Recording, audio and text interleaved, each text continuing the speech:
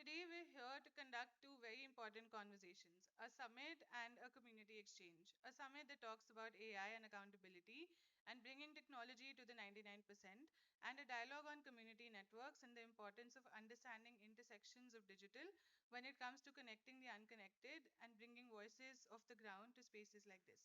We would like to start with showing you a small video introduction of what the two summits will look like today. Here's a video of Digital Citizen Summit 2024.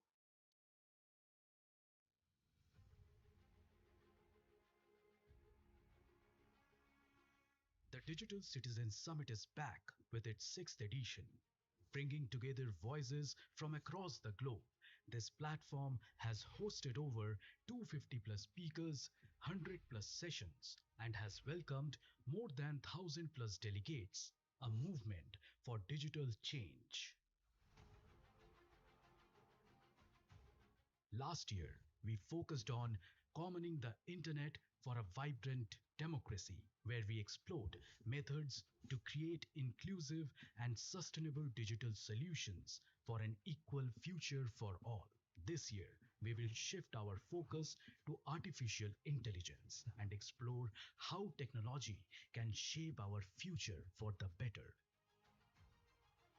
This year's theme delves into algorithms, AI, and accountability, where we will discuss the role of AI in our lives and discussing AI's impact on the environment, education, and social justice.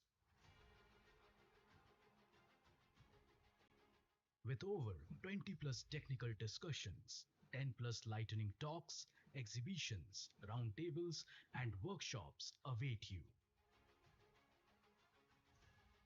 This summit is your opportunity to engage with experts and thought leaders, where they will discuss and focus on key thematic areas, including AI's environmental impact, ethical AI in education, AI for social justice, and sustainable development. We welcome you to this conversation happening at T Hub Hyderabad on 15th and 16th to shape a responsible, accountable digital future.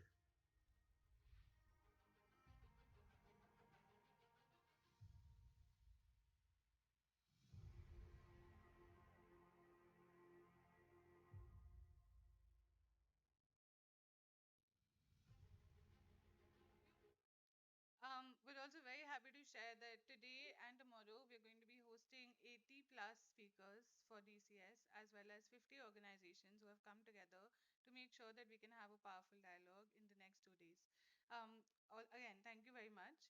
Community Network Exchange is a project, is a testimony, is also a very important dialogue that enters its eighth year this year. CNX Asia Pacific was first organized in 2017, focusing on bringing together community network practitioners and enthusiasts of community driven internet connectivity to exchange ideas, to have conversations, and understand grassroots connectivity movements. CNX has addressed various factors related to community networks, including understanding social and economic sustainability, the digital gender divide, the internet, and how the internet can be given back to the people, promoting public Wi-Fi access, meaningful access, and bringing communities together to understand from each other and learn from each other. Over the years, we've showcased case stories from different countries from the Asia Pacific region, including case stories from countries like Bangladesh, South Africa, Argentina, Malaysia, Indonesia, Kenya, Nepal, and a lot more. We have a lot of people who are going to be joining us for CNX in the next 2 days in the room. And now, again, I would like to show you a small introduction video of CNX 2024.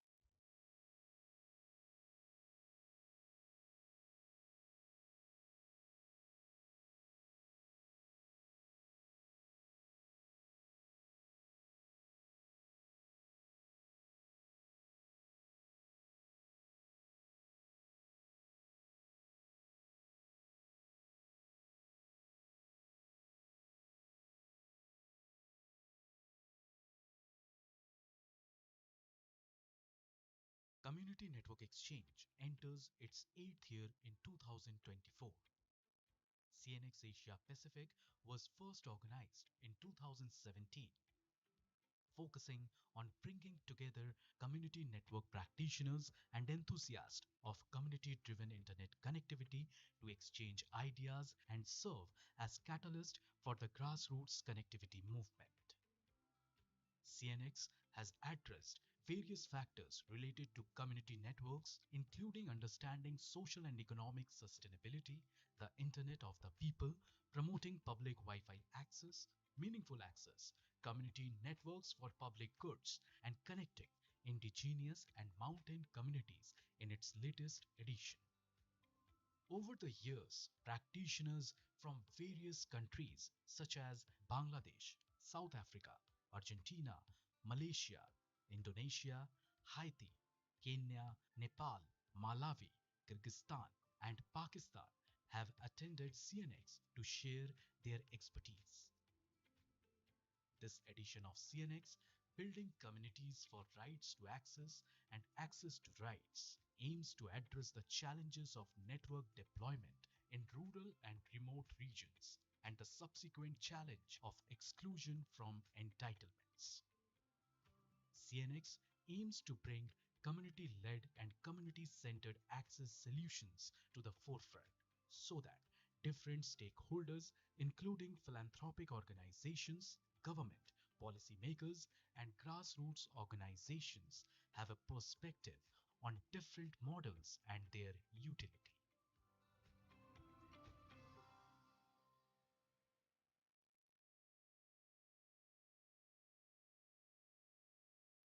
Thank you. And with this, I would like to now call Mr. Sama Manzar, the founder director of Digital Empowerment Foundation, on the stage and to address the audience.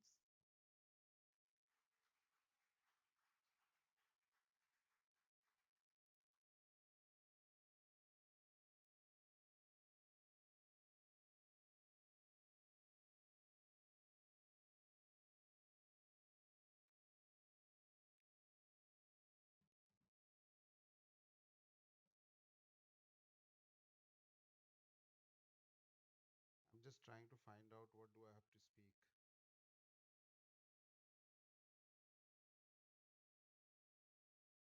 Oh, it's here. Thank you very much.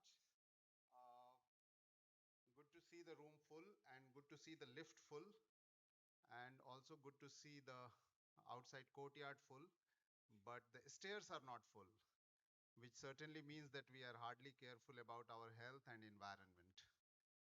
And if we are not, that means we don't know that one single module of AI cost how much to us. Does anybody know that? The carbon footprint of one AI module? One AI module development leaves a carbon footprint equivalent to 360 times a flight takes a round of the globe. So you can imagine the technology usage is not only, it's not a aspirational thing that you should have and trying to solve all the problems with technology. And the reason why I gave this example is that when Digital Empowerment Foundation is started in 2004, the whole approach was aspirational, that everybody should be connected, everybody should have digital. It was very aspirational. It's something like saying that, have you gone to school? You know, have you studied? Do you know mathematics? And now, after 24 years, now we are counting how many people are excluded, how many people are left behind, how many people are dead, but actually not dead. How the data, we have started behaving like data or asked to behave like data. And if not, even if we are not connected, we are datafied, you know. So, and I'm saying this because this forum, which is the full of room and all that, we got 1600 registration. I don't know why. You should not be, you should be more concerned about how technology is affecting you. You must be seeing it, the name of the setup is Digital Citizen Summit. Are we a citizen or a consumer? Are we behaving like a citizen or a consumer? Are we being accountable as a citizen or not? in the digital format is what the discussion that we all are going to have. Coming back to the one point that I want to make is that we are sitting in one of the largest democratic country in the world. And the reason I say this is because we have got about 15, 20 countries, participants also here, delegates also here. There are some funding entities are here who say that we are putting $80 million or $100 million to fight gender digital divide. But the reason I'm saying this is because uh, India still doesn't have 48% of its population ever seen internet or used internet. But out of those 52, 50% of that do not have meaningful connectivity. That means they cannot do transactions and so on and so forth. Out of 900 million people in India who live in rural India, only 122 million people could do online transaction according to the last data. Only 122 million. If that is the sign of meaningful connectivity, because that is also if you're doing able to transact. But 50% of all online transaction is done by 6% people. So you can imagine how the people who live in unconnected regions and all that is actually using internet. And that brings to us that even if we are connected or not connected, we are either suffering or dependent or asked to be dependent. And that is the kind of discussion we are going to hold. Thank you very much for joining. That's my, so I'm saying you are welcome to discuss difficult questions, and that is the reason why we all are here. And that's my welcome, address to all of you. And I'm glad that the youth are here more than the our age people. So that means we are going to throw the ball in your court, saying that please be concerned and do not only post yourself on Instagram and all that, but be concerned that as many pictures you post on Instagram, you are photofied and datafied also. You know. The second request is that in my welcome, since the online platform is full of trolls and bad messages and misinformation, I would like all of you to, share your learnings from here, information from here with the hashtag as much as possible so that the world also knows that what we are discussing. We are discussing citizen issues, we are discussing algorithmic issues, we are discussing accountability issues, we are discussing who are fellow citizens who are left behind, not connected, and they are not paid because they are not, they are datafied and so on and so forth.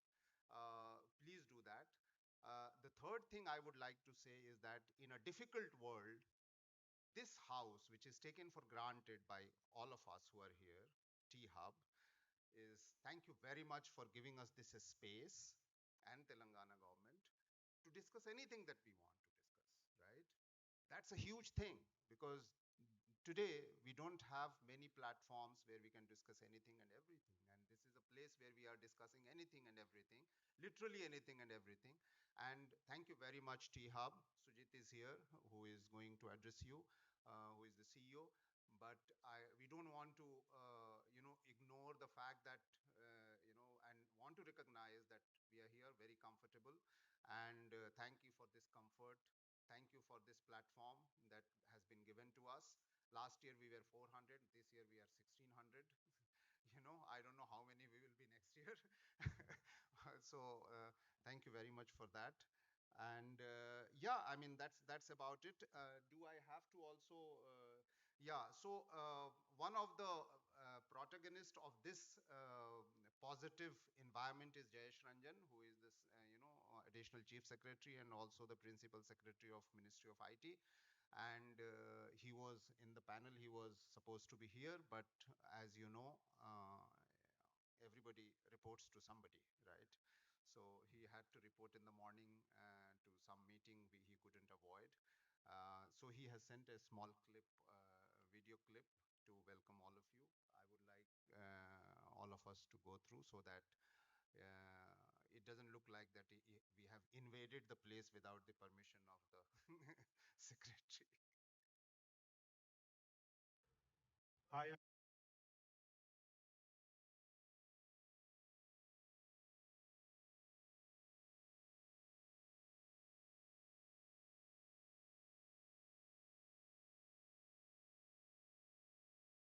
Jayesh Ranjan. I work for the government here in Telangana. First of all, a very, very warm welcome to all of you, particularly all the outstation participants to Hyderabad for this edition of the Digital Citizen Summit. Not there to welcome you in person. Something else has come up unavoidable. But I am sure I'll be there tomorrow during particularly the town hall event and hope to interact with all of you in person. We all know that technology is gaining more and more power, way beyond what we had imagined some years ago. But most of it is for good, actually. I myself have come across many examples. We have implemented many activities using technology in which some of the most vulnerable, some of the most underprivileged people can be assisted. For example, in Telangana, we have implemented many agriculture solutions where the marginal farmers, the small farmers, even their problems, some of the pressing problems which they would have faced for generations, they are getting addressed. But at the same time, the possibility that technology will become exclusionary, it will actually disempower people, that is also very, very serious. And it is actually happening also. So unless we invest in creating strong receiving mechanisms, we invest time, we invest resources, we do a very strong dose of community mobilization, the exclusionary possibilities actually will become more important and more prominent than what the gains which can otherwise be obtained using technology. So, Digital Citizen Summit, of course, is a platform to celebrate all the amazing work which communities like you from across the country, across the world are doing. And I'm sure that this is also a good platform to seek your views, to hear your concerns, to collaboratively find solutions. So let us have 2 wonderful days of this summit. And my congratulations to Digital Empowerment Foundation and all other partners for bringing this edition to Hyderabad. Enjoy your stay, have great sessions of learning, and hope to see all of you tomorrow in person. Thank you.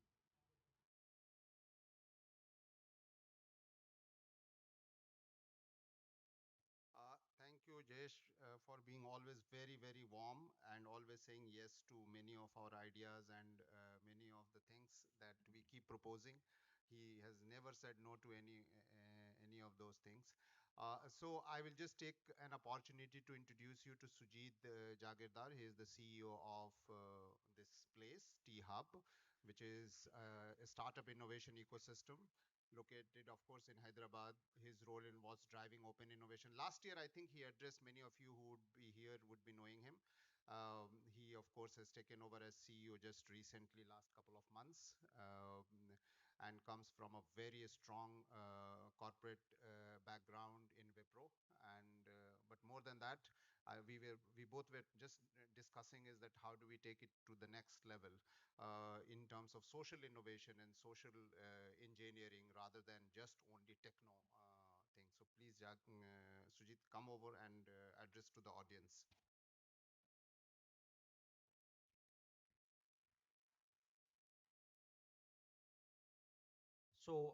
Very good morning, and thank you, Mr. Osama Manzir, for that warm, what you call accolades to T Hub. In fact, it's an honor to be here to address such a large gathering. So I can see the kind of response. Hopefully, next time we go beyond 2000 as well when we meet up next year.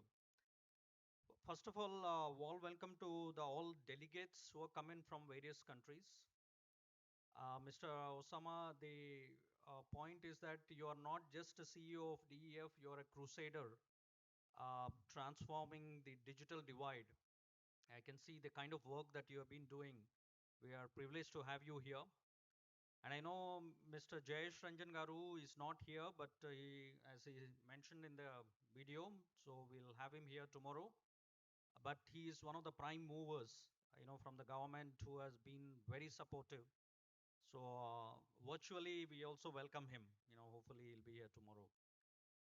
But I wanted to talk about two aspects. I think one Mr. Osama alluded to. Today, world over 50% or more have this challenge of accessing digital tools, digital technologies, and data. It is also a challenge when you look at the whole population pyramid, right? Almost 60% of the population still lies at the bottom part of the pyramid. So the problem is even more acute in that segment of the population. So events like these would actually enable us addressing those issues. I'm glad that the team here has put some very interesting topics, and I've been going through the agenda. I'm sure they are not just enlightening; there's some call to action as well. But I'm also very hopeful of the fact that we'll solve this problem because I'm sure those who are in India would know the story of UPI. It's actually has transformed the way we transact money. We don't need to go to banks. We don't need currency. We just need our cell phones. But the problem is we still have issues with healthcare. We still have issues with insurance. We still have issues with education. I think there's phenomenal opportunity to digitize to address this digital divide. So with that, it's not despair, it's actually hope that sessions like these, events like these will have throw up some very interesting innovative solutions. I once again extend a warm welcome and have a lovely 2 days. And thank you very much, Mr. Osama, once again for asking me to talk. Thank you.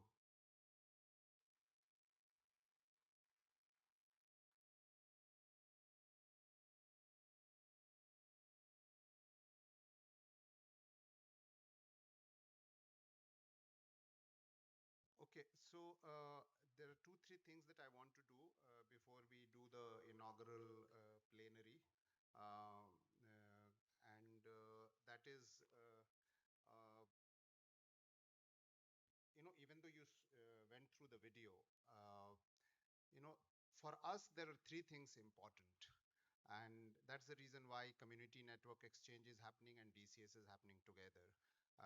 It sounds very technical and technological and all that, but basically the bottom line is very important because people do not have access and we are dependent on access.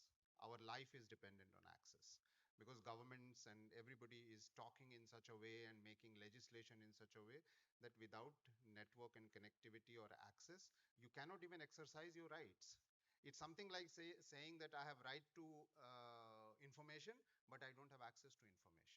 I have right to my bank account, but I don't have access to my bank account because that is dependent on technological barrier or something like that. So that's the reason we are very concerned. So that one part is that one. And the second part is Digital Citizen Summit, which actually discuss about all this.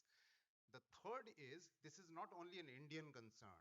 This is pretty much a world concern because out of 7 billion people, only about close to 4 billion people are connected. 3 billion people are still not connected. But the reason why we don't talk too much about them because most of them are marginalized, underserved, remote, tribals, indigenous communities and all that. And they perhaps we think that do not, really contribute too much into economy and they are left behind. So even the technology has its own class, caste and everything that we will reach them late. And therefore these organizations you must have seen like CDPP is involved because they bring in all the research and data that are we talking in air or are we talking in with proper data. Of course, T-Hub is also because everybody thinks that a startup will change the world, but no, it's a social startup also. It's a social innovation also. There is Epinic Foundation, who is involved, who is a regional big infrastructure, technological infrastructure organization, but their foundation is involved, which brings the whole regional perspective. Their GDIP is involved, which is Global Digital Inclusion Partners, which brings global, South civil society organization collective actually work on affordability and access across the world, especially gender digital divide. internet society. Who does not know internet society? Who was has always been involved in this one. So and then APC, which is also the collective of about 54 organizations from across the world. So there is a very strong, combination of people who are bringing all of this together to all of you. Apart from the fact that DCS and other things happened all over the country and the world, but here in Telangana, we are also seeing that like universities and institutions, educational institutions like Manu, Hyderabad University, and others are also bringing the lot of youth also into the perspective. So that we are very excited about. जो हमारे दिल्ली में ज़्यादा नहीं होता था, it was not very, I mean, attracting young people to come and listen to old people was not very common there. Here, at least they are ready to listen. And therefore, we requested Pankaj Pachauri, who was the editor of NDTV India and who was also the press advisor of Mr. Manmohan Singh in PMO, to do the next panel.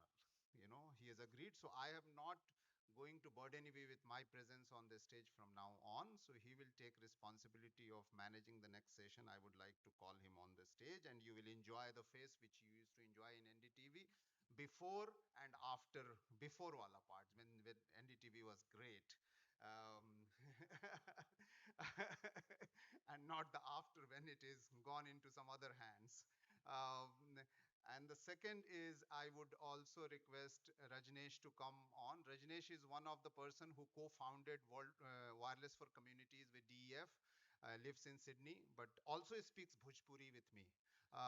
So that's a long relationship that we have to be always with. Can I also request Sonia George, who has come from Boston, and she runs this organization called GDIP. There is one word that she has given to us called meaningful access. It's something like हमारे यहाँ बोलेंगे सड़क ऐसी बनाओ जिस पे गाड़ी चल सके. सड़क बनाने से क्या फायदा if you can't drive? So if you have a connectivity, it should not buffer, it should function. So she is the one who told us. Then we have Rakshita. Please come on stage. Rakshita is our person who calls to the soul that, access to information is very important.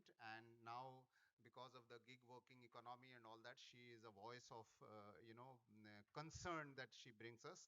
And then we have Soumya, right from your home. Soumya is a voice of social audit, the way we know her. She is the founder of many of the social audit organizations in the country and the head of the social audit unit in Telangana and Andhra. And she now heads Barefoot College, which is a 50-year-old organization. So here you are, Pankaj. Aapke haath mein sab kuch hai. I've done the intro. Now you people tell us how to behave next 2 days.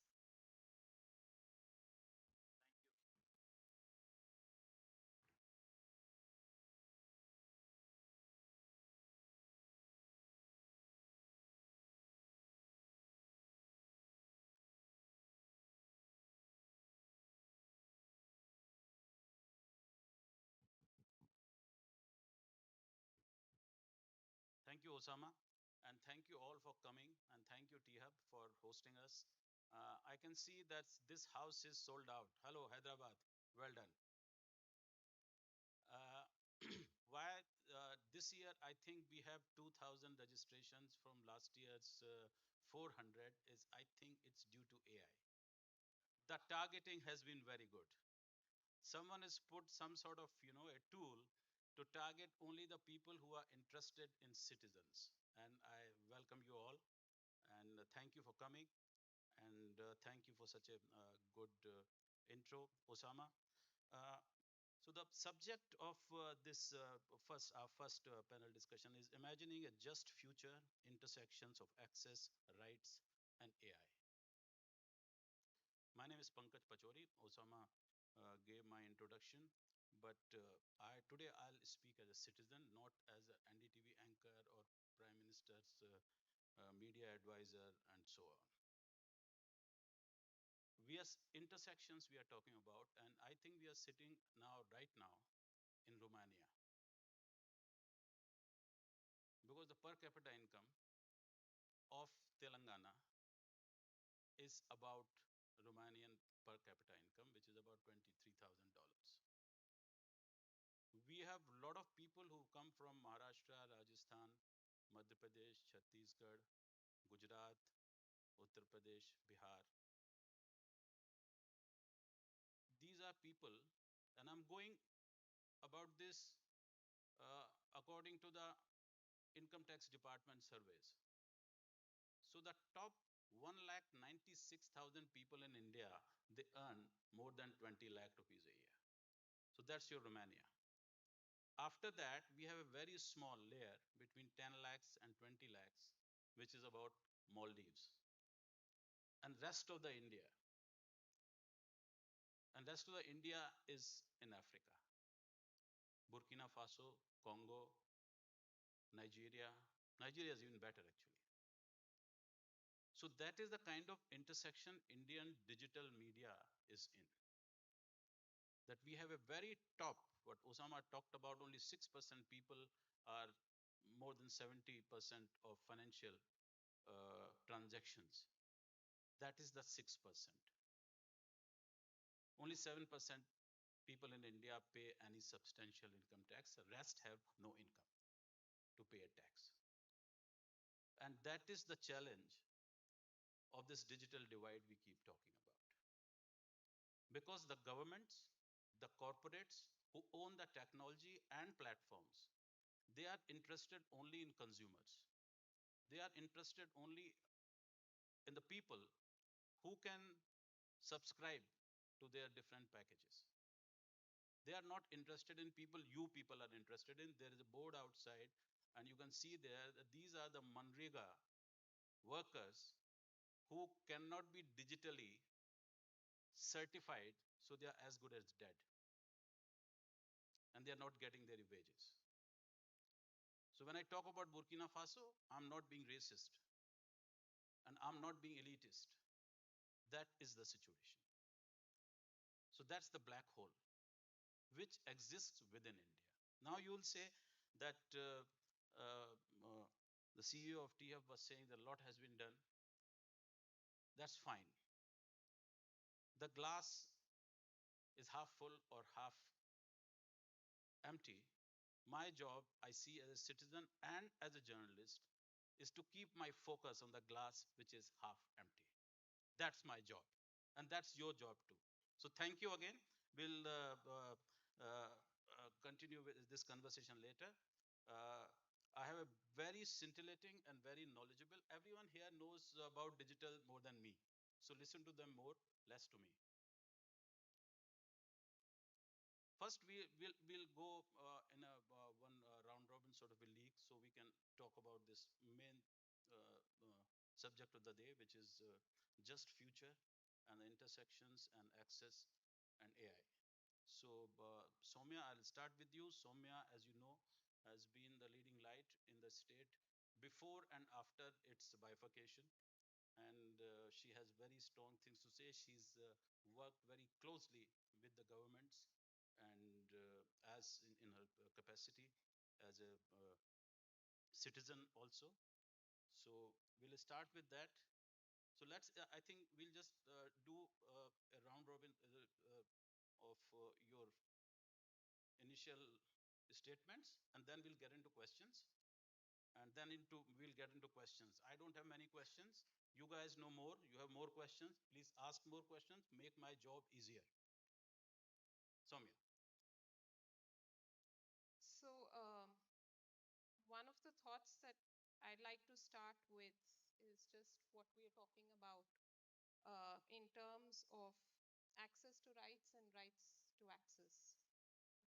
So, if you try and figure out what comes first or what comes next, you cannot have any right without access. It's as simple. They are intertwined. Um, so, therefore, access to any form of rights has to be built into the right itself. So, if I have to give you an example, in a digital ecosystem, when you say that you have to be able to access the database of, say, pensioners or somebody who requires a house, mostly benefits related to very poor people who live on the fringes, like you said. It could be people who are living with less than 100 rupees a day.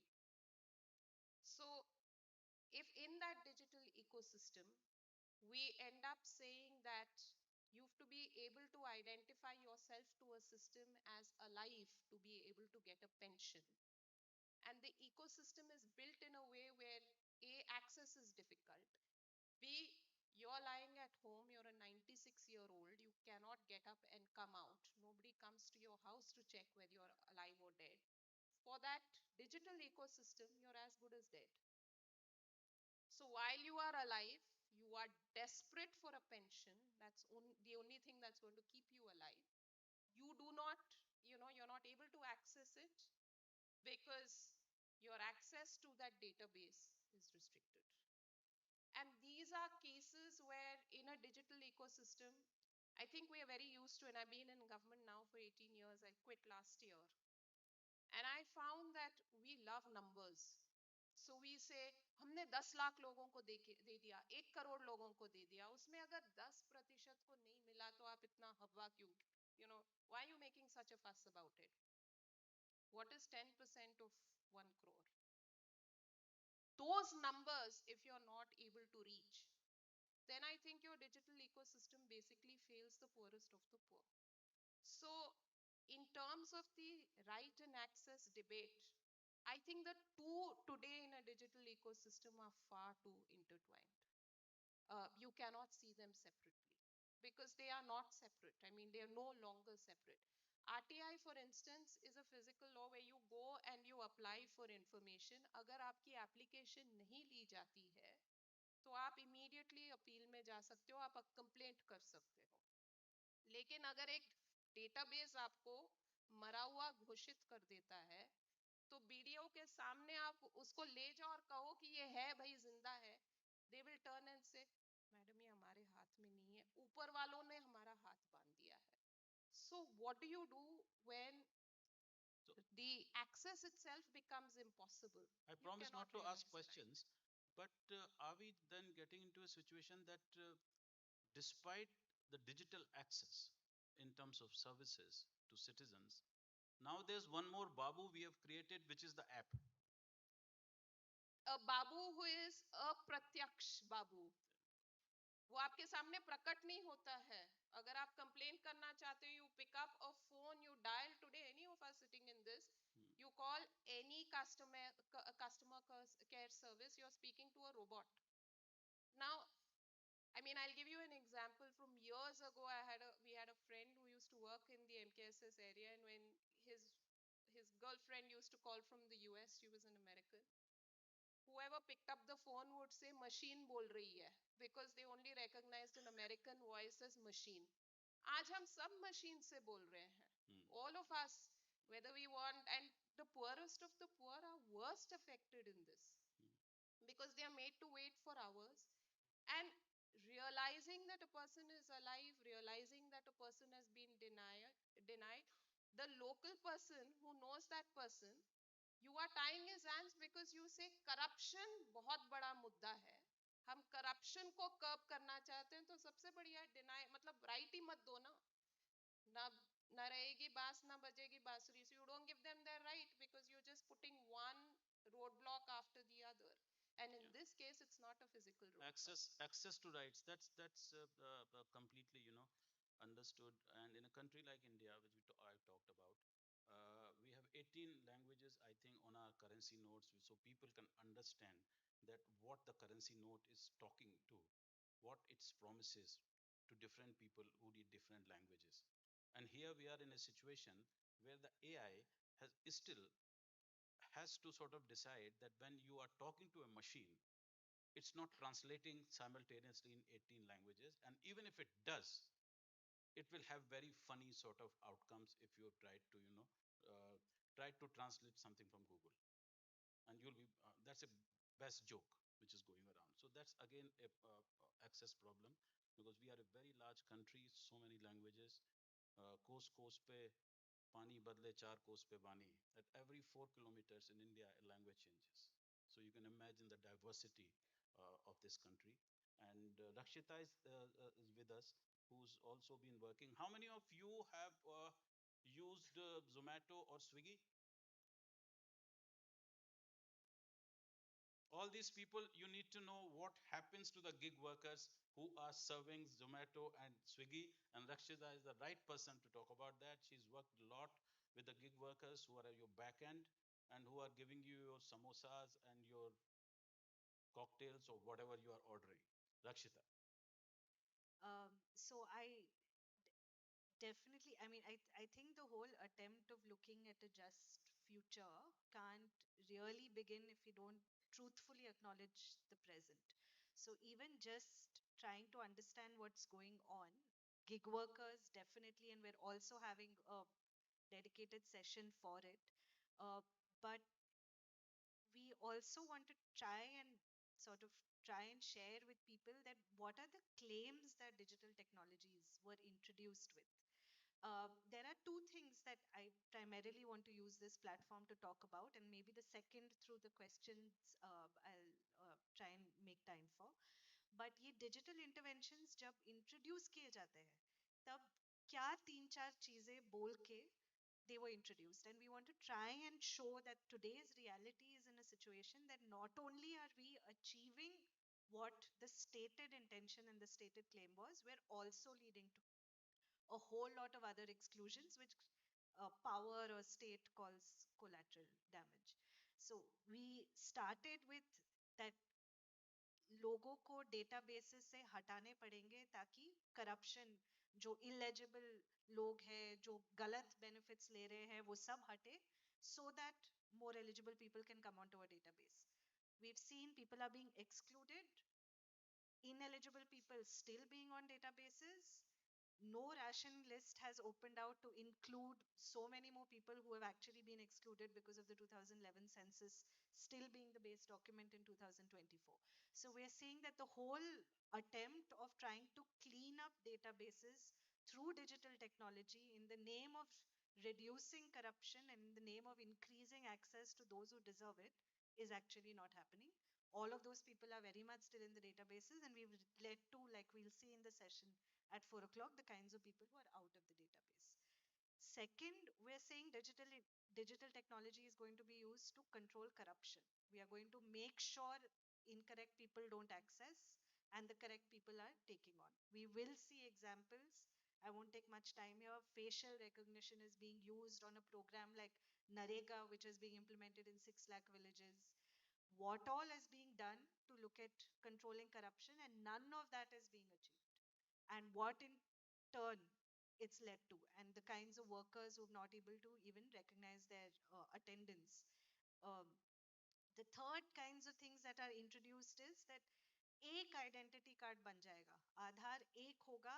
After that, none of it, you will not have to go with different identity cards and prove yourself again and again. We are seeing the total opposite of that happening. You get an Aadhaar, and now you have to do NPCI seeding, you have to do this verification, you have to get an OTP. There are 4 levels added on top of it. So just this idea that much of what is being introduced in the name of digital technology, uh, what are its claims, need to be thoroughly interrogated. If we have to start imagining a just future, we have to recognize what actually is not, what injustice is happening today. And second thing that I do want to share about is, and touching to the gig issue, is that we are also not a community which has got this very sorry face on digital technology. We are not saying we're anti digital tech. There is immense possibility of digital technology, and where we are the ones fighting, saying through digital technology आप automatic registration कर सकते हो, gig workers का social security बन सकता है through every delivery, एक portal में सारी सूचनाएं public domain में आ सकती है. These are all possibilities only leveraged through digital technology, and we are seeing the resistance to it. We are seeing governments refusing to do it, legislations not coming through because of vested interests. So here we are saying that when we want to leverage digital technology to show what's possible from the point of view of workers, ordinary people, it's being resisted. So there is a hypocrisy which needs to also come out. We are not anti-tech, anti-digital, and only crying about what's going wrong. When we want to assert ourselves and show how it can be done, power comes in the way, and it's resisting because it understands what its potential. So the power, as Mao said, used to be earlier in the barrel of the gun. Now the power is in the coder. That is the basic change, which is happening. Lakshita talked about that the digital platforms and the digital way of life was being touted as a counter to corruption. UPI payments in last 12 years have gone into billions. But at the same time, the currency in circulation has also increased than it was when demonetization took place. So that's the best sign and the best indicator too that the corruption has not been controlled because we are into a digital payment now scenario in the country. And someone has to really, really work hard on that, starting from the Reserve Bank of India, that why is this happening in this country? So that's another thing. We move on to now Sonia Hoy. I think that's the right pronunciation. George. Okay. So she's been working in about 50 countries, and she's the most traveled person, I think, uh, which we have on the dais here today. She was the founder of A for AI. Before many people knew what AI was, she was already grappling with AI and what's happening.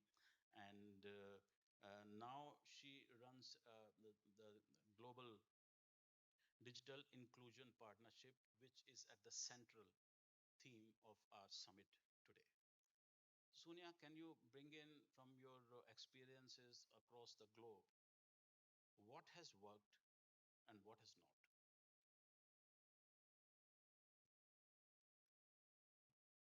No, it's okay. I think it's good. Thank you. Thank you so much. And thank you also for including us here. It's really a pleasure to be back from last year. And it's really wonderful to learn from so many of you here in Hyderabad for these next 2 days. So, in terms of what we've learned and also what we still need to learn, but let me start with what we've learned. The first thing is that access is a much more complex concept than we tend to think about. And I want to talk about something that Osama actually mentioned when he was introducing our organization and myself, which is this concept of meaningful connectivity and meaningful access. And the reason why I want to start with that is one of the things that we've learned is that we can't divorce, right? We can't separate these different elements of what it means to be a digital citizen as if they were standalones. They have to be connected. Um, and in this idea of meaningful access, what we look at is a holistic way of thinking about what does it mean for us to engage in technology, to benefit from the opportunity of technology in a way that it's safe, empowering, interesting, protecting, etc. And so this concept comes from the idea that to be a digital citizen, to be a person engaged in digital society, not only we have to have affordable access to a level of connectivity that is reliable, quality, in terms of speed, data, etc., as well as the kind of device that you have to be able to access digital services and products.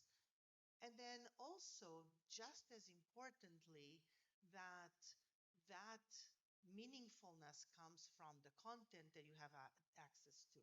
It comes from the skills that you use, that you gain to be able to benefit from the content, the information, the services, and products. And all of that rests on the idea that not only access to the internet and to technology in general is a right, but in fact, that whole experience of having access, of meaningful access, really needs to be rights respecting. And with that, if you think about all of those elements that I just mentioned, then you start understanding that there's a lot of inequality and a lot of exclusion in the world of access because the truth is, even in this room, of all of you who are interested in learning about the Digital Citizen Summit, AI, accountability, and all of these issues, you will have very disparate types of access. And one that I like to use as an example is that regardless of how you see it, the women in this room make less money than the men on average, not just in India, but in many parts of the world. Because of that, the level of access that they have, not just that they can afford, the level of devices and the functionality of those devices is going to be less than the men. The type of data and speed that they have, so the quality of the connection that they have, is going to be more limited, more narrow, if at all. And their ability to then access the level of information and skills and exercise their rights as citizens are going to be more limited than those of the men in this room. And that is unacceptable. So when you start thinking about what meaningful access means, and you look at all of these critical elements of that experience, then you start realizing how much work we have to do. Okay? So I'll just start with that because I think that creates a framework of understanding not just where we need to be, the challenges that we are facing, but also recognizing from the start of this discussion all of the inequality and exclusion that we ourselves in this room have the responsibility to tackle and change. Thank you. And there's something, you can all read the GSM reports comes out every year. And about South Asia, you can see in the GSM report that the smartphone penetration is always tilted towards more men than women. So there you go. All your apps, all your AI, all your chat GPT, it's like limited. It's working in the favor on the side of male gender than females because they do not have the infrastructure basically. And this is all across South Asia in the report. It comes out, you can go online and read that report every year. And but talking about infrastructure, now the thing is that when we talk about access, we can have a highway next to your home where you can drive at the speed of 120 miles an hour. But if you don't have a car, you can't use that.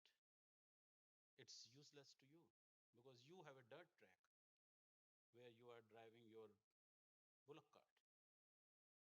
That is the kind of digital divide we are looking these days. And that's why, if you look at our country, there is more stress on making highways and bullet trains than making small roads which connect different villages of the country.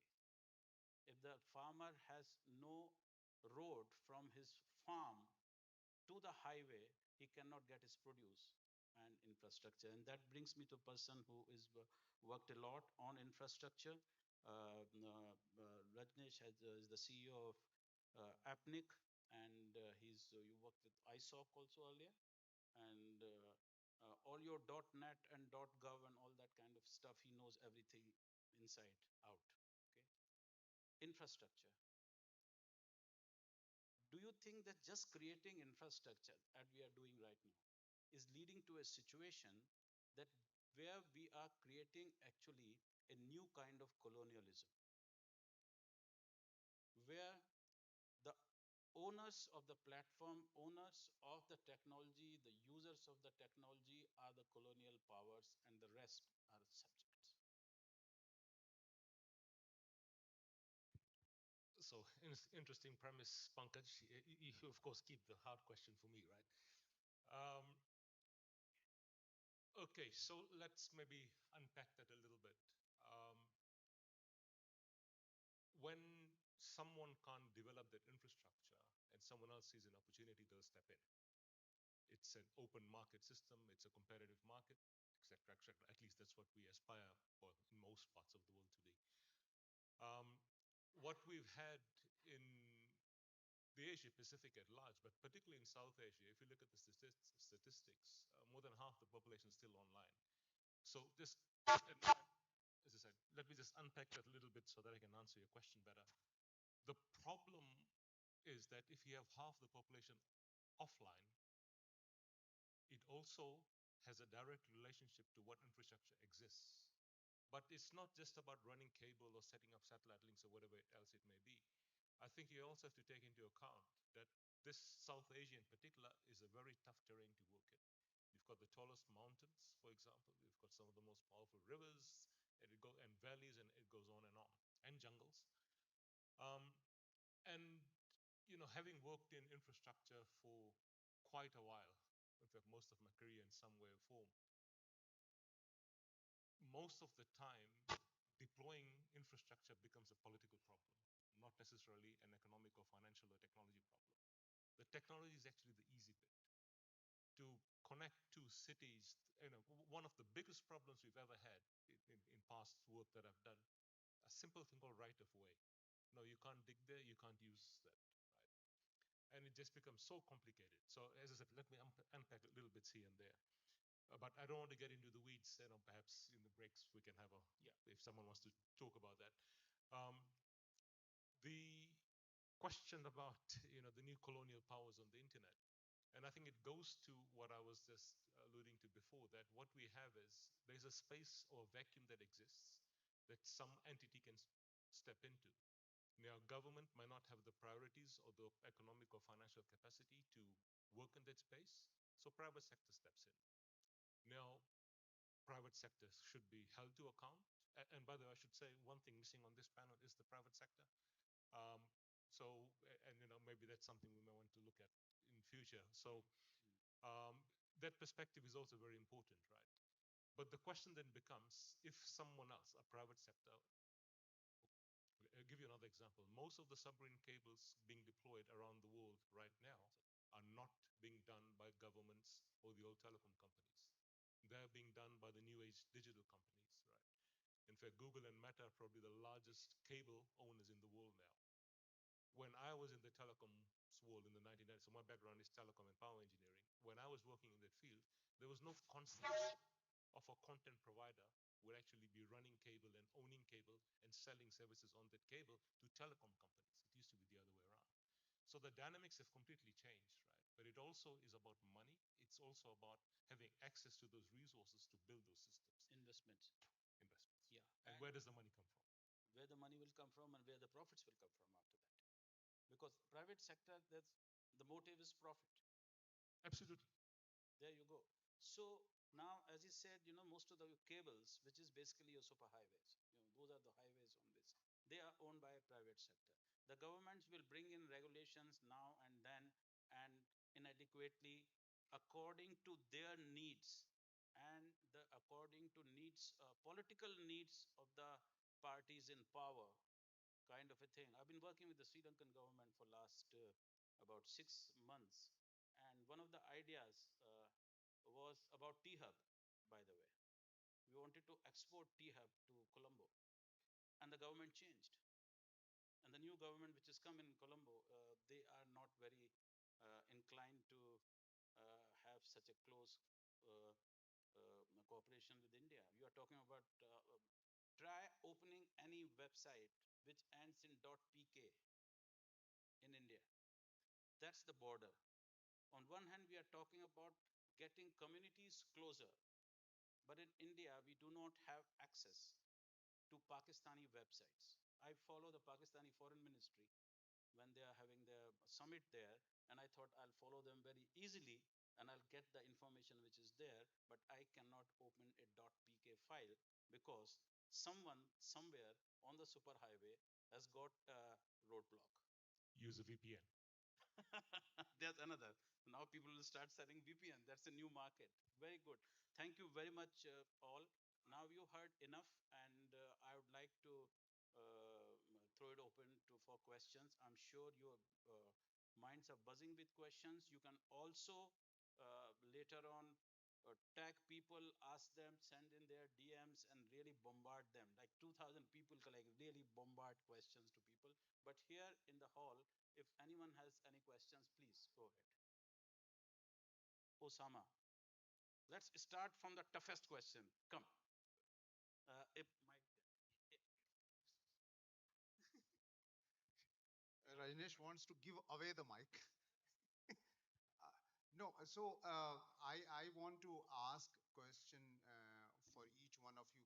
I mean, knowing a little bit of background also. Uh, uh, I mean, for example, with Soumya, I would like to know is that, accountability itself is a bigger issue in the platformization world, and most of the platforms are going unaccountable, and we don't see that platformization will be stopped. It will continue because it makes business sense.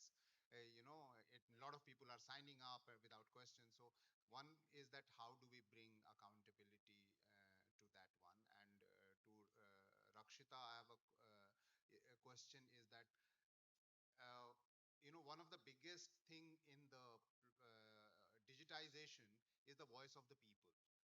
Earlier we used to have like people come on the road and do the agitation, right? That era is gone. So how do we put really citizen of modern world, digital citizen, put the voices? And to Sonia, uh, you know the language of masses is not becoming meaningful, connectivity. Meaningful connectivity is still considered to be a hi-fi kind of jargon or something like that. How do we make it a voice of the masses, um, and to Rajneesh, which is more, since you were co-founded this platform called DCS itself, how do we bring this kind of platform to really go? I mean, we have reached to this number and this kind of voices, but how do we really go deeper where their multilingual voices can be heard in such a way by the technological people or development people? All the developers, they don't listen to the consumer. I mean, they just create and then they go to the consumers. We'll start with Soumya.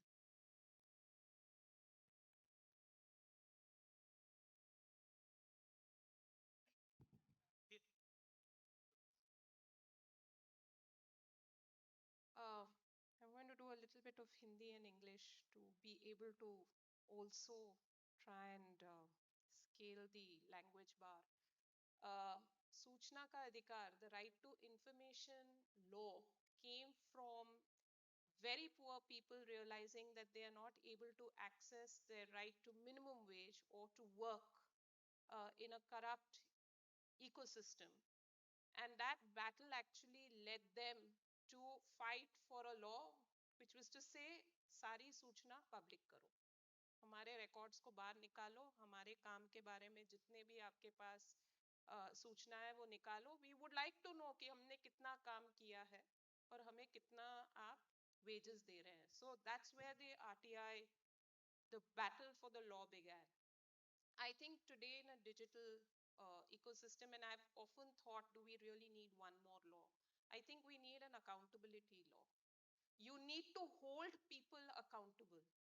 I mean, how can you say that I've built, like there's a Harvard professor who said, code is law, and the what is architecture and code is law. Code can't be law. I mean, if you are, if you have people who are excluded, if you have people who are deserving of a right, who are being denied their right, the constitution provides under section 32 that you can, if there's a denial of fundamental rights, आप सीधा high court या supreme court जा सकते हैं.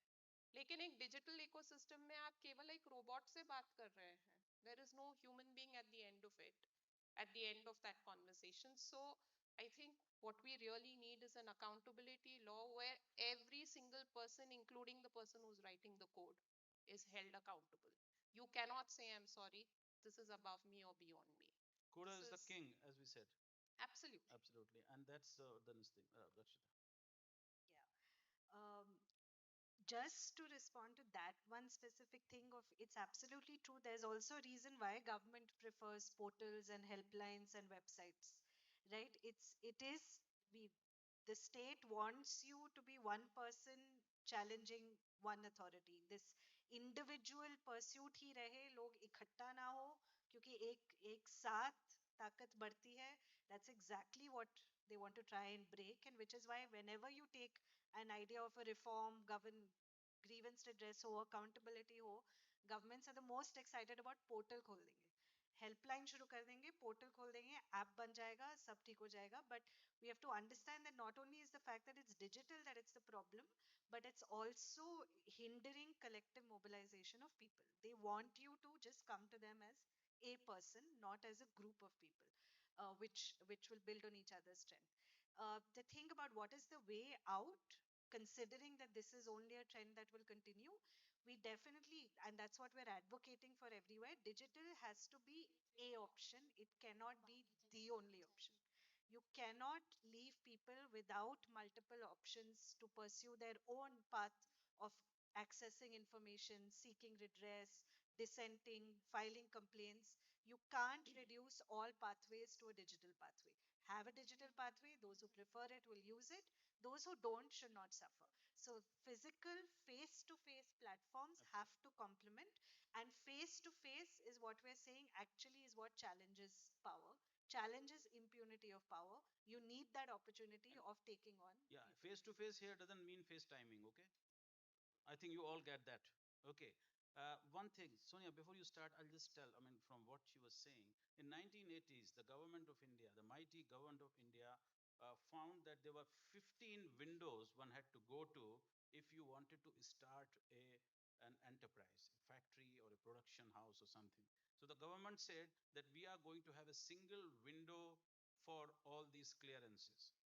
What happened? There were a 16th window. So, yeah. So you have to go to the 16th window to deal with the 15 windows. So now there are 16 windows because there's a new window which was open. Similarly, you have all these bots, all these websites, and all that. And if you complain too much about the government websites, they'll launch another website to deal with the inaccessibility of the other websites. So that's where how we are leading to, and that's what's happening. Sonia, sorry, I just wanted to No, no, it's contextualize fine. that. I think so. There's 2 points I want to make. One is that, again, a lot of these issues and what my colleagues here are mentioning are issues that are really social in nature, right? Social and really embedded structural issues that it's not just about digital society, it's really about society in general and how social norms and culture and economic circumstances determine how we engage with each other. I think what's important as digital society starts kind of leading a lot of how we interact is that, one, we cannot accept that digital society be a mirror of those inequalities and injustices and problems as you were raising. So we have an opportunity to make sure that, in a digital society, in a platform, in public services, we actually complement but fill the gap. And if we're not filling the gap, then technology is not really a problem solving technique, right? So I want to point that out because I think a lot of times we think about technology as simply the solution for everything. And it can only be a solution if it's tackling all of these things together. So that's important. And then the other thing, which I know you didn't specifically ask, but we had discussed as part of this discussion, is that there are several efforts that are taking place to address a lot of these questions, a lot of these inequalities, and especially from a gender perspective, which is what I was focusing on earlier, addressing a lot of the gaps and what can we do to close the gender digital divide in general, not just here in India, but everywhere around the world, where sadly is still massive, including here, which is something that not just the government, but everyone needs to accept, recognize, so that it gets resolved. And one of the many ways in which we are doing that, besides our research, our work, which I hope you can see outside in our booths and throughout today and tomorrow in several discussions. One of the projects that we are very fortunate to be managing and supporting, and including here in India, is the Women in the Digital Economy Fund project that we mentioned to you, where we are tackling exactly these kinds of issues. So not only making sure that we are closing the gender digital divide, but we are doing by tackling those areas that not only keep women out of the digital opportunity, but also limit their ability to then really take full advantage, right, of when they come online. So it's not just about access and affordability and issues like that, but I mean, are the products and services, like you were asking Osama, are the platforms welcoming to women? Are they designed for and by women? They are not for the majority. So how can we change that? How can we make sure that products and services have diversity in mind, not just gender diversity, but different kinds of intersectional diversities that exist in our societies, right? Are we making sure that women just as men, girls just as boys, rural versus urban populations, marginalized, have the level of skills that are required? Um, can they come online for these public services that, right or wrong, they are, a lot of them coming online, and many of us are dependent on accessing public services and many more through online platforms and online websites, what have you. Are people learning how to access these services in a safe way, in a way that is protecting, that women are not going to feel violated, abused, and they can actually have access to information and the services that they require without feeling that they are going to be attacked and victims of violence? Those are the kinds of things that we are tackling, for example, not just to close the divides, but to bring a lot more equality and humanity to what it means to be online, to what it means to have a productive, creative, and innovative online experience. And if we think from that perspective, I think we also challenge ourselves to address many of the questions that both of you were raising, which is, yes, we have to have an online and an offline world that are respecting of all of these issues and of people's rights to information, to services, etc. And So I hope that of, makes sense. yeah, that does. Thank you. Thank you. Rajneesh would like to address that. So, a couple of things you asked me, Osama. The first thing, so when I and Osama co-founded or co-created maybe these two events that are happening here in the next few days, one of the questions we always used to say or ask is "Koi aega?" And today, it's been an interesting experience for me because aaj hum keh rahe ki aaj mat nana, kal aana. So that's been an interesting journey over the last decade or so, or therefore. Now, in terms of these sort of digital spaces, now there's a lot of these types of things that happen across the world in different regions, in different countries, etc., etc. But as some of you who know me well know that I'm actually quite disillusioned with all those forums and events and whatnot. And there's a very simple reason for that. Because every year it's the same people talking about the same crap, just wearing a different, maybe a bit older, and wearing different clothes perhaps on the day in a different country. Um, a lot of the same narratives are being repeated over and over again. Sometimes they're related to a particular agenda an entity has, not necessarily only private sector. Non-profits also have their agendas because money has to come from somewhere, right? So just because you're a non-profit or civil society doesn't mean that you are there for the people, not necessarily. There are issues with where and how do we create spaces for people that I can see in the audience. You should be here speaking, not me. I've been doing this for most of my career, which is in the 30 years now. I see some of my friends and colleagues that, we worked in the ICT for DPhil together in the 90s. Funnily enough, the questions and issues we were discussing 20, 30 years ago, they're still relevant today. We're still talking about access and rights to access and all that. We talked about that back then. The job obviously has not been done. What has happened, of course, is technology has advanced rapidly. It's far more integrated into society. We also have a far more informed society today. So that's where then these questions about accountability and security and other things start coming into play. And that's just the natural evolution of technology, right? So you can't say, okay, we'll stop all technological development. Let's go and fix all this accountability and all these other issues first, then we'll start again. Because then that's not opportunity cost, it's opportunity lost. Now, in terms of these sort of spaces, Osama, which is one of the other questions you asked, I would really like to see the wisdom of the elders, as we have on this panel, is very nice. But sometimes we miss the ambition of the young in these conversations, right?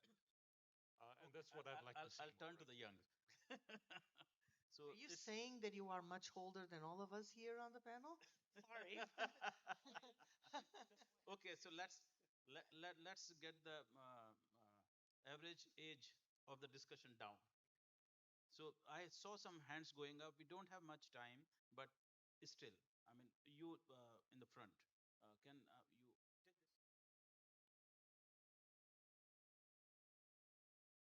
Yeah.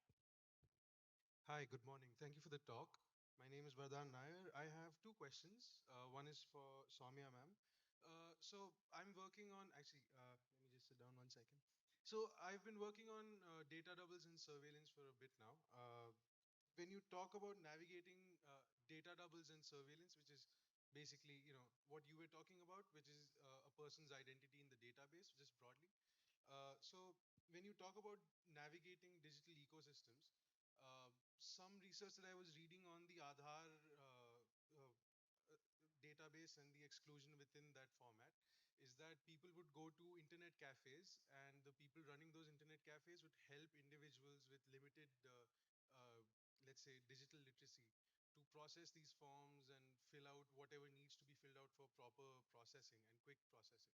So in this sort of a, let's call it the digital ecosystem, as you call it, where do you place these unofficial intermediaries that are just trying to help and get the job done quickly? Where do you place that? And secondly, just for the board, we talk about access a lot over here, and digital access as well. To what extent is the definition of digital literacy, the official definition of digital literacy, falling behind, especially in India, wherein we have a, let's say, 52% internet penetration rate, but 38% digital literacy? Where is it sort of faltering, and do we need a data literacy as well in this concept? So just for the board broadly, and then for Soumya ma'am. Thank you very Somya, can you much. start with the first question so then we can ask? Is Or this you work? want to take that first? Okay. Um, So there are a lot of informal actors, a lot of do-gooders. I mean, it's not just people sitting in internet cafes. A whole lot of us sitting here who are part of the NGO network end up doing that because the official PPP model, which is the e-Mitra or your Me Seva, makes money and makes more than they're actually supposed to make. So if you're supposed to get a death certificate for 50 rupees, you will end up paying 300 rupees for it because that guy is doing you a favor. He's not doing his job. So a lot of dependence begins to take place when somebody says, you don't even need to pay that 50, I'll do it free of cost for you. Um, I think that actually shows where the system is failing. Because when you put in an entrepreneurial model for something that government should have actually in the first place given free of cost, then automatically you are also building in a whole lot of additional unseen costs which the poor have to end up paying. So naturally, I mean, their leaning is then towards, say, a civil society organization or a society do-gooder or even an internet cafe where somebody is willing to help them. But I think the fundamental question we really need to ask ourselves, which I once asked a minister, I'm not going to name the minister, uh, why do we need the Aadhaar? This was when the Aadhaar debate was happening. Why do we need the Aadhaar? And pat came the answer, oh, to make sure कि beneficiaries ढंग से identify हो, corruption खत्म हो जाए, जिसको मिलना चाहिए उसी को मिले. I've sat in a social audit society for enough number of years to tell you that actually post digital it's become more than it was earlier. But when I asked the same minister whether he had an Aadhaar card, he said, I'm not a beneficiary of the state. My first question is then where does your free petrol, your home, your benefits that you get for eating in the parliamentary canteen come from? So it's also the mindset. तुम corrupt हो, तो I have to fix you.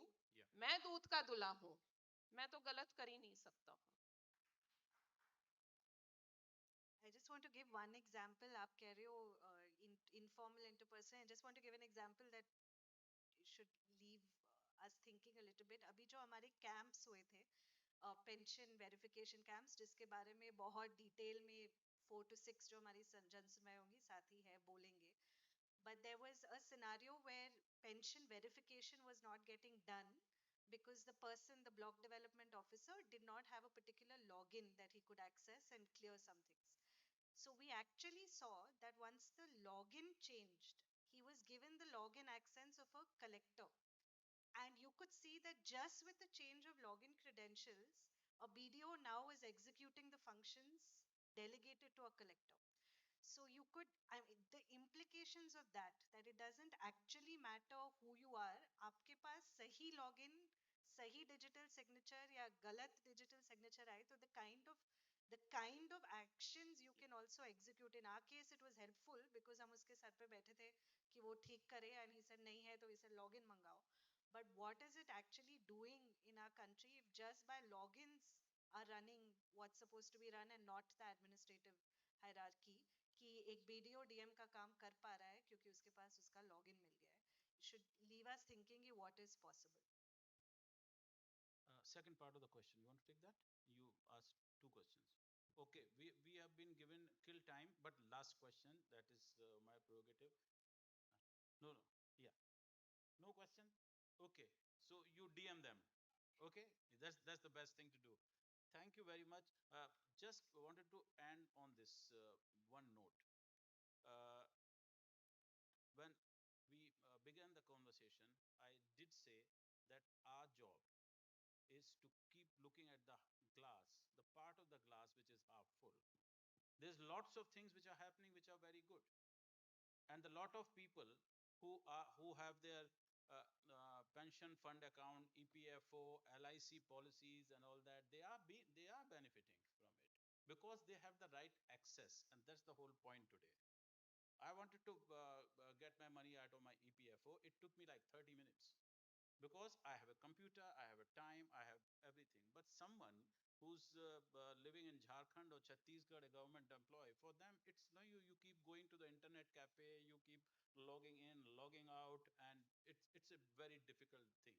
So life there is not same, and that's why we keep saying good things are happening, fine, but the glass is half full. Until the glass is full totally, that is our job, and that's, I think, is my job, and that's what I think we've been talking about this whole afternoon. Thank you very much, this for coming here, and as they say, our DMs are open.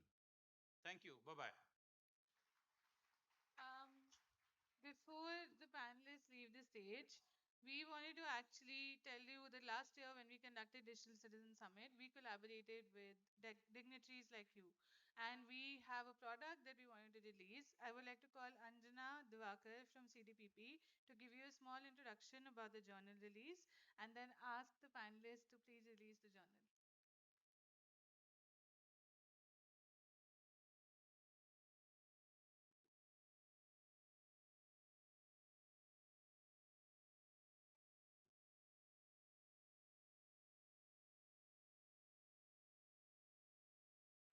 Yeah. Good morning, everybody. I'm Anjana Divakar. I am associated with the Center for Development Policy and Practice. Firstly, it's just wonderful to be associated with the DCS and for 2 times in a row. I'd like to begin by saying that CDPP's role in DCS specifically as an organizer, a partner, but uh, mainly as an academic partner.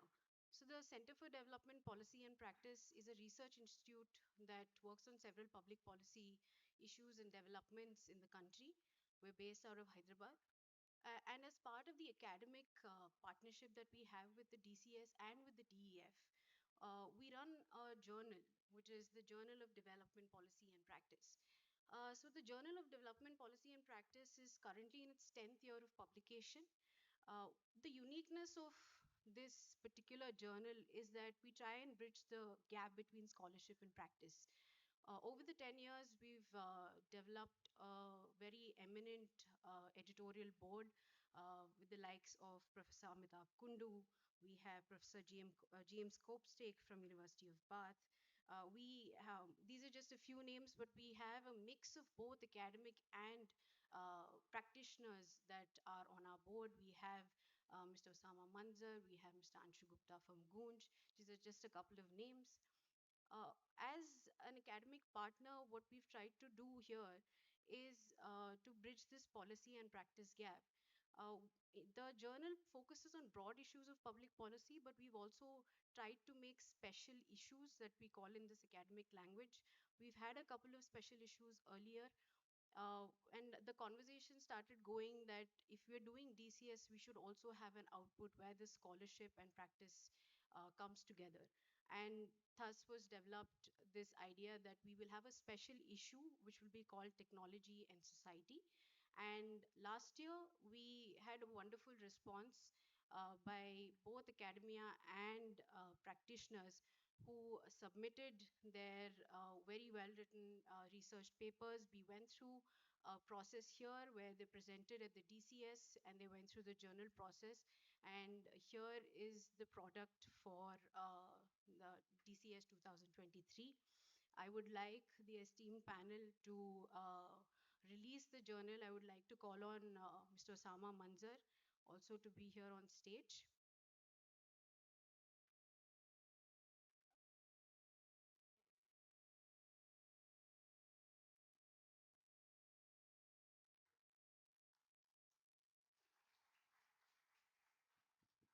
So in one line, this is a product of last year's DCS, academically proven, right? And tomorrow there will be discussion or paper presentation also parallelly to this, which will be published next year. So yeah, so it's a whole year of academic. That is also one of the things, because this is what actually goes to the bureaucrats' room to figure out what policies should be made, and that's the reason why this is important. Thank you. Thank you so much. Thank you to the panelists for taking out the time, and thank you for having a room full of people. It's always really lovely to see such diverse voices in one roof. A couple of announcements. The rest of the day is split between four floors. We're going to be having sessions on this floor, fifth floor marble. We're going to be having sessions on the sixth floor. We're going to be having sessions on the seventh floor. And we're also going to be having sessions on the 10th floor. Right now, we've had a very great inaugural session, so you guys deserve tea, which is being served in the balcony next to you. I would like to ask you to make your way to the tea booth and then please split into the breakout sessions. All the information is available in the QR codes out.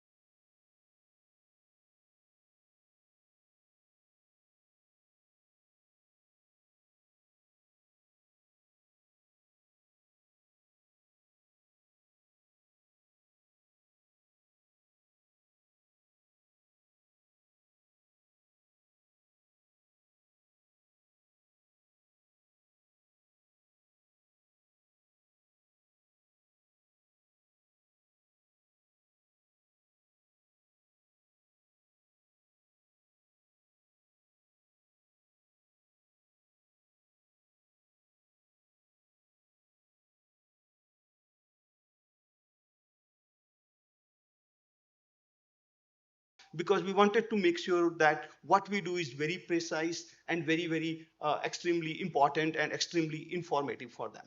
Right? So this was one angle we took. The other angle we always feel is, this is an agriculture is an ecosystem play. It's a stakeholders play. Everyone needs to play into that system. There is government.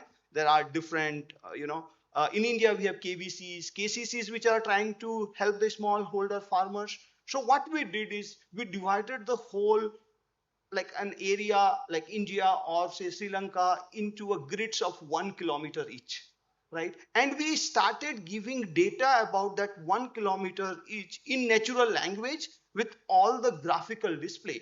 For example, right, it could actually answer saying in which area, in which 1 kilometer grid is the paddy production going to be higher this season, right? How do I visualize that? How do I ask this question in natural language? And how do I get the answer in natural language along with the graphs and the charts which can make sense to me?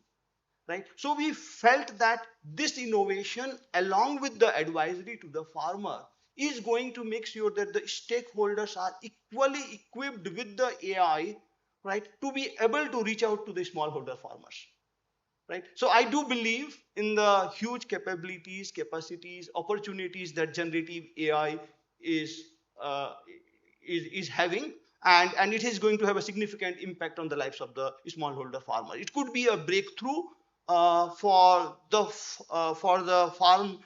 farming communities, as it is a very, very I would say very, very complex market with respect to both segmentation and fragmentation. Right? We all know here, right? There are like hundreds and thousands of varieties of each crops, and we are talking about hundreds of crops. So the complexity is very high, and we do believe that technologies like generative AI is going to be very, very important to solve some of these complexities. Thank you. Wonderful. When it comes to the advisories, access to the markets, access to the financial services, language as a barrier, that's something which you are nicely addressing. And the complexities require the artificial intelligence usage. And I am sure that like in coming questions also, you would like to address how well these micro language models have been utilized very effectively. Why? Because we are dealing with 12.8 crores of farmers, 128 millions of farmers, 54% of our population depending upon agriculture, speaking 2000 more than 2000 local language dialects. In rice alone, we have around 1700 varieties which were released by Central Varietal Release Committee. The complexities, and we have a wonderful use case from the cropping. Thank you very much. Over to you. Thank you. Thank you everyone for being here. Thanks for the moderator and also the organizers for inviting me here. Yeah, I would like to start by saying that AI ML is not new, right? It's been there for several years now and been applied in many industries, and agriculture also has a fair share, right?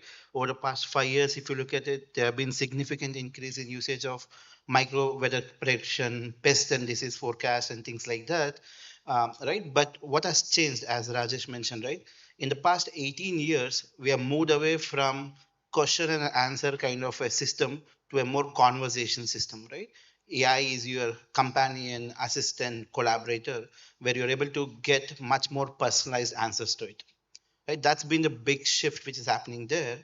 And if you think about agriculture, right, the biggest problem today still is providing reliable, localized, accurate advisory.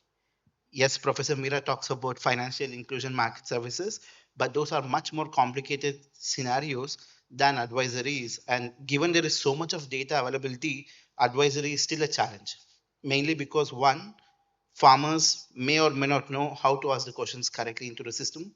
There is local language, there is challenge in terms of interface problem, and also the data is siloed today. If you look at data available for agriculture, right, it's with different stakeholders from government to individual partners on ground users, right? So how do you kind of collect all of this data so that you can provide real-time accurate advisory? At Microsoft Research, we have been at the forefront of developing Gen AI systems, and we have been very closely collaborating with our partner Digital Green together, where we have developed Farmer.chat, which is a Gen AI chatbot to help address farmer queries. Right. So the key idea is to not directly empower farmers, but to empower extension agents as a first step before going to farmers. I would like to iterate that Gen AI is still a very fragile technology. It's still less than 18 months into the real world, and there's a lot of things to learn. There are a lot of things which is still fragile, and there's a lot of work which has to happen over several years coming down to make it more robust, right? So our thinking and design philosophy is don't go to farmers directly, but empower extension agents so that they can actually give out this feedback and advisories to farmers, right? In India specifically, we see there is a good, healthy relationship between extension agents and farmers compared to other countries like Kenya, but still there's a large gap, right? So with Farmer.chat, our goal is how can we now enable extension agents to provide more granular advisories to the farmers with the help of this chatbot. We have deployed this in several states in India and also in other countries, and we have seen very good usage of the system, right? One key insight to provide is today over 90% of the queries asked by the extension agents or farmers are correctly answered by the chatbot, which is a very good signal, right? Second, I'll talk about one specific use case. When we talk about advisories, right, there is a lot of textual based advisories which has been provided. And one key USP of Digital Green over the past decade, what they have been able to measure, right, is instead of providing textual advisory, showing videos, localized community videos, right, as are the predominant effort in how do you change agricultural practices, right? And when you think of this multimodal data with Gen AI, it's another level of complexity. For example, today most of these farming videos, right, are around 10 to 15 minutes. You can't provide this as a feedback to an agriculture farmer who is asking a specific question. With a Digital Green, what we've been able to do is take these large videos which they have been collecting together with Government of India over the past decade. Now we are able to analyze those videos and provide a small 20-second snippet, right, which shows the agricultural practice for that particular question. And we're able to see that that kind of granular answers where users are able to go into the video specifically, provide the specific information, has been actually been very helpful to the farmers. And since these videos are already in local language and also personalized to their area and farming land, right, this is much more relatable to them, and that is actually making a big difference. I'm going to pause here. Yeah. Wonderful insights. You have basically pointed out that it is no longer the digital connectivity gap, it is the digital application gap that is existing. If you can address the digital application gap that exists among the intermediary organizations, it would be very easy to provide the access to the AI-enabled services. And you have also given an example of Farmers.chat of Digital Green, wherein which even Indian Council of Agriculture Research also was involved. Within a short span of 1 year, around 9,600 videos, which are very location specific, have been produced. And these kind of videos are going to make a difference when it comes to seeing is believing. So that level of use case also you tried to provide. Thank you very much. And over to you, Shweta. Thank you, Dr. Meera, and it's a great pleasure to be here at T Hub. I have always enjoyed coming here and speaking to various stakeholders. Very vibrant innovation ecosystem. So thanks for the invite. Coming to your question, of course, and before I go into my response, a small disclaimer. So the views expressed here would be personal and they don't necessarily represent World Bank's views. About AI in agriculture, well, like Mr. Thambi has mentioned, AI has been there for several decades. So is agriculture. In fact, several centuries, right? It's an occupation which is more than 10,000 years old. It's the first ever defined occupation, right? And it's very foundational to life. So a lot of respect to agriculture and to the farmers. It's not that we give advisories and everything from top down, and we know a lot, and you're feeding into someone who don't know. That's not the case. Farmers have a lot of wisdom. They are also innovators. They are innovating very interesting ways and trying to cope up with their microclimate. Let's first address that. And secondly, when we speak about AI, although it has been there for many decades, in the last decade, especially in the global south and in countries like India, we have seen a lot of agri-tech startups coming up with very interesting and innovative solutions. Today, India has more than 2,000 such startups, and a large number of successful ones or those that are on their path to success are incubated right here at T-Hub. Not that Telangana is my native state and I keep praising Telangana, but the innovation ecosystem, if you see here, is amazingly good. And thanks to pioneers like Mr. Jayesh Ranjan and Ms. Ramadevi, they have brought in all these people together, the ecosystem together, and trying to solve together while also growing these enterprises. So amazing work happening. But then there is a lot more to happen because we see that, like my co-panelists have mentioned, agriculture is a very complex topic. It has so many different dimensions. And unlike other problems in AI, it's not a single optimization problem. You have to simultaneously optimize for 4 or 5 different things, not only productivity, not only increase in incomes, not only market prices, but also a very important dimension, which is sustainability, right? Because agriculture globally is producing about 1/3 of global emissions, carbon emissions. But however, if you look at the financing side, it receives less than 5% of carbon financing. So the situation is very skewed. The sources of pollution, air pollution, as well as carbon emissions, also needs a good amount of investment on climate adaptation and climate smart agriculture. So that is where my focus is on at the World Bank. And there are so many beautiful technologies that can be deployed. Today, the world is looking at agriculture from not only the farmers' income and productivity. No, these are challenges that we have been trying to solve for at least 50, 60 years since the Green Revolution times, right? And even before that. So raising farmers' income is nothing new as an objective. We have been speaking about it for decades together.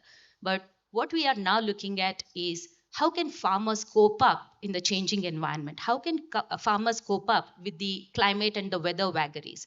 How can we incentivize the farmers through financial flows for them to adapt more and more climate smart agriculture practices while also reducing the emissions from these farms? Because if you look at the super polluters such as methane and nitrous oxide, 40% of the global methane and nitrous oxide comes from agriculture sector, right?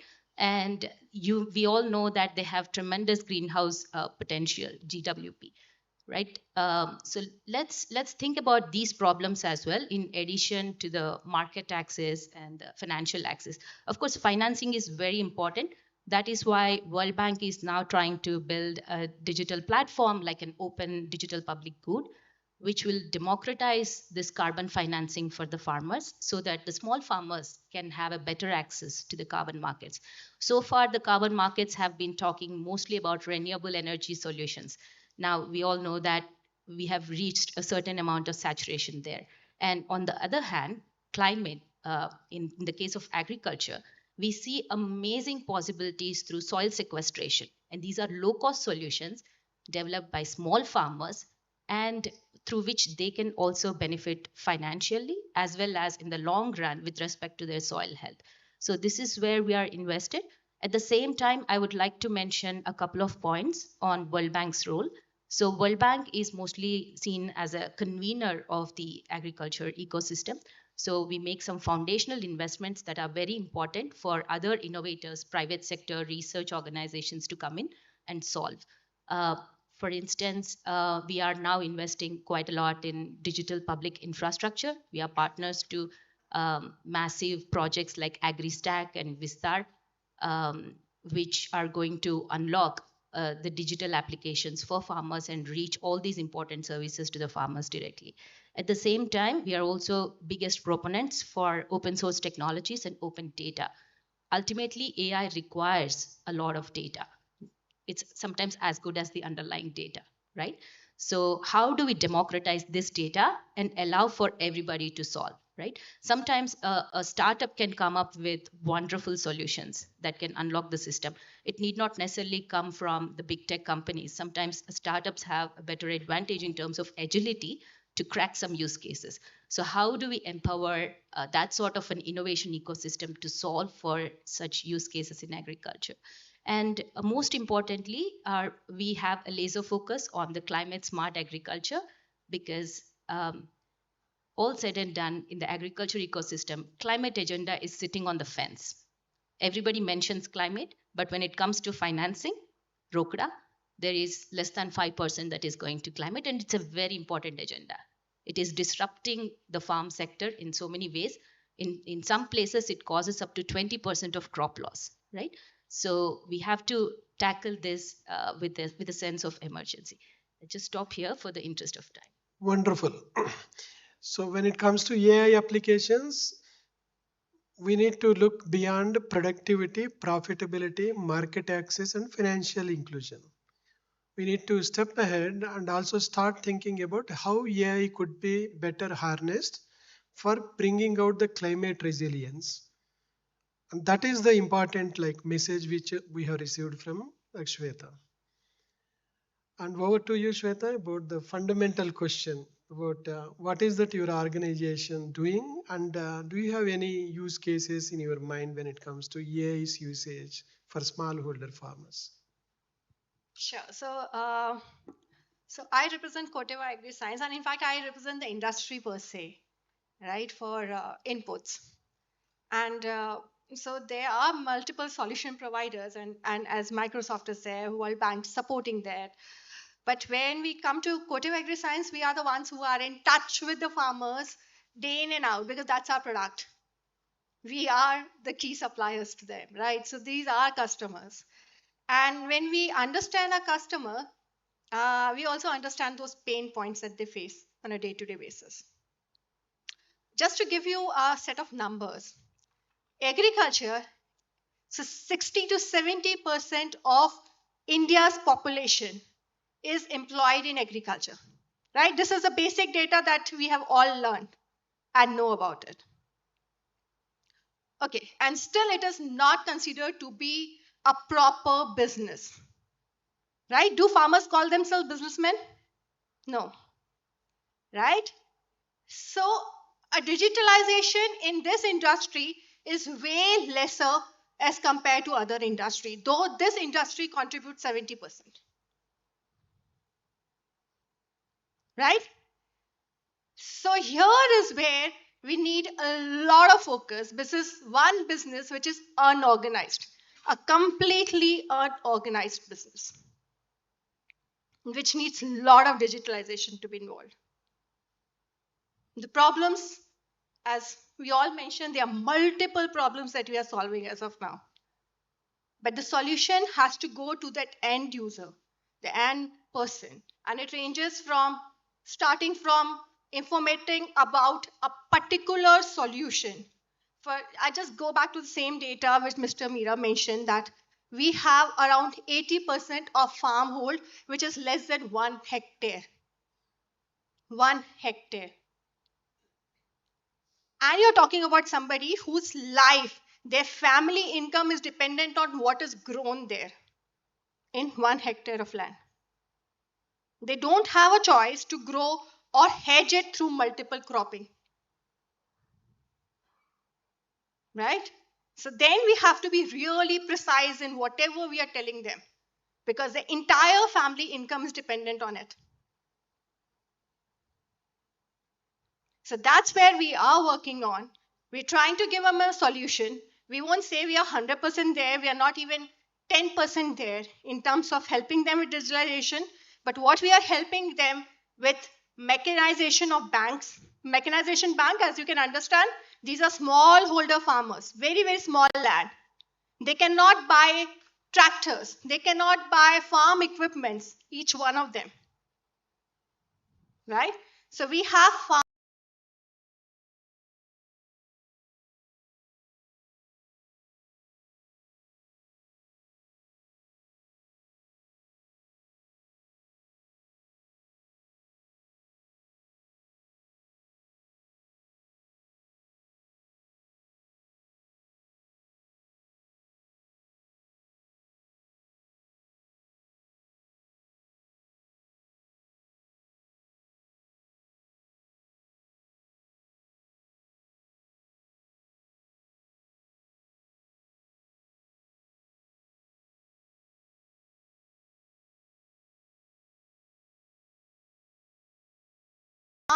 That's where we are. Thank you. No, the reality check is very good. Now we have set the tone with the first question. I have a question to the audience. I need an answer in one word or one phrase, quickly. I can give one example of AI application for disease diagnostics, which is GeoPotato. Okay. Do you have any one application which you would like to share quickly? For example, Kenya has used AI for Hello Tractor, which is similar to the Uber model, so that smallholder farmers can make use of the tractor services. Do you have any AI use case which comes to your mind? One example.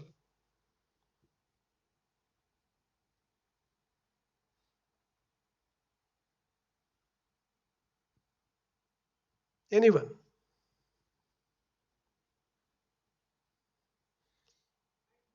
Yeah. I'm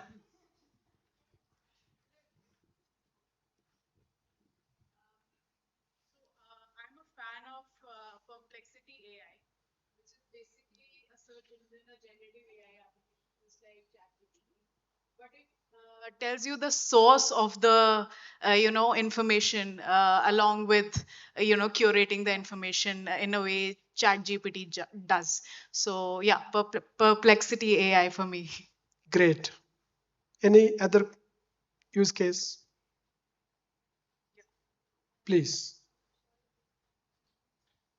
But irrigation, like Yeah. to control the amount of water that is supplied to the farms. I'm not sure if that comes under AI, but yeah. There are umpteen number of use cases where irrigation automation has been like using AI application. Excellent. Please.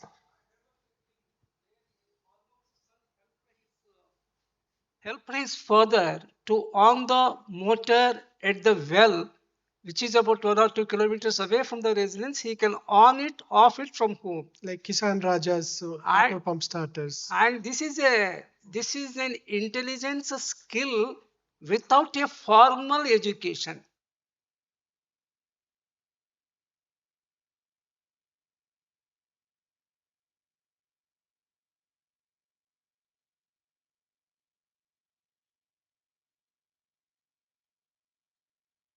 Excellent. Any other? Yeah. Not exactly an example, but I wanted to bring this to this forum. What sir has just shared. This was probably done as a project in engineering by instrumentation students like 25 years ago. Why don't we have it as the de facto standard in India right now, that all motors can actually be IoT enabled, that they can actually be turned on and off automatically? Where we not getting there yet is something that I wonder. Excellent point. Excellent. Any other? Yeah. Coming back to the panelists, I'd like to go with Akshay Nambi. Like if you see the Krishi Vignan Kendras, like farm science centers, which are the forerunners in giving the advisories, there is an estimation which says that around 1 million questions asked by Indian farmers are answered every year, and in various languages and various dialects. Based on your rich experience of natural language processing, how can we build the chatbots, maybe voice bots, so that all these voices, this is only one organization I'm talking about, with more than 2.25 lakhs of private dealers giving over phone the voice based solutions. How do we capture this? Yeah, thanks for a great question. Yeah, I think when you come to advisories, right, I think the first key challenge is how do you trust the advisory, right? So we are talking about an AI bot, AI chatbot, which is telling you what you should be doing, which impacts your livelihood today, right? So I think that's one of the biggest challenges which exist today with AI systems. And we have been very actively working, as Ankita mentioned, right? One is, can we get the source of information from which this answer is being formed, right? Can we utilize extension agents to verify those answers? Can we bring in the agronomists to verify this, right? In the good old days, agronomists had to curate the answers, right? Now they are just verifying, which is much faster, right? So I think the biggest first thing to solve is trustworthiness of the AI system by having expert verified answers and having experts in the loop, right? So AI is always a companion, right? It's not going to solve your problems, but experts are going to guide you towards that, right? So I think there is a lot of work which needs to be done. How do we do it at scale? Dr. Mira talked about 1 million kind of queries, right? So if so many queries are coming, you want to have a very high level trustworthy systems. So how do we bring in the experts in the loop here so that we can provide these services accurately? One is the advisory. Second is how do we deliver, right? Today in India, we have like in telecom, right? We surpass landlines to jump to mobile directly, right? So in the Western countries, chat is a great interface, but we are now surpassing chat to having voice interactions today, right? And when you go to voice, there are different dialects, there is different cultural nuances and aspects, right? How do you make AI trained on these challenges, right? Is a big problem today. There is several startups, government of India, several MNCs like Microsoft also trying to work on how do we build AI models that represent the Indian local language, culture, dialects, and all these kind of things. And that's a grand challenge, right? Because that is data problem, right? Today, there exists data which is completely siloed. It refers to language, voice data, right? Language is one problem, and then taking it to the next level with respect to voice, right, is another big challenge. And we have been actively working with several companies to collect this data across multiple states, different dialects, different domains, right? Even agriculture. I think it's just when you think about data, right, it's not just language, voice data, but for that domain, right? For example, in agriculture, how do you say what fertilizers, certain fertilizers name, pesticides name, right? All of those also matter. How do you train train the model itself? For example, in education, there's a different domain knowledge, right? There is agriculture, different domain knowledge. How do you bring this domain knowledge in this data when you train the model, right? Is going to be a big challenge. There are a lot of work which is happening, but still a long way to go. Wonderful, wonderful. My next question to Shweta Koluri is she has brought forth a paradigm shift in use of AI in climate resilience, and which is also linked to adaptation of smallholder farmers, and which is linked to climate finance at macro level, and financial inclusion, especially insurance, credit remittances, and savings and market access. It's very complicated. Do you have any message or innovation which comes to your mind as far as using AI for bringing out the climate resilience at smallholder farmers level? Sure. Thanks very much. And I would like to obviously bring back the focus to climate action in agriculture, a very, very important topic within the large universe of agriculture. So, some use cases that really come to my mind, and I also had the opportunity to lead one of the innovations called DICRA, Data in Climate Resilient Agriculture, which has been developed during my stint at UNDP. So it's a digital public good which demystifies what climate resilience means in agriculture, because the agriculture sector is vast, and like I said before, the climate agenda is really sitting on the fringes.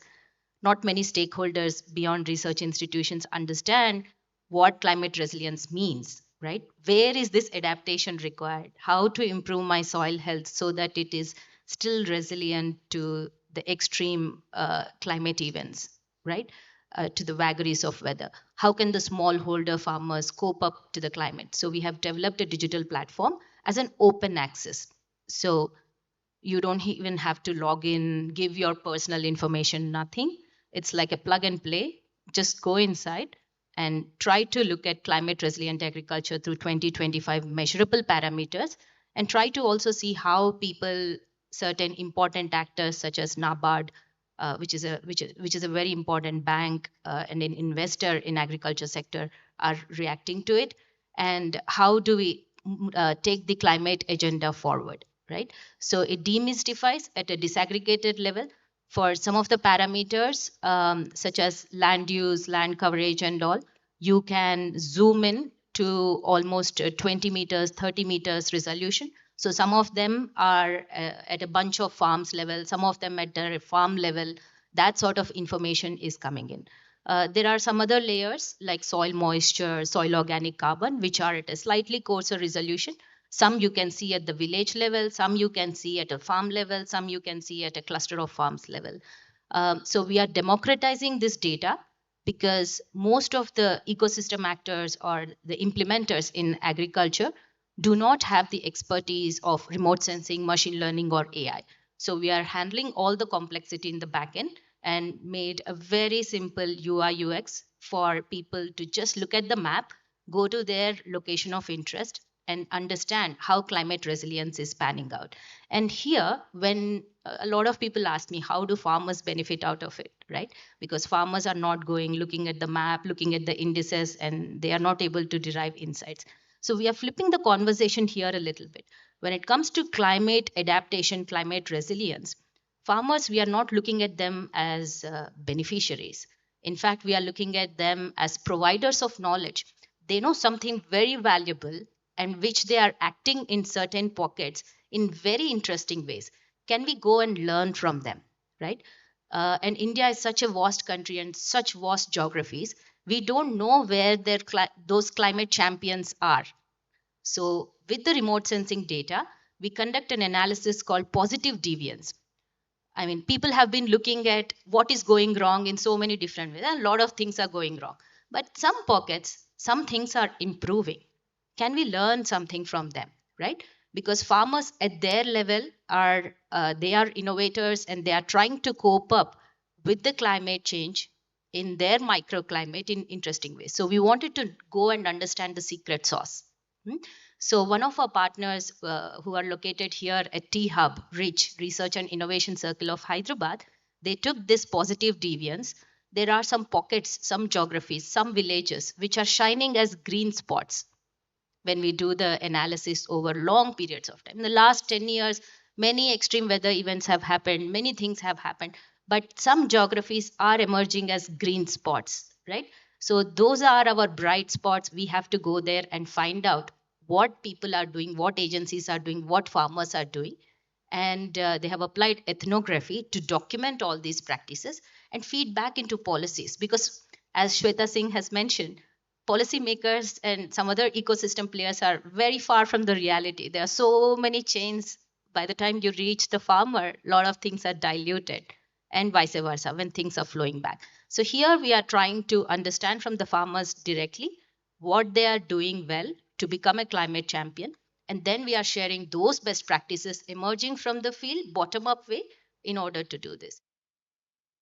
Helping us to scan these large, vast areas of geographies to understand those green spots for us to dig deeper. So this is one of the examples as to how AI and digital public good. Now, if this is all closed and it comes with a proprietary license and with very high cost, nobody is going to use it. This is India, right? Price point is very important, and this sort of open ecosystem, open digital public goods, they enable the entire ecosystem to act. Sometimes the NGOs are acting, sometimes the farmers are directly acting. Sometimes when we feed these practices to policymakers, they are taking actions. And the research institutions like let's say from ICAR and the local agriculture universities, they are looking at these data because they do not have the remote sensing AI ML kind of an expertise. So we make it all easy for them and give them in a small capsule. So this is one of the examples I would like to share. Ultimately, democratizing the data, democratizing the intelligence is very important. And whose intelligence and how are we looking at that? So it depends on the kind of design that we are incorporating into the system. Wonderful insights, out of box, as if there is no box at all. When you democratize the intelligence, you would get to know about one of the case studies of Biodiversity International, which has harnessed the power of data coming from individual farmers. So it has published in Nature what is known as farmers as citizen scientists. If you can just Google it. Democratization will also help working on the algorithms to capture and analyze the alternative data to assess the risk-taking ability of a smallholder farmer in climate change context, and the repayment capacities and the credit worthiness of farmers, which are directly linked to climate resilience and adaptation, could be harnessed by the AI tools. And the third point, which Shweta was mentioning about creating the evidence of AI applications at smallholder farmers level on pilot, so that we can actually go for the policy advocacy, so that AI could be mainstreamed for the use among the smallholder farmers. Wonderful insights. Now, can I ask Rajesh? And we know that wonderful work is being carried out to provide the personalized, time critical, mission critical advisories and services to smallholder farmers with micro language models which are available with CropIn. Can you throw some light so that we can be better prepared with your technologies if some stakeholder organizations wishes to harness AI? So when we started with agriculture, definitely sustainability, how much of carbon we are generating from agriculture, and what actually they are generating a lot of carbon, right? So we cannot be a part of some technology or some development where we are spending so much or generating so much of carbon just to solve the carbon problem itself, right? So we wanted to challenge the notion that we would need to really develop any large language model from start, or we would need to be dependent on a large language model that is closed, right? So we started with Mistral, which is a small model, and we saw that very specific problem can be solved more accurately with micro models, right? Very, very small micro models, then going for very, very huge models and trying to fine tune them. So we had a much better control over these micro models with respect to the precision, with respect to how we want to guide these models. For example, regenerative practices, right? Like the literature on regenerative practices will be much lesser on the open network. So if you let loose a large language model, they are not going to give you the practices of regenerative agriculture. So if you want to influence your model to have equal value for climate resistant, for regenerative practices, it's important to also start with, right? So that's how I would think about the looking at various models. Don't think that the size of the model will define the precision, the accuracy, and everything else. We look forward to actually translate, like when you translate macro models into micro models very effectively. That's something which we always spoke about, being agriculture professionals. Wonderful. AI is only for commercial farmers, large farmers, men farmers. Okay. Okay. So agriculture. So it was a learning for me as well, right? When we went and met farmers on the ground, we used to introduce them to agronomy practices, and then we used to do a training for them on the agronomy. So whenever you have a training for them, you will find all the male members attending the training, right? But in India,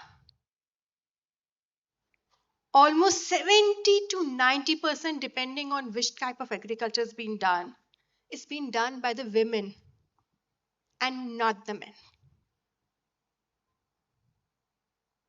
Because our rural population is shifting towards urban to make livelihood, to earn money. So most of the male members migrate towards urban cities, leaving behind all female home, and they are doing most of the work with agriculture.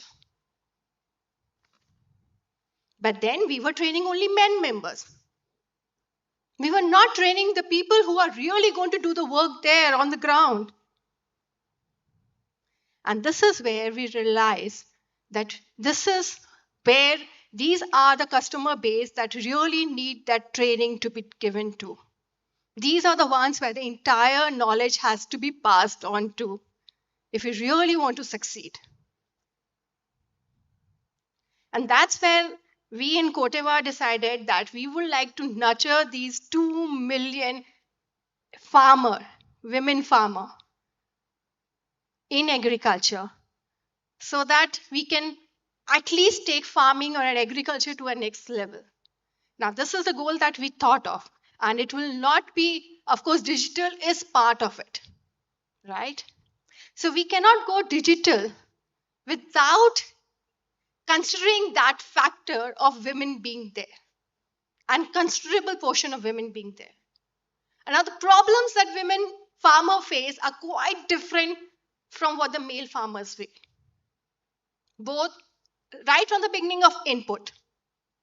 They cannot go shop to shop hopping, finding out which is the right seed, which is the right chemical to use. Somebody has to help them out. So we are supporting around 75 farmer producer organizations, which are all women led. I mean, the board of directors are women, chairperson is women, the CEO is women. These are, FPOs are just for everybody's benefit. These are like small companies, an organized way of farming, right? So they have been, when we talk to them, the major problem that they face is first input and then connecting to the market, where to sell the produce, right? So this is where I think only those digital solutions would be successful, which keeps the gender portion in mind in agriculture per se. So wonderful. Not to quote me, but 1 rupee invested in agriculture on men and 1 rupee invested in agriculture on women. Women's return on investment when you invest a rupee is 20% more than the return on investment when you invest a rupee on male members of the society. Yep. That brings us to the rapid fire questions to our panelists. We all know that people, technology, processes are very important in harnessing AI for smallholder farmers. And we know that working with people is the most difficult thing. What is the single most obstacle which you see to institutionalize AI applications in agri-food system? Over to you. Single most. I think it's data and stakeholders collaborating. I think input companies need to exactly, I think we take agriculture as not very critical. It's not a very defined process. So I would start with the seeds and say seed company need to tell everything in a digital format, in a standardized format, which can be used by any tool. For example, a seed company can say this seed is resistant to this disease during these conditions, and it has to be digitized, it has to be standardized, and it has to be open. It has to be like the way we take medicines. If we take paracetamol, we know it's a paracetamol, right? We don't need to think about dolo, or we don't need to think about crocin, right? So that's the way I would say all the data needs to come together, which can be understood by any machines, right? And I feel this will really solve the core problem of fragmentation, which is so very much in the agriculture domain. Wonderful. Non-availability of granular digitalized data, and if available, integrating something which will bring us to the aggregation. Same question, single most, but less whatever he suggested. Yeah, I'm going to say behavioral change, right? So it's technology is there. I think how do you use the technology as a big behavioral change, and as humans behavioral change is a very hard complex problem, right? Especially in agriculture where livelihoods depend and there is lot of expertise, domain expertise which farmers have, right? And then we as technologists going them, oh, you should do this instead of that, right? That's not going to work, right? How do you bring AI into the behavioral change, and how do you do that in at scale? Is going to be a big challenge, and I think community led services, personalized, localized approaches, right, are the way to go. And that is the biggest barrier, I would say. Wonderful point. Behavioral sciences. We do not want faster horses. We want motor cars. That's what Henry Ford said 100 years back. Same question to you. Yep. I think it's very difficult to say not what they both have said, but I think opening up the data ecosystems is very important for AI to solve things at a scale. Right now, everybody has a small little shop, right? And those actors who should not behave like a shop but behave like a shopping mall are also behaving like shops. That's a problem. So opening up the entire ecosystem, thinking about platforms, not small use cases and applications, thinking about platforms is very important. So open up not only data, but also the code base, open source code, open data, open intelligence, and free access to the farmers is important. Wonderful. Like open access, open data, global public goods. And we all know that data is new oil, very expensive. And data is also water, reusable. So we need to look at data as water rather than as a new oil. What is that single most barrier? As I said, right, it's the biggest industry, but still not an industry. It's not organized. And it's not organized because we need to make a lot and lot of policy changes.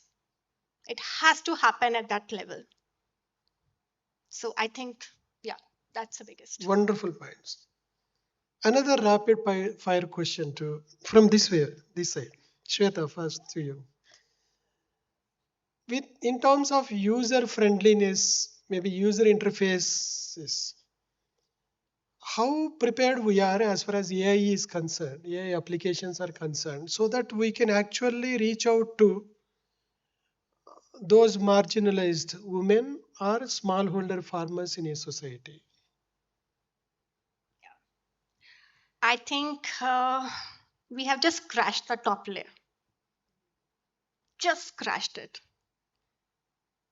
So it just languages was one biggest barrier in India. So that's where we are just trying to solve it out.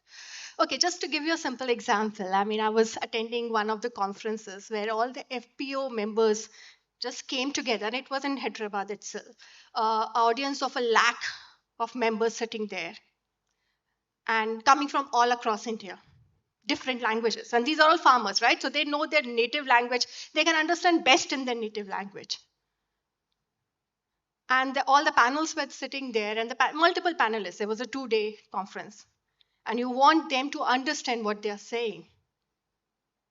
So now we had that microphones, micro heads, which used to help them translate whatever anybody is saying in the language that they can understand.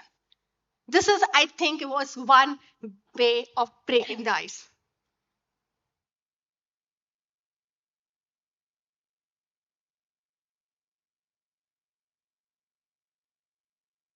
And getting the step in the right direction is also very, very important. So we have just done that.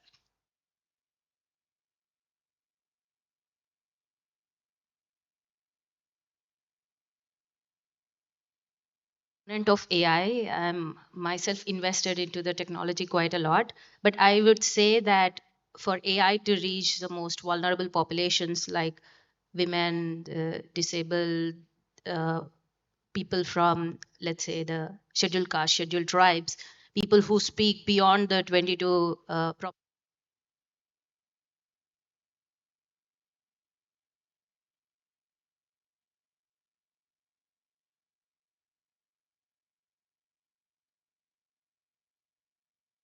many women farmers, like Shweta has explained, they are the karta, they are the people who are actually doing things. but many of them do not have a feature phone. Forget about smartphone, not even a feature phone.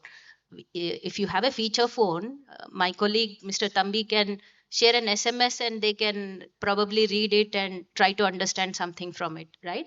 So there was one survey that was done, not recently, but maybe 4 years back, which said that two-thirds of the rural women, and many are working in the farms, have never been on internet or accessed internet even once in their life. So this digital divide is unimaginable. I think the previous session also spoke about digital divide quite a lot, so I would not repeat all of that.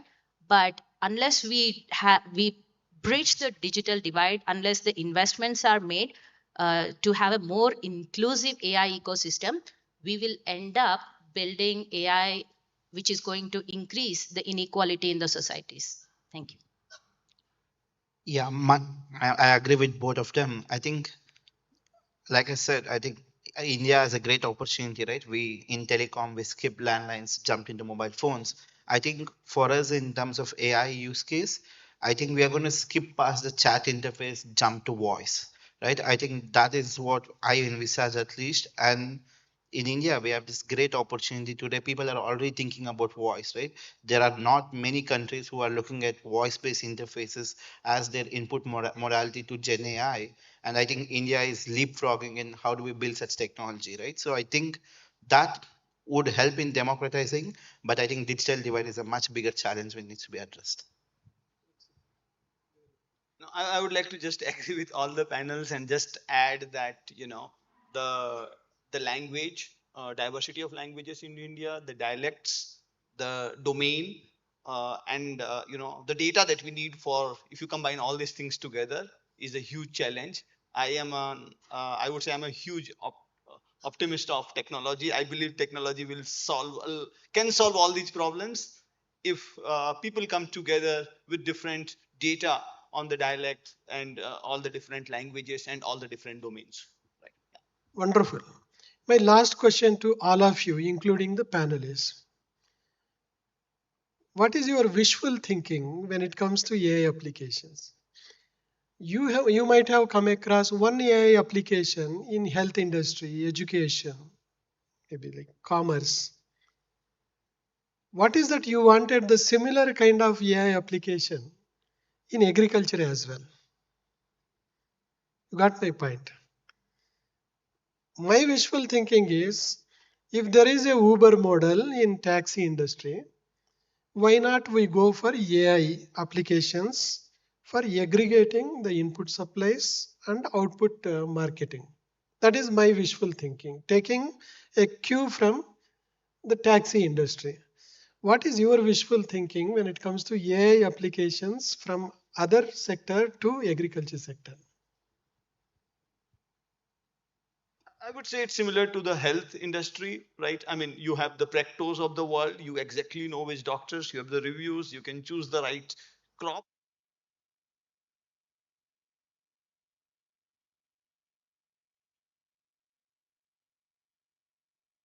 Right? Agriculture lacks infrastructure today. I think, as a gentleman said, even just digitizing motors, automated motors, right, is still a large problem in rural India today. How do we take some of the advances in manufacturing and apply to this, right? Would be a great thing. Wonderful. I think I would like to take something from the energy sector, because in climate action, energy has cracked certain pieces of puzzle, and we are trying to bring the climate financing to the smallholder farmers. Of course, agriculture is far more complicated, but definitely there is an inspiration coming from export of services and getting income from other countries, from Europe and USA through carbon credits to India. That's a possibility, yeah, and we're already pursuing that. Wonderful. Yeah, so I have worked in telecom, right? And telecom is one industry where you see a lot of data flowing in every second. And you can imagine build a perspective of a person by just looking at the phone number and the data which is coming there. I want a similar thing for agriculture. It's huge, huge, huge. I mean, much before the seed sowing, it starts there, preparing the land, knowing what is right nutrients inside and what needs to be added and what needs to be grown there, what is the best crop to be grown there. So this is how we need to map the entire data and utilize it. It has to look like a telecom sometime. Amazing. What is your wishful thinking? Quick. Narendra? Yeah.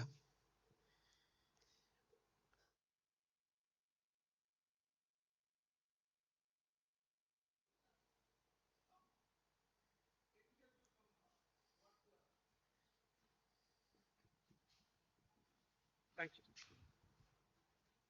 Taking a cue from what World Bank, Sweta.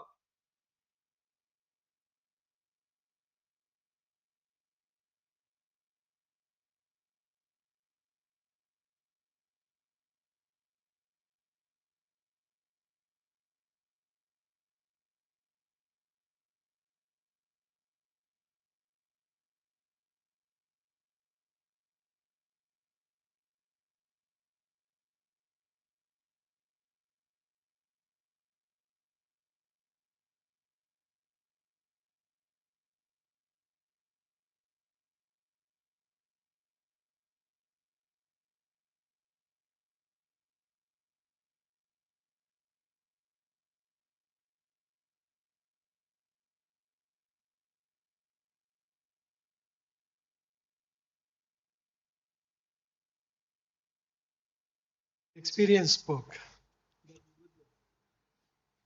Hi. Uh, AI particularly, it's more.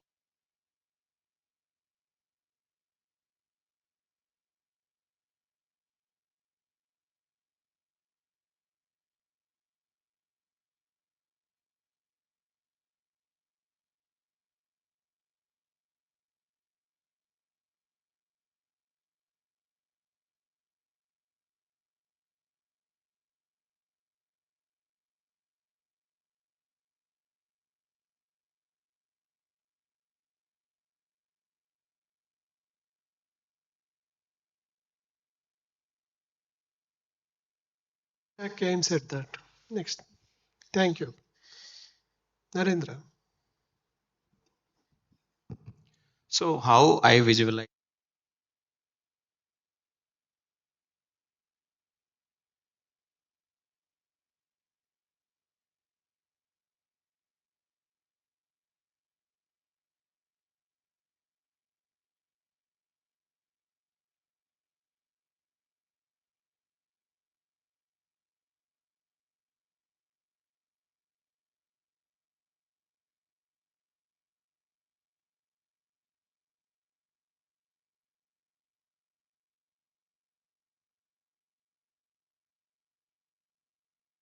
Wonderful.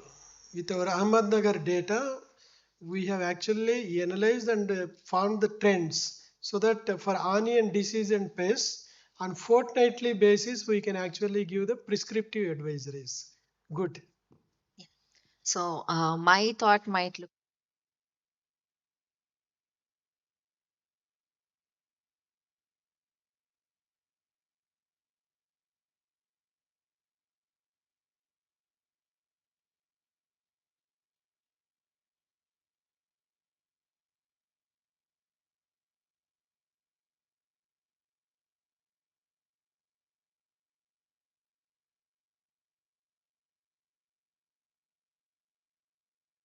Excellently. If you see like National E-Governance Programs, Agriculture 1.0, 2.0, there are umpteen number of case studies. We need to have one AI layer on that. That's all. Anyone from the back benches? Yeah, please go ahead. I think there's two areas to look at. We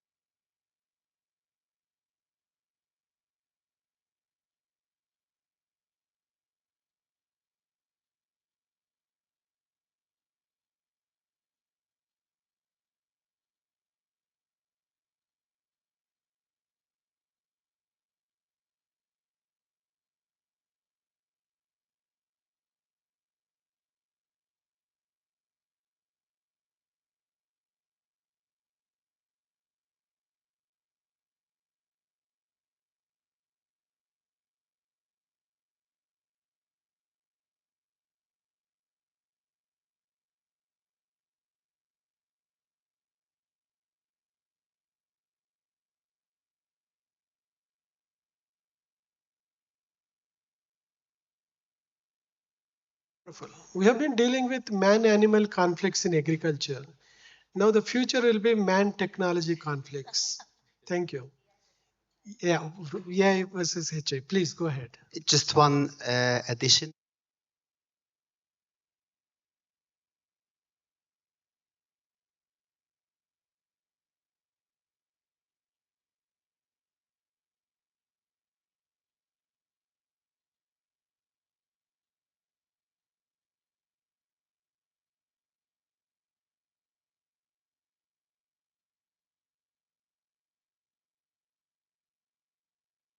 Wonderful. Anyone, one from backbenches? Yes, that white T-shirt.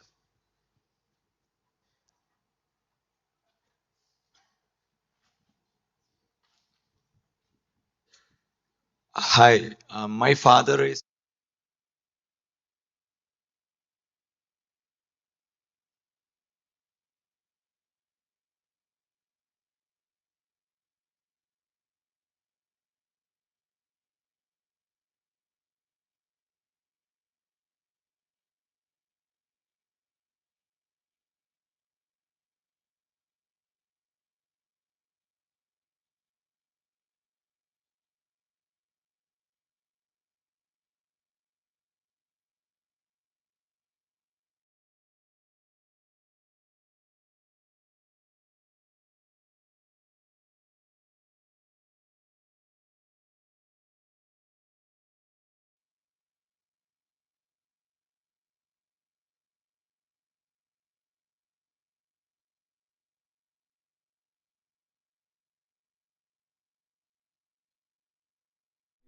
Maybe we'll be using ChatGPT for everything, like what we want to know.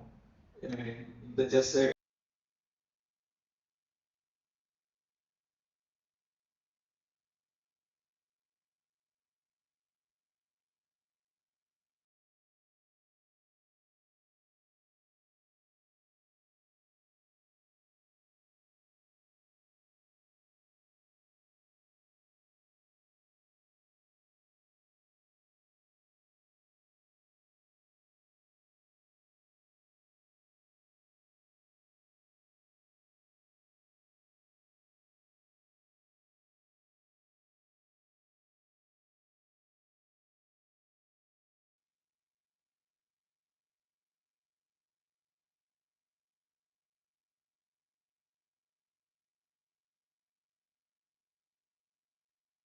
Actually, I wish maybe down the line, 1 year from now, 2 years from now, we are going to have a system.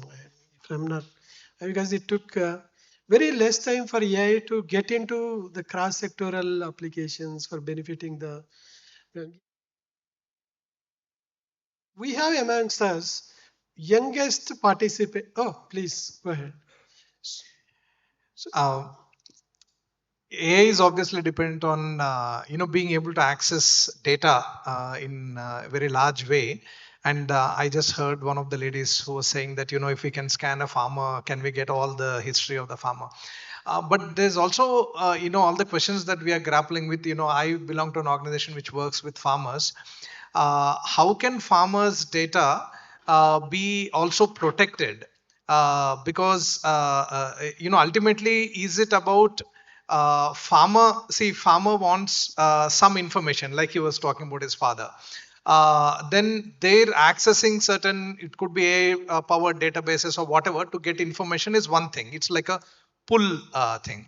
But what is more likely, I think, is a lot of companies which want to sell some things to farmers would want to use all this data to then project that this is what will be most useful for you, therefore you should use this, right? So I think that is the direction it is more likely to move. But the questions for somebody who's working with farmers is how is the data that is being collected from the farmers, do the farmers have any say about what data will provide, what data will not provide, and so on. And also when some products are being sold, that this is the solution for you, and this is coming from some kind of an AI analysis.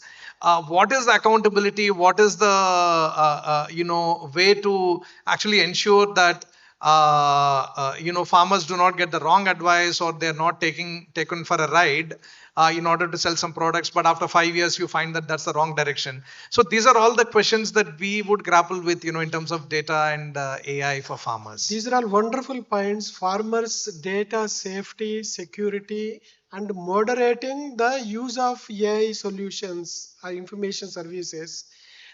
And let's regulate the technology. Let's not regulate people. So down the line, maybe 2-3 years from now, when you democratize, like you see, like as Sam Trudeau says, information is the greatest leveler in the society, next only to death. Maybe like it will also like stabilize and moderate the usage of AI solutions at smallholder farmers. It will evolve as an ecosystem, maybe like because of paucity of time. But that's very wonderful points which you have raised. They are the reality checks we need to keep in mind when you go for the AI applications in smallholder farmers. Last, maybe like at the cost of my time to conclude, I'd like to give chance to the youngest participant in this hall, Miss Pragna. What is your thought about AI application for smallholder or maybe for society at large? She is 12 years old.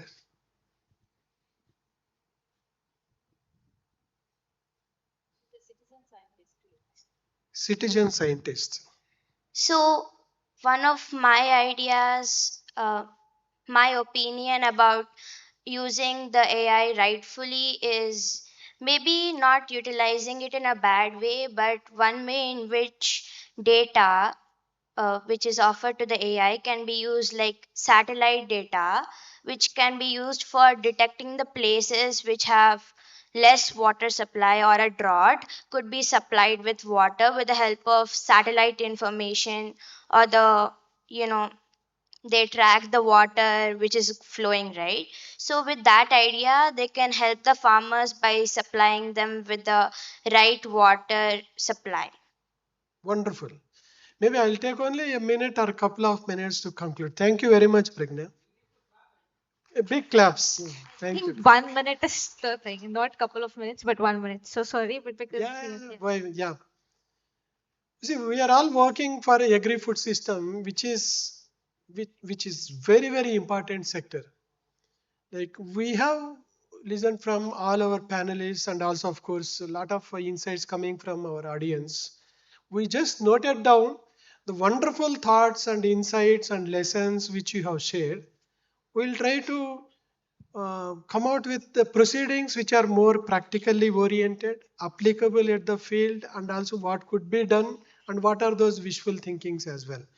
As we rightly say all the time, as agri food system professionals, the use of AI is much more required in agri food system and for also for smallholder farmers.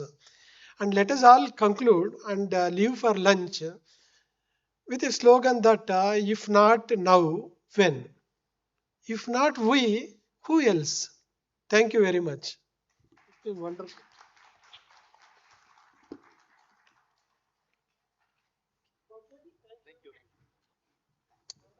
thank you so much. It was an enlightening talk, and just couple of minutes, we will just give you the kits. So yeah, and the lunch is actually in the ground floor.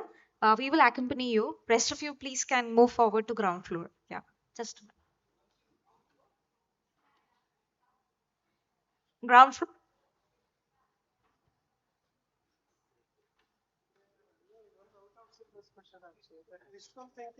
I got it actually.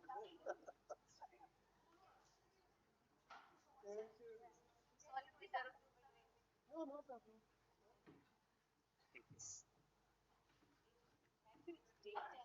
It was good actually. Thank you, Ankita. Actually, you brought together all of us.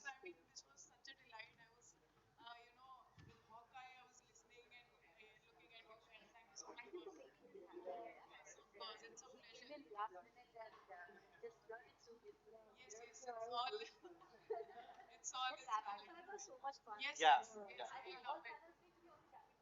exactly. Yeah, much more engaging.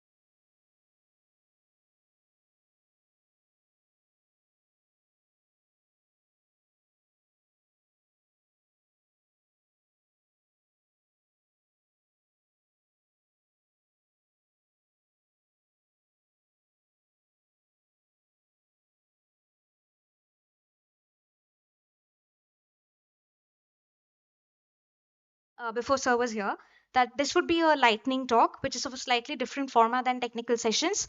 So we don't have Q&A at the moment, and also we're running a little late. So this basically is actually something called like a quick, snapshot on what we kind of think about thematically around this discussion around how to responsibly manage data. So, Rahul Paith is an experienced business executive with over 17 years of diverse experience across Fortune 100 companies, startups, and government entities, and is right now engaged with the helm of Department of Science and Technology at T-Hub's Artificial Intelligence Center of Excellence, the MATH, which is called. I invite Rahul sir to be on stage. Yeah. No, that's fine. Yeah.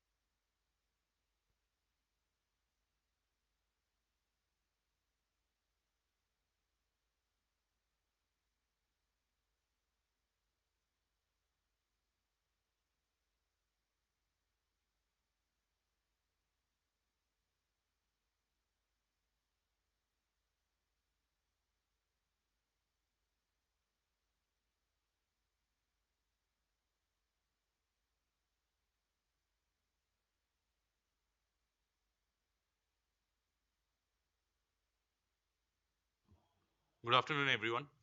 So I'm Rahul Paith.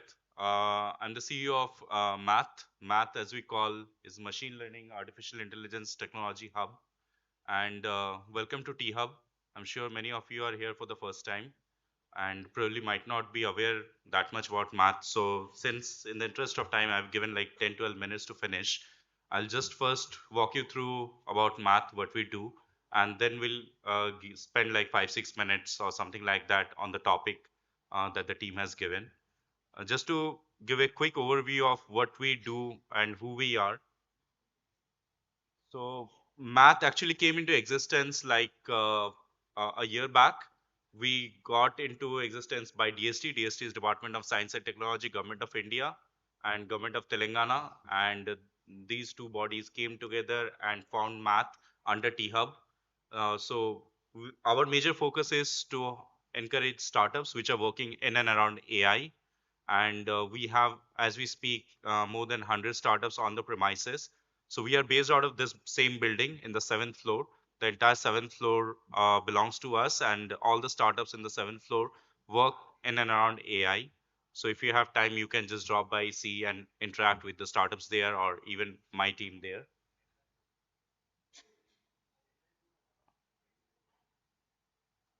So again, it's not working. Okay. So this just gives a quick snapshot of the ecosystem that we have built in math, and it talks about the number of startups, corporates, mentors, and different kind of offerings that we are having, and also few key startups. This is like the math offering, I think, which might interest few of you. I'm not sure if any of you are already entrepreneur or want to become an entrepreneur or have been an ex-entrepreneur. But we went out to the market, we did a study, what we realized, and we tried to understand for building any AI solution, what are the top challenges that any startup look for or face. And what we realized are the pointers that are shown on this slide. So a couple of them are like the top ones are like the compute. So today everybody is worried about the cost of compute. Second is like the data, because when you are building any AI algorithm, it's all about data, how good and unbiased the data is. And I will get into that data piece after 2-3 minutes. But data was the major challenge for most of the startups or entrepreneurs or innovators. Like they were struggling to get the right kind of data, access to data. Even in India, where we have data in abundance, but right kind of data is always a challenge. Then is the skill. So AI being is not a new area, but the buzz is sudden. AI is there in the industry for ages now, but last 1 year or 2 years, I will say that a lot of people have started talking about it after a lot of B2C or a consumer oriented technologies have come into place. People have started using it, and then there is a lot more talk is going on. But now the major challenge which has come, and every engineering college we go, they want to just study AI and data science nowadays. They are not interested to study mechanical or any of those engineering. So that is a challenge that, the skill is a big gap. And second is like the skill for even the startups. They are also not getting the right kind of talent. Mentorship is a challenge because there are not many mentors around that. So we identified these gaps, and today from Math, these are the top offerings that we have, or the areas where we support people. So as we speak, in the same building in the basement, we have a data center with GPUs. Also, we are the largest aggregator, or the single point where you can get cloud credits from anyone and everyone under the sun, be it Nvidia, AWS, Microsoft, Google, Geo, E2E, and all these players, whoever are providing that cloud credits. So they are all associated with us, and the startups working with us or the people working with us, we extend them a lot of free credits. So if your idea is good, if you have proper validation, the cloud credit free amount goes up to 200,000 US dollars also, up to that amount. So it's a huge, humongous, probably the largest in the country that any organization like ours is providing. In terms of access to data, being supported by central government and one of the state governments in India, we have access to the maximum public data, and that's where probably we are the largest data repository in the country as we speak. So more than like 900 startups who are associated with us, they harness this data from us to build their algorithms. And now we have also started supporting corporates or big enterprises, because even when they are building their AI solutions or something, we support them or help them with the data piece. Third is the market access, co-working, and all this are very standard. Like incubator, we help startups building their idea to get market access, help them to sell their solutions to the customers, and also we help them launch in international market. And also in terms of mentorship and stakeholders, like we are probably the largest AI startup ecosystem in the country as we speak, and probably you can easily say one of the largest in the world also, because I myself have not seen this kind of facility with 100 startups sitting, AI startups sitting in single premises. I've lived in London, I've worked in Tel Aviv, Israel. I've been to all the hubs of AI in the world, but I've never seen it, and I can say with that confidence that probably we are one of the largest in the world also, not just the largest in the country. So LMS NIIM is like something like we have LMS tool. We help students, corporate employees, startup employees to train themselves on AI technologies. Coming back to, this is a landscape of the kind of startups we have. The outer circle, you can see all the global brands, all the big companies which are working in those particular segments. And inside the white circle actually highlights few of the selected our startups, which are math startups, which are working in the similar areas. So this is the tech landscape of the startups that we are having. So you can see like we have startups across the sector in terms of domain and across the tech. So if I'm not sure of the profile of the audience here, but if someone is from tech, you will be really excited to see the spread. Like we have startups in machine learning, Gen AI, deep learning, NLP, computer vision, and RAG, and also it is spread across the domain. So we as a center, we are also industry agnostic. We have no bias against any industry. Only criteria that we follow is AI first, and our startups are across the industry and domain. This is again like couple of startups, a brief categorization in terms of different areas that they are working. And these are the kind of corporate clients that our startups have cracked. So our corporate startups which are working with us, and that is the biggest advantage of startups to come and work with us, is that we help them get businesses. So these are the corporates who have become our startups clients. These are all big companies, you can see big corporates, and this is just a selected few number. Apart from funding, infrastructure, cloud, data, all these things that I have mentioned, this help them get business. So we are more, we are not more, we are a business incubator, not an academic incubator. So our major focus is more on the business side, and even the team that we are working, including myself, like we all come from corporate and startups of building startups for decades. And this is the value that we bring on table for the startups who are working with us. Now, coming back to today's topic, harnessing big data responsibility, bias and discrimination in AI innovation. So this is a very generic topic. I think people are talking about it from ages. I will just highlight one of the case study that I have been personally working very closely with. But before going to that, this is just a high level idea about this model. Just shows, like, bad data in and the bias, if it enters the data set at a very early stage, how it impacts the model, how it impacts the outcome, and how it impacts the journey. Now, be it in healthcare, fintech, and hiring, these are the three scenarios that we have shown here. If you are building anything in healthcare, whether you are a techpreneur, whether you are a doctor, whether you are a social entrepreneur or anything, you want to do something around healthcare. Healthcare is one sensitive area where the biases actually can kill the end objective or what you want to achieve end of the day. Because and the biases not only starts just at the AI engineers level, it is a social responsibility. So it happens across the spectrum. So the doctor who is treating the patient, from that point of time where the data gets generated to the facilities he is getting, from the time the AI developer who gets the data to build his algorithm, in every stage we need to check the data. Because if we are not checking the data at every level, the end outcome can never be positive. So here you can see like few points are mentioned, like healthcare. I will just give you one quick example with AI we are talking about. Now, AI in radiology is one area where you have seen like a lot of this malignancies in the tumors or lumps are getting diagnosed by AI engines to understand whether it is cancer or not, right? Now, how the AI algorithm detects it, it is all based on the training and the data that goes in. If that data is not correct, then the outcome will never be correct. And that's why like companies like big corporations are working for 3-4 years to achieve the accuracy of 98%, 99%. But today, unfortunately, the scenario is that they are not even closer to 93 or 94%. And the major reason for that, the data that we are feeding into the system is not very clear or not very unbiased. So that is a misdiagnosis, is a major challenge in building healthcare solutions. And also when any AI developer or someone who is picking the data and how he is designing the data set, how he's designing his study, that need to be taken care at that level. Similarly, in hiring, we know like there are a lot of ed tech and AI tech, not ed tech, sorry, AI tech hiring platforms are coming, and there also we need to train the algorithm like how we hire the person. So just to give a quick example, a lot of AI platforms has come who based on facial features understand the person is confident or not.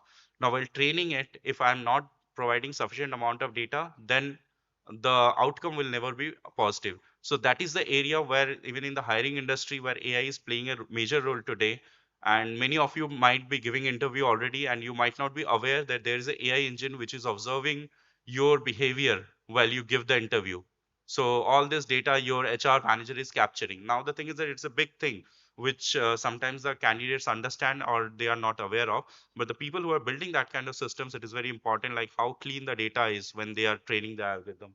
Similarly, in finance, like fintech is a big area where the data bias and all this is playing major role in terms of the loan sanctions and the financial disparity which is there in the market. So these are all the effects basically. Coming back to this study, so this was done by British Journal of Healthcare, and this is like I was able to contribute to an extent when I was in London. And this study actually says, or this slide actually is having a lot of data points, but what basically we are trying to say is that in this diagram that whatever bias comes, it never comes at one particular area. You can see like world, data, design, use. So bias actually comes at different stages, right? It is not that just at the data stage the bias will come, or at the design stage the bias will come, or at the user, or at the societal stage. So the crux of this story or the study was that removing bias from the system to build a responsible AI, what we say, is not a just a AI engineer's responsibility, it is a social responsibility. So one person who is just coding or building the algorithm, he can't build the best product if overall as a society we are not doing our job perfectly, and if we have biases. So you can see that even in a clinical decision making, if there the bias comes, the data that is generated out of it will always be biased. And if the data is biased, then when we are designing it, even however perfect design you do, that will automatically get biased. And that is the entire learning that we got. We are just showing it to you just to convey the single message that irrespective of the industry, sector, domain you are working, if we have to handle this data bias thing, then it is a holistic responsibility, it is a social responsibility. Don't think it is only the AI engineer who is building, who is sitting on the laptop and writing the algorithm can solve this problem. So as different stakeholders, we have to come together to solve this kind of problems. But with this, I will just cut short my talk. If there is any time left, probably I can take some questions. Otherwise, like glad to connect with you. You can reach out to me on LinkedIn, or I'm just sit on the 7th floor of my team. Thank you, everyone, and enjoy the day.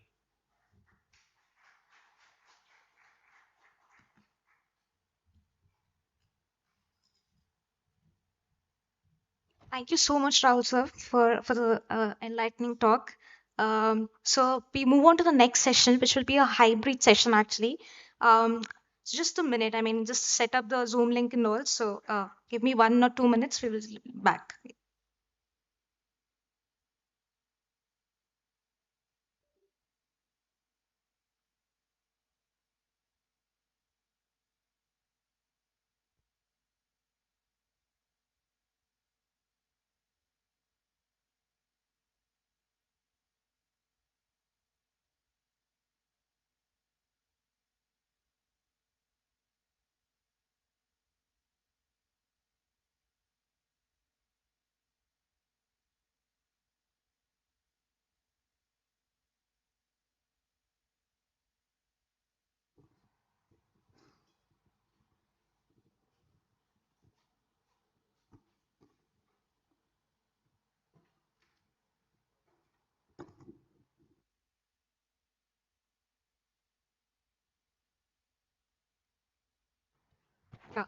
So this session is titled Wired for Life, Community-Centered Connectivity and Innovations. As you have been hearing about that, we have been actually pondering about different difficult questions related to community networks, AI, algorithms, and technological solutions, so to say. So this session, okay, sorry. So this session, as I said, is going to be a hybrid session. So we will be joined by Gomer Patong, who's amongst us, and we have two more speakers from Indonesia who could not join us for visa issues. So one of them is Ahmad Safruddin from LockNet, who's the Asia Capacity Building Coordinator for LockNet, and which drives a community-centered connectivity to bridge the digital divide. One more speaker is Catherine Teongson, who works as a supervising programs and development cooperation specialist at ICEA. Gomer Pitong also works for ICEA. He serves as a supervising programs and development corporation specialist at ICEA at the moment. It will be moderated partly by me, and of course, Gomer will steer the conversation mostly. Yeah, thanks.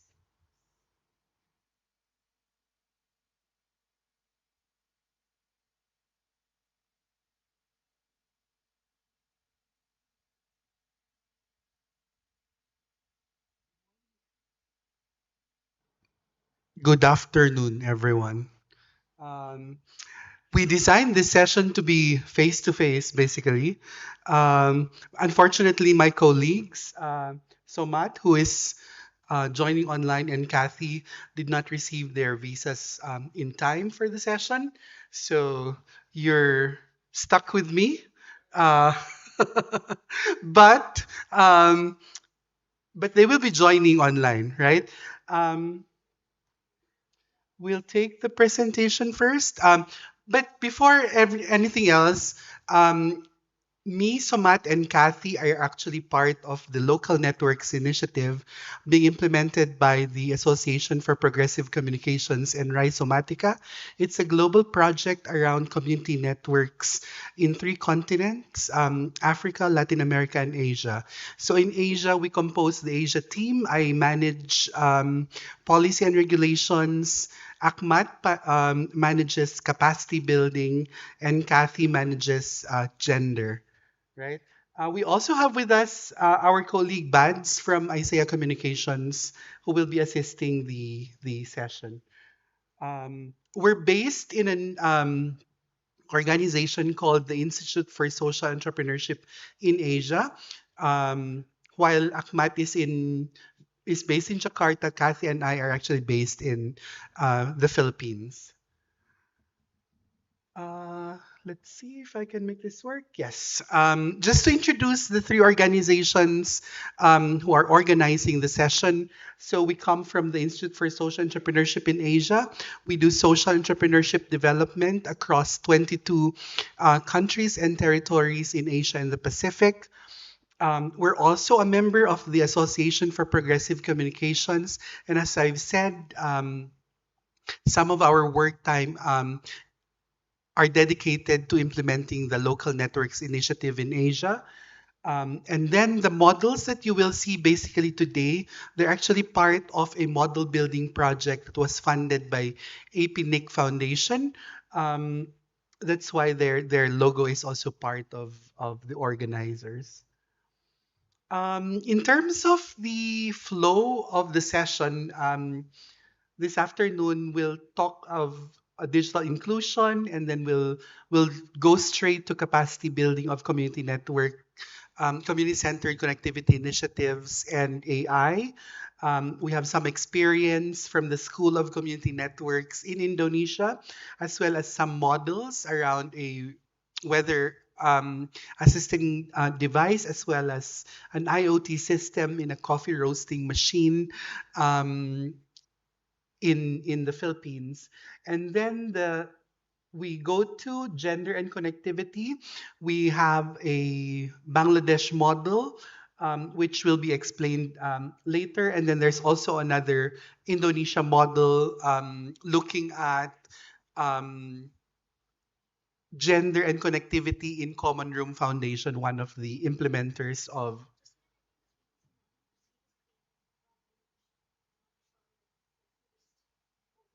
No, it's okay. Yeah, I think it's okay. Yeah, and then there are other 2 models which we will be presenting, which is sources for action, as well as the Philippine Rural Reconstruction Network model, and then we move to Q&A. Just some perspectives around the need for digital inclusion. While the Digital Citizen Summit this year is focused around artificial intelligence, maybe we need to step back for a bit to say that AI advances can still can deepen existing inequalities. Addressing digital inclusion is vital for fair access to technology, and this is where equity is essential. And then around collaborations, where partnerships among tech companies, nonprofits, and government entities to create inclusive digital access initiatives is imperative.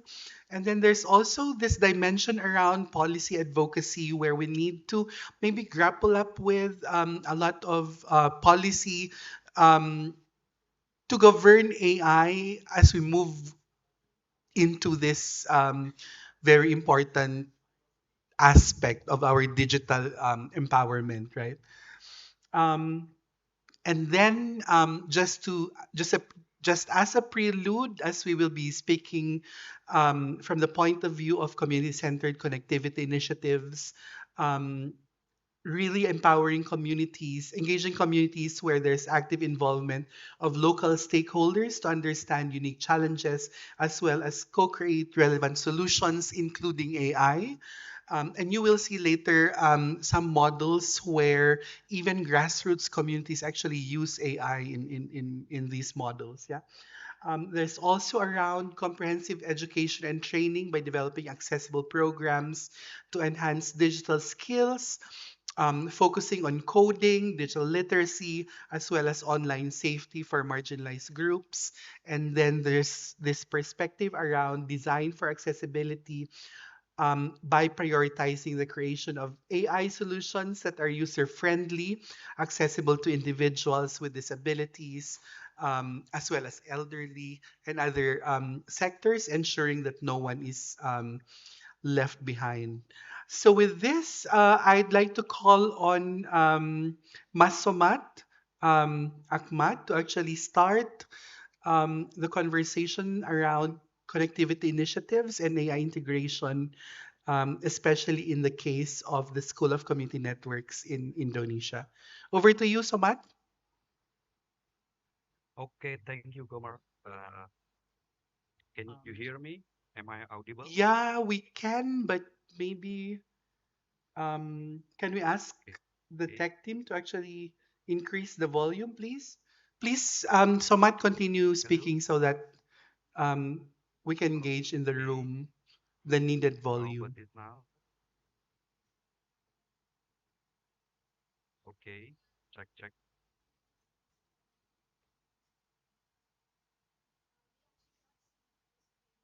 It's okay. It's okay that they can see the screen. It's just that we cannot hear them. So maybe we can increase the volume. No, they can because we co-created the presentation. So yeah.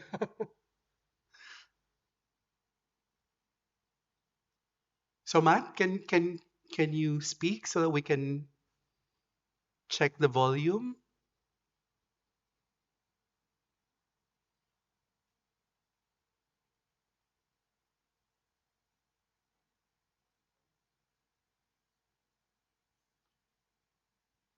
We cannot hear him.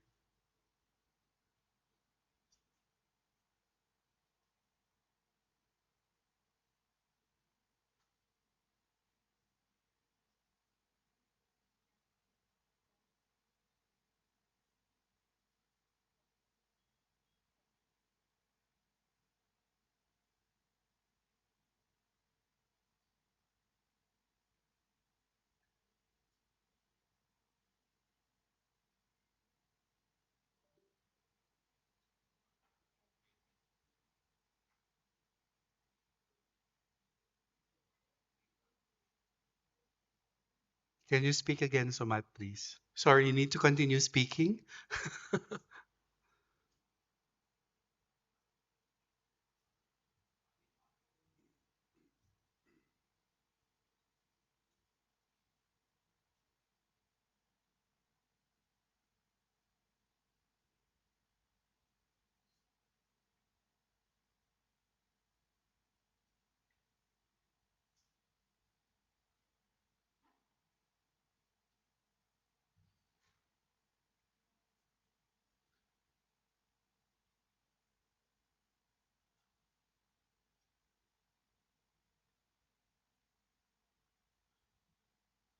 Can we make them co-hosts? No, maybe let's just make them co-hosts. They can screen share from their laptops because they have copies of the presentation anyway. Is that better, Somat? Because their concern is that you can't see the PowerPoints, which I think is very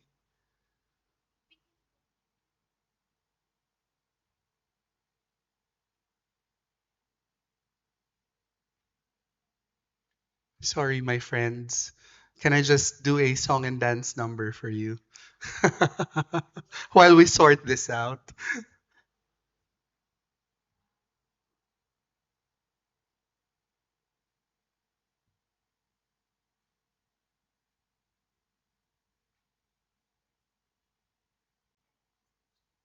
Sorry.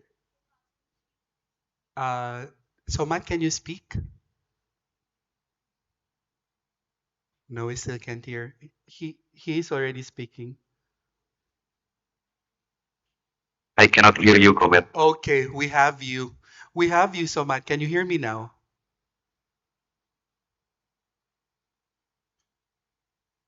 Can you hear me now? No?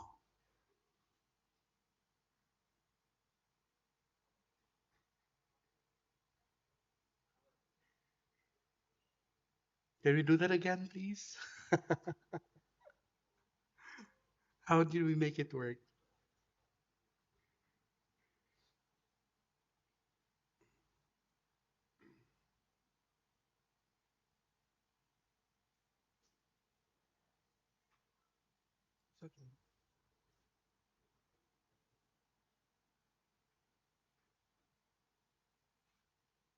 Can you speak again? Can you speak again, Soman? Check, check, check. Hello. Yes, we can hear you. Can you hear me? Okay. Can you hear Yes, me? I can hear you. Okay, great. Then we can proceed. Okay. Now I turn over to my colleague Somat to actually share perspectives around connectivity initiatives and AI integration, especially in the experience of the School of Community Networks in Indonesia. Over to you, Somat. Okay, thank you very much, Kumar. First thing first, I would like to apologize to joining online. I supposed to join in person, but due to administrative issue, so I participating online now. Thank you and good afternoon, everyone from Indonesia. My name is Ahmad Safruddin. You can call me Somat actually, and I'm the Asia Capacity Building Coordinator for LockNet.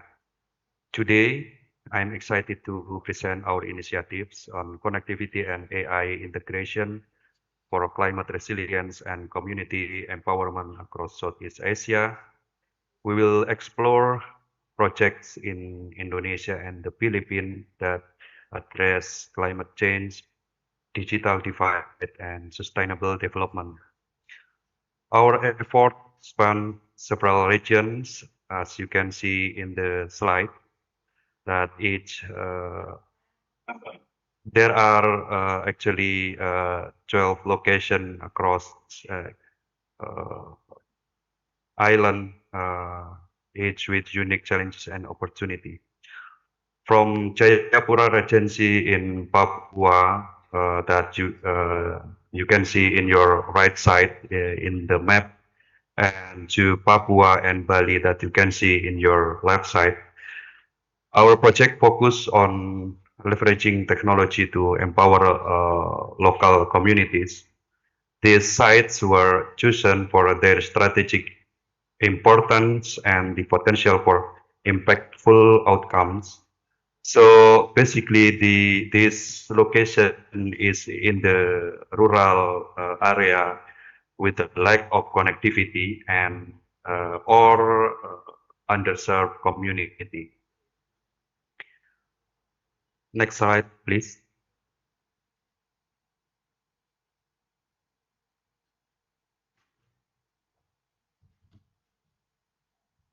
Hello. Okay. So actually, we developed this kind of framework or principle on the community-centered connectivity. So we have the 5L principle. So it is low tech, low energy, low maintenance, low learning curve, and also local support. So low tech means the technology should be affordable in terms of the economic and for the local community. And then low energy, since in the rural area, there also coincide with the lack of electricity. So having this low tech, low energy technology would help local community to develop such technology. And then low maintenance means that local community should be able to maintain in terms of the affordability and the cost of the maintenance. And then low learning curve means that it is easy to, the technology should be easy to follow, easy to understand by the local community. And local support means that um, there should be available local technician to be the local support because rural area mostly having the challenge for in terms of the geographical challenge. So that's why in our design of the program for the community, for the capacity building, we try to develop the local technician as the local support for the entire community. And there's also the principle of legal and then meaningful connectivity. In this meaningful connectivity, this is actually that we try to integrate the connectivity with the AI or IoT solution so that we could use the connectivity as a service for the entire community. And to tackle connectivity challenge, we have developed community-centered model in Indonesia. We will try to share with you the weather station initiative links to AI and IoT to the real-world climate needs. And in the Philippines, an IoT system for coffee roasting addresses economic and environmental concern. Both initiatives highlight the importance of tailoring solution to a local context. And yes, this example of the initiative in Indonesia, the weather station initiative. So the Indonesia climate crisis affect livelihood, especially in agriculture and fishing. The Collapse project raises climate awareness and support grassroots adoption by linking weather pattern to tangible community impacts. It creates a collaborative research and innovation platform for sustainable solution. Next slide, please.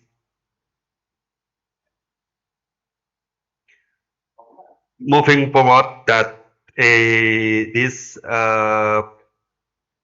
we have active sites like Pulau Aceh in Aceh in Sumatra Island and also Maros in Sulawesi Island. Coordinated by Common Room in Bandung. This station, this is a weather station that collect and analyze climate data. In the future, we currently in the process to integrate with AI that help predict weather impact. This project is not only strengthen local knowledge but also paves the way to broader AI and IoT adoption. Next slide, please. And then in the Philippines, we have this example of the implementation of AI, community network and AI and IoT solution. In the Philippines, there is a Philippine Coffee Alliance empower farmers and women entrepreneurs through community-based coffee roasting. This locally developed initiatives uses IoT for efficient AI-driven coffee roasting, contributing to community-driven economic development and sustainability. Okay, next slide, please.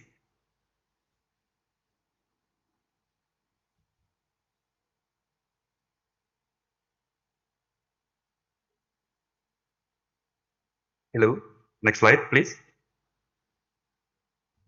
This is the next slide, Sumat. Okay, So, despite the sparse internet connectivity in the Philippines, LoRaWAN system was deployed for data transmission. Practical mentorship helps overcome literacy barriers. The project not only enhances efficiency but also builds digital literacy and youth engagement, ensuring long-term sustainability. Next slide, please. And that project actually, that community, the example of integration, the community network and the AI and IoT solution, uh, in terms of developing the capacity of the community, we developed the so-called School of Community Network. The aim to build the community capacity in terms of the technology. So the ASEAN program launched in 2021, we try to bridge the digital divide in rural Indonesia and also in the Philippines. We've trained over 647 participants in community network development so far with the digital literacy in IoT application. So local resources like bamboo towers and solar power are used to develop sustainable internet infrastructure. And ASEAN focus area around the digital literacy and secure internet use and technical skill for managing network. We also focus on IoT solution for disaster mitigation, like early warning system and agriculture support, ensuring that community are equipped with to handle emergencies. Next slide, please. So finally, our work integrates a wide network of stakeholders from local communities to policymakers. We address issues like human rights, meaningful community, and disaster risk reduction. Collaboration between public and private sectors is essential to drive innovation and sustainability. So to conclude this community network initiative and AI and IoT solution, this project exemplify how community-driven connectivity and AI integration can bring transformative change by combining local knowledge with technology. We can empower communities to build climate resilience and foster sustainable development. Thank you, and I look forward to any question in the Q&A session. Over to you, Kumar. Thank you. Thank you, Masomat. I hope you can hear the claps. And please stay on for the Q&A session. I'd also like to advise our audience to please hold on to your questions. Let's move now. I'll pass on the mic to my colleague Kathy. Kathy, maybe you can also introduce yourself again before diving into the gender dimension of community-centered connectivity initiatives and AI. Okay. Good afternoon, everyone. I'm Kathy Chongson. I am based in the Philippines with the Institute of Social Entrepreneurship in Asia. And I am currently one of the regional coordinators of LOCNET, in charge of gender integration in Asia. So first, I would like to apologize for not being there on site, as I have problems with my visa since last week. So I'm sorry. So I'm happy now that I am able to participate here online. So this afternoon, I would like to share some perspectives and our experiences on meaningful connectivity and gender. So we believe that internet has a great potential for economic opportunity and social empowerment. It can break barriers for those held back because of geography, wealth, race, class, and gender. While it has improved life to many, it fell short also of beating back inequality. Typical marginalized groups are less likely to have internet access when they are on, and when they are online, they fall.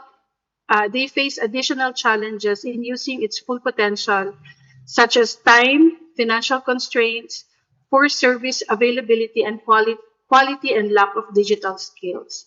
Therefore, we look at connectivity as both a consequence and a cause of broader inequality. We believe that if we want to achieve our goal of fairer digital future, we need to ensure meaningful connectivity among people and genders. For LockNet, for local network initiative, we look at the importance of addressing gender issues in our community-centered connectivity work. In our experience, next slide please, yes. In our experience tells us that there are layers of gender integration work and women engagement in community-centered connectivity initiatives. The first layer is we want to engage women in communities to understand and to provide support on issues related to access issues such as literacy, digital literacy, access access to device, affordability, and access points, as well as to ensure online inclusion by promoting relevant content, language, and protection from online violence. The second layer is about engaging and supporting women who are part of the support group by implementing trainers training to develop technical skills and ensure continuous learning through supporting the School of Community Network, as mentioned by Sumat earlier, and also fiber training and space mentoring program for women in ICT. While also we want to engage men, so that they also support the initiatives of the women. The third layer is we also want to document experiences and best practices, or even develop community practice related to gender integration. The third layer is also we want to contribute in enabling ecosystem for gender integration at the policy level. So we want to ensure that there are spaces for women in regulatory discussion and also forward policy recommendations that addresses gender issues in digital spaces. Recently, next slide, please. Yes. Recently, I participated in a solidarity circle in Indonesia. This is actually part of our work in understanding what are the roles of women in the CCI, what are the challenges that they face, and what are the recommendations that they want to pursue with us. So, in relation to the roles, I saw that women are the leaders, handles partnership development, community organizers, and provide technical and administrative support. In terms of challenges in Indonesia, because the women are still have difficulty in leaving their respective houses because of unpaid care and domestic work and other responsibilities. They have limited opportunity to become leaders or learn technical skills, not leadership or organizational development. They also looking at maximizing government programs and resources to address their specific needs, especially the occurrences of gender-based violence and child marriages in their community. They want also to maximize digital skills for livelihood and learning, addressing the negative results and on connectivity such as online gambling, online violence, and bad influences. So some of the recommendations that they actually put forward are supporting the development of the role of women in CCI, ensuring partnership and ensuring spaces for participation of women, and focus on capacity building for women. Next year, the LockNet team will be actually launching exciting activities for gender integration to support women in ICT, like the space program and the mentoring program. Next slide, please. So let me now share with you some CCI initiatives and gender. I will be sharing two models.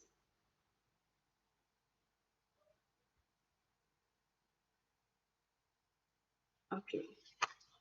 I will be sharing two models. The first model is the community network and social enterprise model in the crafts value chain in Bangladesh.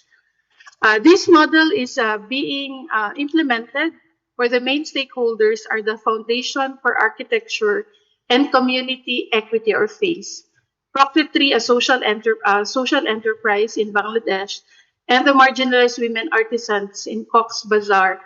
And it is being supported by ISEA and APNIC. Procter 3 is a fair trade organization engaged in the craft value chain that serves as market channels in the products of the marginalized communities in Bangladesh. The FACE Bangladesh team established a cellular router system for the marginalized women in 4 communities in Ukhia Cox's Bazar. The women artisans are actually located in 4 communities.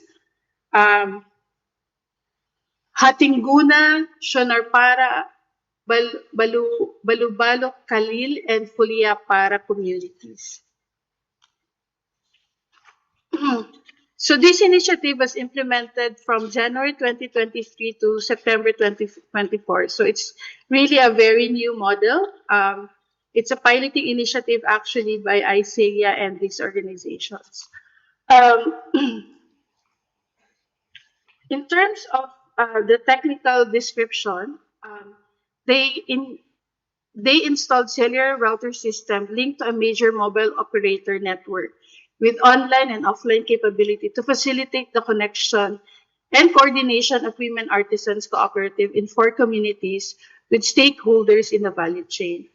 The other intervention include organizational development towards cooperative building, providing trainings, product development, and linkage to product designers, quality checkers, and other market channels. They also provide digital literacy, e-commerce, and online marketplace. Next slide, please. So what are the observable change in the last more than a year of implementation? It was observed that there are new and dramatic increase in revenue streams among the women artisans in Cox's Bazar. For example, in Shunapara, there's an increase of 2.5 times the regular income. And then in Hatinguna, there's a 7.7 times increase of their income for the period of 5 months. At the level of the social enterprise, there was also savings that were seen, no? Because of the reduction in travel costs for face-to-face coordination and trainings, they were able to save some resources. And it also helped them in effective decision making. There's also improved digital literacy and access to internet platforms by the women artisans, improved product quality and reducing costs, and improved access to market because they have constant communication with their designer and market. Enhanced participation of women youth as stakeholders in digital economy. Some challenges and opportunities that are seen. Strengthening partnership between the community and SE. This is something that they need to hurdle to address sustainability.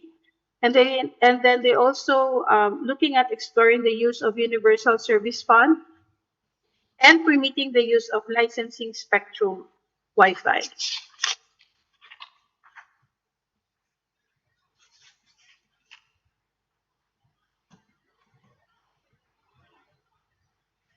Next slide, please. Another model is the Community Network Initiative in Kasipuhan, Cipta Gilar in Indonesia. So the main actors or stakeholders of this initiative is the Common Room Foundation, the Association of Progressive Communications, and AWINET. Common Room handles the coordination responsibility, develop the conceptual framework and operation, manages partnership and finance and administration of the initiative. No? The Kasipuhan Cipta Gilar in West Java, Indonesia community is the main recipient of the internet service They also do resource mobilization, gathers local support, and they do voucher distribution and technical assistance. The AWINET is a registered ISP company in charge of providing local internet infrastructure development, bandwidth and licensing and support and maintenance. ABC, on the other hand, provided technical support and provision of grant. Next slide. Yeah, that one. Okay. In terms of the intervention, the Kasipuhan Chief Taguilar used the mesh network. The stakeholders set up 4 wireless backhaul links built on towers made of bamboo, as you can see in the picture, and a mesh network in 13 hamlets, each with several access points, creating a hub and spoke network. Each backhaul can run at 1 gigabyte per second and with 1 hub or satellite link. Currently, in 2004, they have 542 public Wi-Fi hotspots and 10 private ones. The business model secured wholesale internet for the village and facilitated its financial sustainability as the village became resellers of internet vouchers. Next slide, please. So in terms of significant impact, there are 4 significant impacts that were seen in this model. No? The community have better adaptation at the community on climate-related challenges. So it was in a disaster risk management and adaptation to environmental challenges that positive impacts of connectivity on the provision of government services to the community was felt the most. The use of modern devices in monitoring tsunami and other disaster risks, and the use of internet and information exchange and dissemination made disaster management faster and broader in reach by preventing the loss of lives and property and the wider extension of aid to the survivors. The second impact that is seen is the improvement in the economic condition of the community stakeholders. Actually, the intervention resulted in greater number of economic activities, such as proliferation of online trading and shopping platforms. It created new business for existing micro-entrepreneurs and created new micro-entrepreneurs as well. So it generates employment through their distributors and resellers, which also led to greater consumption by individuals and households. And the third impact that is seen is more effective preservation of cultural integrity, identity, and heritage. The impact of connectivity on the preservation and promotion of indigenous people's culture, which they had been aiming for even before the establishment of the CCI, went beyond the actual numbers of the villagers using the facilities. The production of local content, for example, as well as the teaching of their language in a formal education system, benefited the entire indigenous community and the next generation. And the last impact that it's seen is the increased level of and capacities for inclusive human development and community empowerment, resulting to narrowing of gender gaps. No? Because of the intervention, women's connectivity increased from 30% to 50% over the years. Opportunity for them to connect with other people outside of their community, and also it provided opportunity to learn new things. It also provided economic opportunity for women because they were mobilized to distribute vouchers to their community members. It also became a vehicle for them to manage their engagement in the internet and maximize the benefit and address their specific needs. Next slide, please. In conclusion, the nexus of gender and connectivity is a space where we can maximize our intervention as development workers and digital activists. The different models shown provided potential of how CCI can work and support women participation and meaningful connectivity, and how it can be best evolved and developed. Much is still needed to be done to ensure depth of impact and addressing barriers that hamper women and people's meaningful connectivity. Unless women and people are equally equally able to benefit from it. The gender divide risks driving further inequality. So thank you very much. That ends my presentation for the day. Thank you, Kathy. That's a very comprehensive, what do you call this, discussion of the two models. And continuing on to our study so that we can just, to our presentation so that we can wrap up this segment and we can actually interact with the audience. The initial models that were presented from the Philippine Coffee Alliance IoT system, even the common room model, and the Bangladesh model with the Foundation for Architecture and Community Equity, these are all part of a, what do you call this, of a project called Model Building of Community Networks linked to social enterprise and local economic development, supported by the APNIC Foundation. They're also here, and I think I need to mention them because they also paid for my plane fare to come here and be with you this afternoon. Moving on, the other model is actually a China model implemented by one of our partners called Sources for Action in China. Their social enterprise model integrates an eco-cultural tourism with the provision of sustainable livelihood centered on promoting regenerative rice-based agriculture in the Dong indigenous culture in the southern part of China. You see where in China, where connectivity and access is not an issue, this model actually builds around the development of an app attached to WeChat, where they can actually share what do you call this? They can share best practices in agriculture as well as cultural practices. And this is shared through the WeChat app to engage dwellers in the cities and to attract them to visit the Dong villages. They are exemplifying that meaningful connectivity can be about enabling the community to develop a virtual repository of their indigenous knowledge systems. In this case, they actually have control of what they can share through the app, but they actually, but they build a repository of everything so that it's not lost over time. The project is also supported the development of an app to share such knowledge, better promote their cultural events, and enhance the marketing of their products and services to the virtual world. And then finally, our last model is actually around the Kayapa Organic Producers Association. This is in partnership with the Philippine Rural Reconstruction Movement, where COPA, or the Organic Smallholder Farmers, benefited from a Starlink setup within 2 barangays in the municipality of Kayapa. That's the barangays Pangawan and Tidang.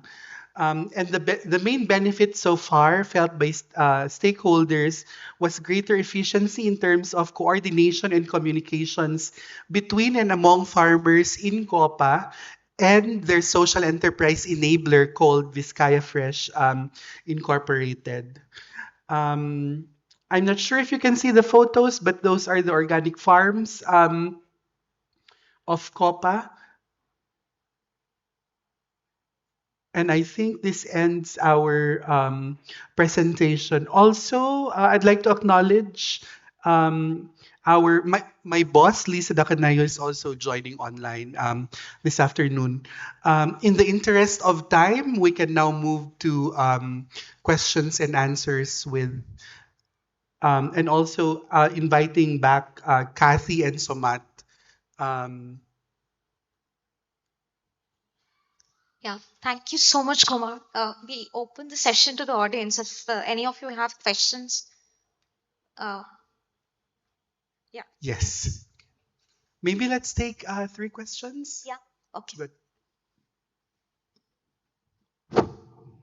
My question may be a little odd, not exactly odd. there is something like futuristics. Mhm. All corporates across the world, they have a futuristic division. Going back to the futuristic studies, where will AI land the mankind across the world in the coming 20 years? Any approximate guess, estimate from your organization? Thank you. Sorry, we're really just coming into our own digital transformation as well. So we do not have we did not yet map our direction towards 20 years in the future and how do we but we recognize the importance of that's why we're working around digital divide because we recognize the importance of digitalization, most especially to the relevant publics that we have. For example, the marginalized and poor communities, as well as the social enterprises that assist them in their transformation journey. Maybe we can have this conversation continued, and probably in our next visit to India, we have a better framing of how we look at 20 years into this digital journey. Yeah. Question. Yeah. Just wanted to know all the models which you had presented and your colleagues had presented. What is the role of the governments in that? Is it a public-private ownership? It's funded by the government, or it's totally in the private and non-government space? Thank you for that question. Initially, as we were developing the models, it's principally funded by the non-government space, right? Through ISEA, through APNIC Foundation. But of course, we realize that partnerships and collaborations, as well as these initiatives, also need support from government in terms of scaling up, in terms of policy initiatives, or even in terms of capacity building. Because in some of the models, for example, in Nueva Vizcaya, in the Cayapa Organic Farmers, Organic Producers Association, they actually have partnered with a local university, which is a government university. So in a sense, and as we look as we look at partnerships and collaborations moving forward, it's not really just the NGOs, but it's really together with the private sector, together with governments and other relevant stakeholders. Probably some of my colleagues online can share their perspectives as well, or even Miss Lisa. So Matt, I see you opened your camera. Yes, I would like to share some of the models in that actually we have some different kind of model. For example, like we have village-owned enterprise that they developing a community network to serve their local community. So yeah, regarding the question, so there are actually we need to localize and also contextualize because there are several locations with their unique challenges. So we need to contextualize the models. For example, like there is uh, we have model with the indigenous community in Ngatatoro. It's located in Sulawesi, Central Sulawesi actually. That the model is developed by the um, that village-owned enterprise. So yes, so there are different model, and we need to localize and contextualize with the situation and condition. Over to you, Homer. Thank you so much. Also to say, sir, that it's various levels of government as well, right? The local government units, and then you have the provincial governments, and then you have national government agencies, as well as policymakers in Congress, right? So those are also nuanced in terms of how we engage them as partners and collaborators in the multiple models that are still developing, actually. Any more questions? Thank you so much. So I was just wondering because you essentially work with the communities, right? And it's true for across the spaces. So how do we kind of, when we engage with the community, how do we really decode that the very fact that it alienates people a bit regarding the technicalities, the jargon, the very aura around technicalities part of it? How do we then break that ice while communicating with that to the community? That's I think the preliminary. I think the breaking that thing barrier that can need to overcome. Yeah. Yeah, you see, the beauty of the model building project is that we didn't go straight to the communities. We have enablers, or we call meso organizations. For example, the Philippine Rural Reconstruction Movement before we went to the Kayapa Organic Producers Association, right? Or we went through a social enterprise called Procrity, and then an NGO called the Foundation for Architecture and Community Equity, before they actually scouted for the villages, right? So in a sense, the relationship between, and if you see the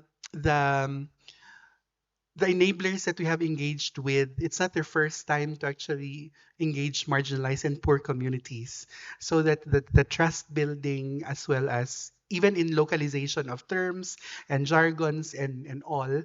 If you also notice, most of our partners here in the model building project are not technical experts of community-centered connectivity initiatives. We actually try to learn as we go in implementing the models, as we develop them. So it's really also a joint, what do you call this, learning experience, both for the marginalized and communities, as well as the meso organizations. Thank you so much, Kumar. Yeah. Do we have any more questions?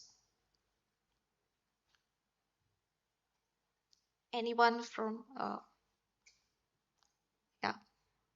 I think it's almost time. So Yeah, we so can. thank you again. I will be here until tomorrow. So if you have any questions around the models that we have presented, or even earlier in the session that I had moderated at CNX, please approach me or approach some of our friends. We have the APNIC Foundation. We also have APC here, Avi, and we also have colleagues like Sarbani. Um, I saw her earlier today. But again, thank you very much, and we look forward to engaging you more in the future. Thank you as well to Somat, to Bads, to Lisa for joining us online. Thank you so much. Everyone. Thank you. Thank you. Thank you very And I'm much. really sorry for the Bye-bye. technical glitches that happened. Yeah, really. Yeah. So we move on to the next session, and I asked Jenny to take over from here. Yeah. So the next session is titled Mass Digital Exclusions Affecting People's Fundamental Rights. This is one of the largest and a common session which we are organizing, organized by Mazdoor Kisan Shakti Sangathan, MKSS, Social Accountability Forum for Action and Research, SAFAR, LibTech India, and a delegation from Jharkhand. I invite Kush, Rakshita, and Paris to take over from here. Trying to mobilize, so we'll just wait for 5 more minutes, and in them, I think people can take just a 5 minute break, and we'll start moving some of those things in the front. And who should I send the PPT to? Yeah, just for reference.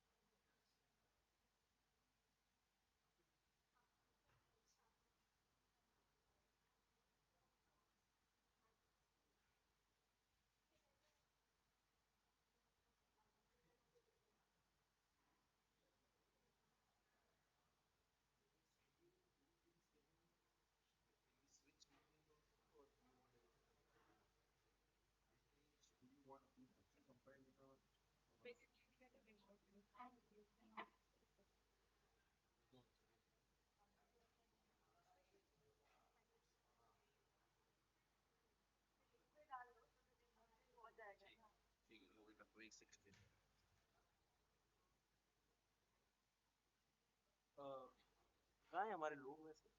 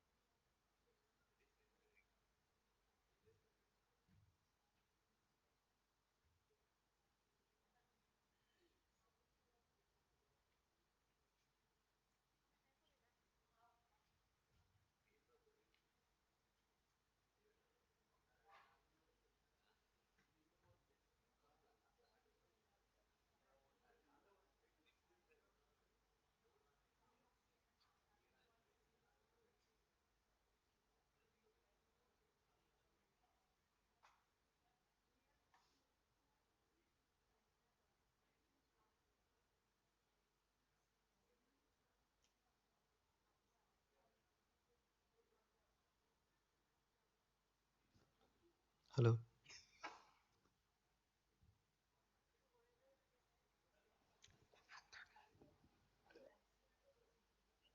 Tech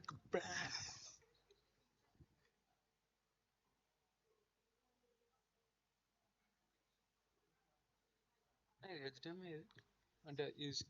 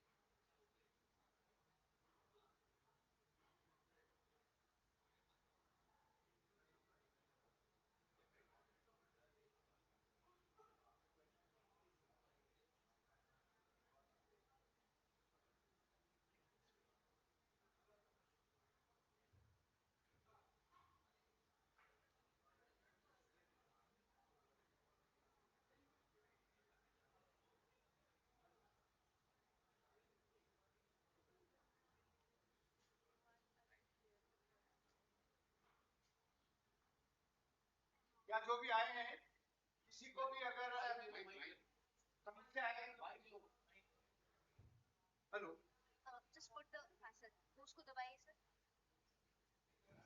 hello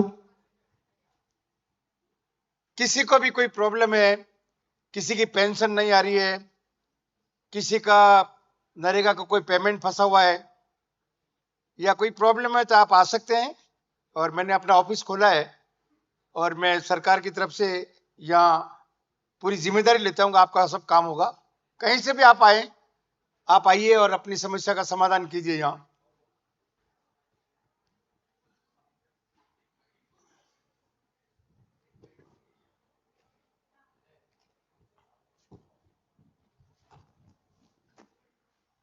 हाँ बाबा बोलो क्या बात है वो क्या pension बंद है कि पास मिले को नहीं 12 महीने भेजा पेंशन बंद है हाँ 12 महीने भेजा आधार कार्ड बना हुआ है हाँ सब बना हुआ है जनाधार बना हुआ है हाँ केवाईसी करवा दी हाँ करवाई हाँ? हाँ करवाई तो क्या तो मेरे को मिल जाएगा झूठ फिर भी बोल नहीं आ रही है नहीं आई तो नहीं आई डाटा मिसमैच होगा हाँ बात तो मुझे समझो जनाधार में इसमें इक्वल है क्या उम्र हाँ चल चलिए मनता को है? मुझे याद नहीं रहे साहब आपको याद नहीं रहे तो टेक्नोलॉजी इतना याद नहीं रखेगी अगर गड़बड़ है तो नहीं होगा देख लीजिए आधार कार्ड सब मैं क्या देखूं आपके पास है ना हाँ अभी पेंशन कितने टाइम से नहीं आ रही 12 महीने भेजा 12 महीने से नहीं आ रही है हाँ कोई गड़बड़ है ये ठीक हो जाएगा तो करेंगे हम, ठीक है ना? हाँ, ये केवाईसी करवाओ आप। क्या अंगूठा नहीं आता? तो ये अंगुली लगाओ। ये नहीं आती, दूसरी लगाओ, तीसरी लगाओ, चौथी लगाओ, पांचवी लगाओ। सब लगा के देख लिया, नहीं आती है। अरे पूरा शरीर भी तो लग सकता है ना? वो करता है काम है? हाँ, सब काम देख लिया सर। चलो देखेंगे अभी। अरे कहाँ से आ जाते हैं सभी? तुम्हारा क्या प्रॉब्लम है? भाषा पेंशन नहीं आ रही है 3 महीना से। कितने महीने से? 3 महीना हो गया। 3 महीने से नहीं आ रही? हाँ। क्यों, क्या हो गया? काय हो गया? क्या अंगूठो ना आधार कार्ड है? हाँ। जन आधार है? सब है। सब है तो फिर आना चाहिए ना? हाँ तो वो कट दे रही हो। ये क्या हाथ कैसे ऐसे कैसे हो रहे हैं?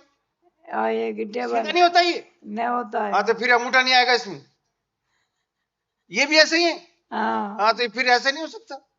इसमें बायोमेट्रिक समझते हो? हाँ। अंगूठा आना चाहिए। हाँ तो दबाओ जोर को आ जाए। दबाया तो नहीं आया? नहीं आया। हाँ तो पेंशन भी नहीं आएगी। वाह। ऐसी जब पता नहीं कहाँ चले आते हैं। तुम्हारा क्या प्रॉब्लम भैया? अरे क्या लाइन लगा रखे हो? क्या है तुम्हारा? क्या है? नमस्ते सर। हाँ नमस्ते। मेरे को रेशन कार्ड में मेरा आदमी का नाम नहीं है, मेरे बेटी का नाम नहीं है, मेरे को राशन बंद हो गया। उससे हमारे को तेलंगाना में डबल बेडरूम नहीं आया। दलित बंदी है सर। आदमी है लेकिन नाम नहीं है उसका? हाँ, राशन कार्ड में नाम नहीं है। इससे पहले था लेकिन 5 साल से नहीं आ रहा। अंगूठा आता है? अंगूठा है। वो ई-केवाईसी करवाया? करवाया तो उनका नाम नहीं है ना, इसलिए ई-केवाईसी भी नहीं आया। वो कब से नहीं मिल रहा? क्यों? 5 साल से नहीं मिला। 5 साल से मिल रहा? नहीं, मेरा बेटी 4 साल लॉ पढ़ रही है, उनको पेंशन भी नहीं आ रहा। सॉरी, स्कॉलरशिप भी। राशन कार्ड में नाम नहीं है ना। डिलीट हो गया। डिलीट हो गया। डिलीट हो गया। हाँ वो डिलीट हो गया, अब नहीं होगा। ऐसा कैसे बोलते सर? डिलीट बोल के आप करना है।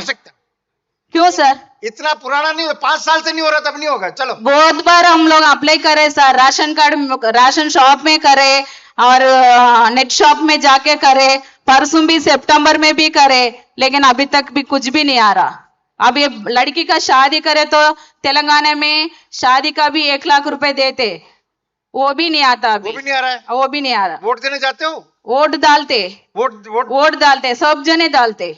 वोट तो डालते हो? और हमारे घर में 15 वोट है, 15 वोट भी डाले। उसमें कोई प्रॉब्लम नहीं है? उसमें कुछ भी प्रॉब्लम नहीं। ये टेक्नोलॉजी का इश्यू है। चलो, क्या है तुम्हारा? हाँ बोलो, क्या है? नमस्ते सर। हाँ बोलो। मजदूरों के परिवार से मेड नहीं बन सकते क्योंकि स्मार्टफोन नहीं है। स्मार्टफोन लाना पड़ेगा। हम नहीं लाएंगे, आपको लाना पड़ेगा। ऐसे नहीं हो सकता, स्मार्टफोन भी नहीं रखते हो।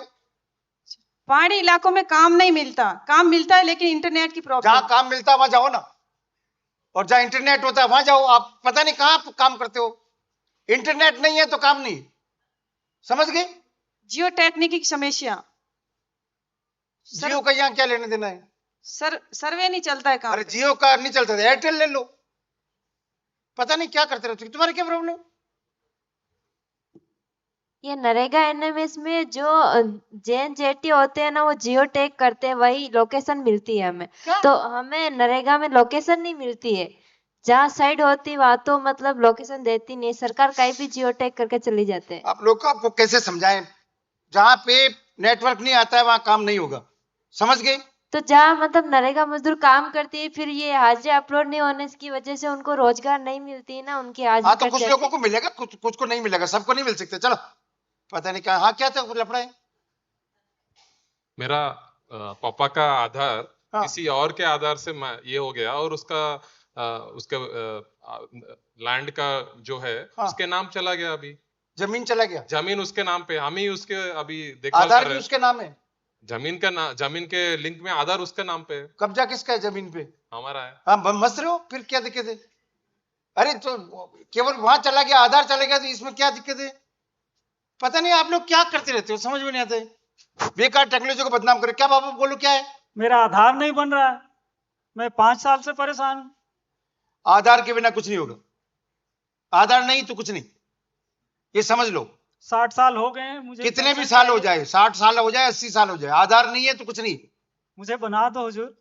हम कैसे बना देंगे? जाओ मशीन में लगाओ, वो मशीन मना करेगी तो नहीं होगा। तो आपने क्या जनता को नहीं बिल्कुल मार दिया है? अरे आप क्या प्रेस से हो? आप जनता की तरफ से हैं। देखो आप समझने की कोशिश करो, ये टेक्नोलॉजी है, इसमें हम चाहते हैं कि सबका काम हो, पर आपने तो इन लोगों को बिल्कुल कुछ ही लोगों दरकिनार का कर दिया है। कुछ लोगों का नहीं हो सकता क्योंकि उनका अब ये अंगूठा नहीं आता है, आधार बनाने, आधार के बिना कैसे हो सकता है बताओ आप बायोमेट्रिक अंगूठा ये सब होना है ना, बनाना काम सरकार का है। अरे तो ये जाना पड़ेगा ना। आप आधार बनवाना चाहते हो? एक मिनट आप 5 साल से नहीं बन रहा। कितने साल से नहीं बन रहा? आधार नहीं बन रहा, आप लोगों को झुड़का देके ऐसा क्यों हकाल दे रहे हैं यहाँ से? कैसे? ये टेक्नोलॉजी का काम है। ऐसे कुछ प्रॉब्लम लेके आए हुए हैं आपके पास, आप लोग जो ना कहाँ से है किधर से है बोलिए हकाल दे रहे हैं, क्यों ऐसा? अरे रोज भीड़ होता है, आज की बात नहीं है। आप कहाँ से आगे? आप कौन है? आप कौन है ये बोलिए। हम सरकार की तरफ से ही चलाते हैं पूरा सिस्टम। कौन सिस्टम? ये टेक्नोलॉजी डिजिटल सिस्टम में इतना प्रॉब्लम है, पूरे गरीब परेशान है आपके डिजिटल। सब गरीब परेशान नहीं है, कुछ परेशान है। वो कुछ नहीं, बहुत सारे लोग परेशान है। गिलास भरा हुआ है ना, थोड़ा खाली है, उसको परेशान है। यहाँ पे आपके पास परेशानी लेके है तो आप कहाँ से आते किधर से आते, निकलो कहीं को बैठे फिर आवाज नीचे, थोड़ा आवाज नीचे करो। चलो देखो जनता को आपने आपके डिजिटल सिस्टम में मार दिया है, तो आप असली में ही मार दो इंसानों को। कौन है मरा हुआ यहाँ? आपके सिस्टम में मरे नहीं, कोई है या मरा हुआ आया है? गरीब हर दिन गरीब होता जा रहा, अमीर हर दिन अमीर होते जा रहा, वो नहीं देख रहे आप लोग। जिसको आगे जो आए प्रॉब्लम ये जिसकी प्रवृत्ति है वो वैसे होगा। अमीर की प्रवृत्ति अमीर होने की है, वो होगा ना। पता नहीं कहाँ से चले आते हैं आप लोग। ये डिजिटल सिस्टम से आप पूरा का पूरा इंसानों को मारने का काम कर रहे हैं, जिंदा इंसानों। तो इस सत्र की शुरुआत हमने नाटक से की है और अब एक गाने से भी करते हैं, एक बात को कंटिन्यू करते हुए फिर मेन जनसमूह के आगे। और ये गाना अभी तैयार हुआ है तो आप सब भी साथ में गाइएगा।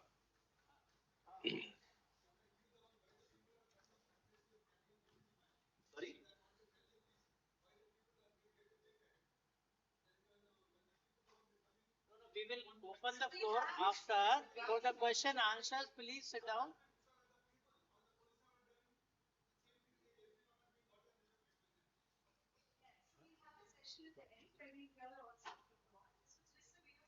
इनका केवाईसी करवाओ। आप जब तक केवाईसी नहीं करवाएंगे कुछ नहीं हो सकता। केवाईसी में सबका लगना है, पूरा होल फैमिली केवाईसी करवाओ। मतलब जानने के बाद ही सरकार बोलने देगी, किसी इंसान को बोलने भी नहीं देगी। ये या तो आपका डाटा मिसमैच है या आपका केवाईसी नहीं है, सब है। चलो ये गाने में तो ये समस्याएं आपने देखी, अब इसको गाने पे सुने। अरे टेक्नोलॉजी आई जी सपने वादे लाई जी, टेक्नोलॉजी आई जी सपने वादे लाई जी, अरे टेक्नोलॉजी आई जी सपने वादे लाई जी, टेक्नोलॉजी आई जी सपने वादे लाई जी, भ्रष्टाचार मिटाने को नई तकनीकें लाई जी, भ्रष्टाचार मिटाने को नई तकनीकें लाई जी, अरे भ्रष्टाचार मिटाने को नई तकनीकें लाई जी, भ्रष्टाचार मिटाने को नई तकनीकें लाई जी, आधार जो बनवाएगा वही जीवन पाएगा, आधार जो बनवाएगा वही जीवन पाएगा, सरकार की सारी योजना आधार से ही पाएगा, सरकारी सारी योजना आधार से ही पाएगा, बायोमेट्रिक ई-केवाईसी में pick seeding cross refreshing, biometric e-KYC में pick seeding cross refreshing, authentication validation नहीं तो होगा कैंसिलेशन, ऑथेंटिकेशन वैलिडेशन नहीं तो होगा cancellation, seamless paperless transparent accountable, seamless paperless transparent accountable, digital empowerment से जीवन बनाएंगे पोर्टेबल, डिजिटल एम्पावरमेंट से जीवन बनाएंगे पोर्टेबल, AI आई है दुनिया दुनिया में छाई है, AI है, दुनिया में छाई है। कंपनी सरकारों की बढ़ेगी कमाई है, कंपनी और सरकारों की बढ़ेगी कमाई है, बढ़ेगी कमाई है, बढ़ेगी कमाई है। ऐसी कैसी है आई जो गरीबों को रुलाई।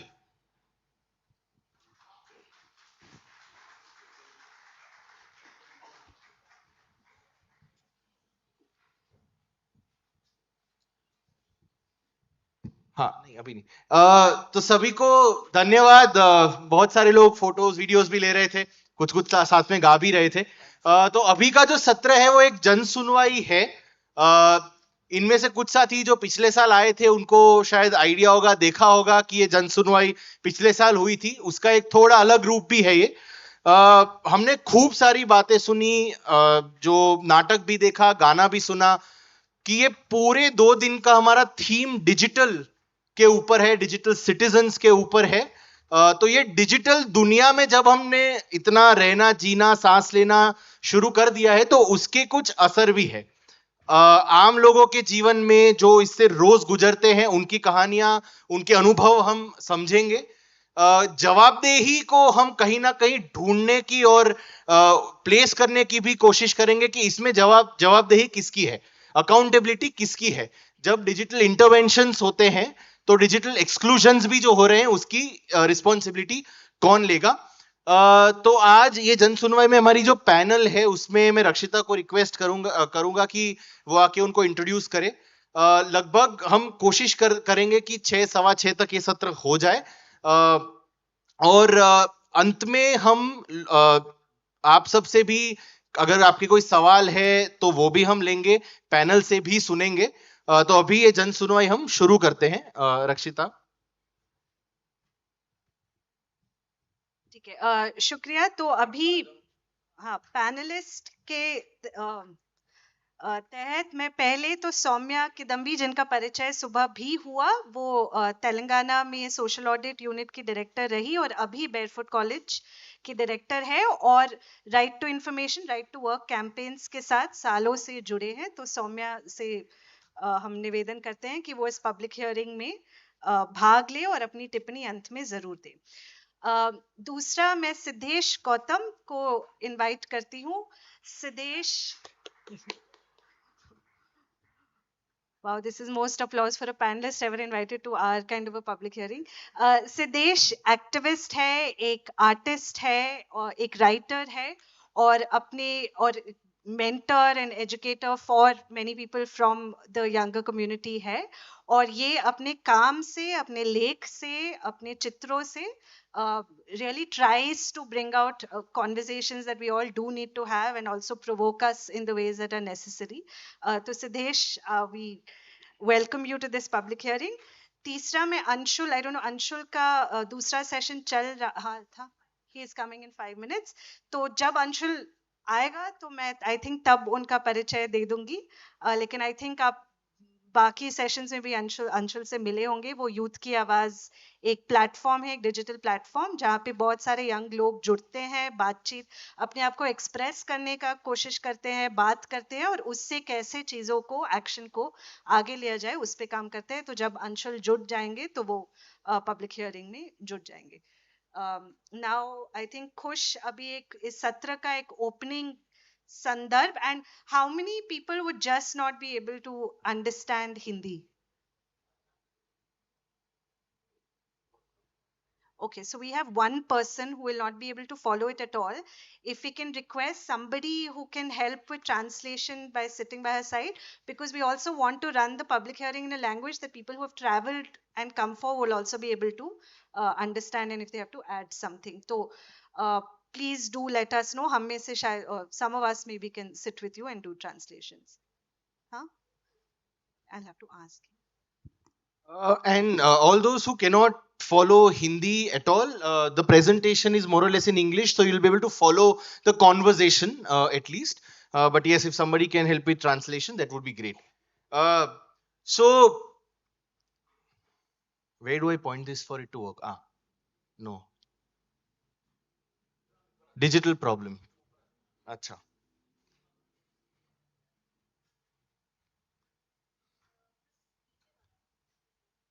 this one, no? Yeah.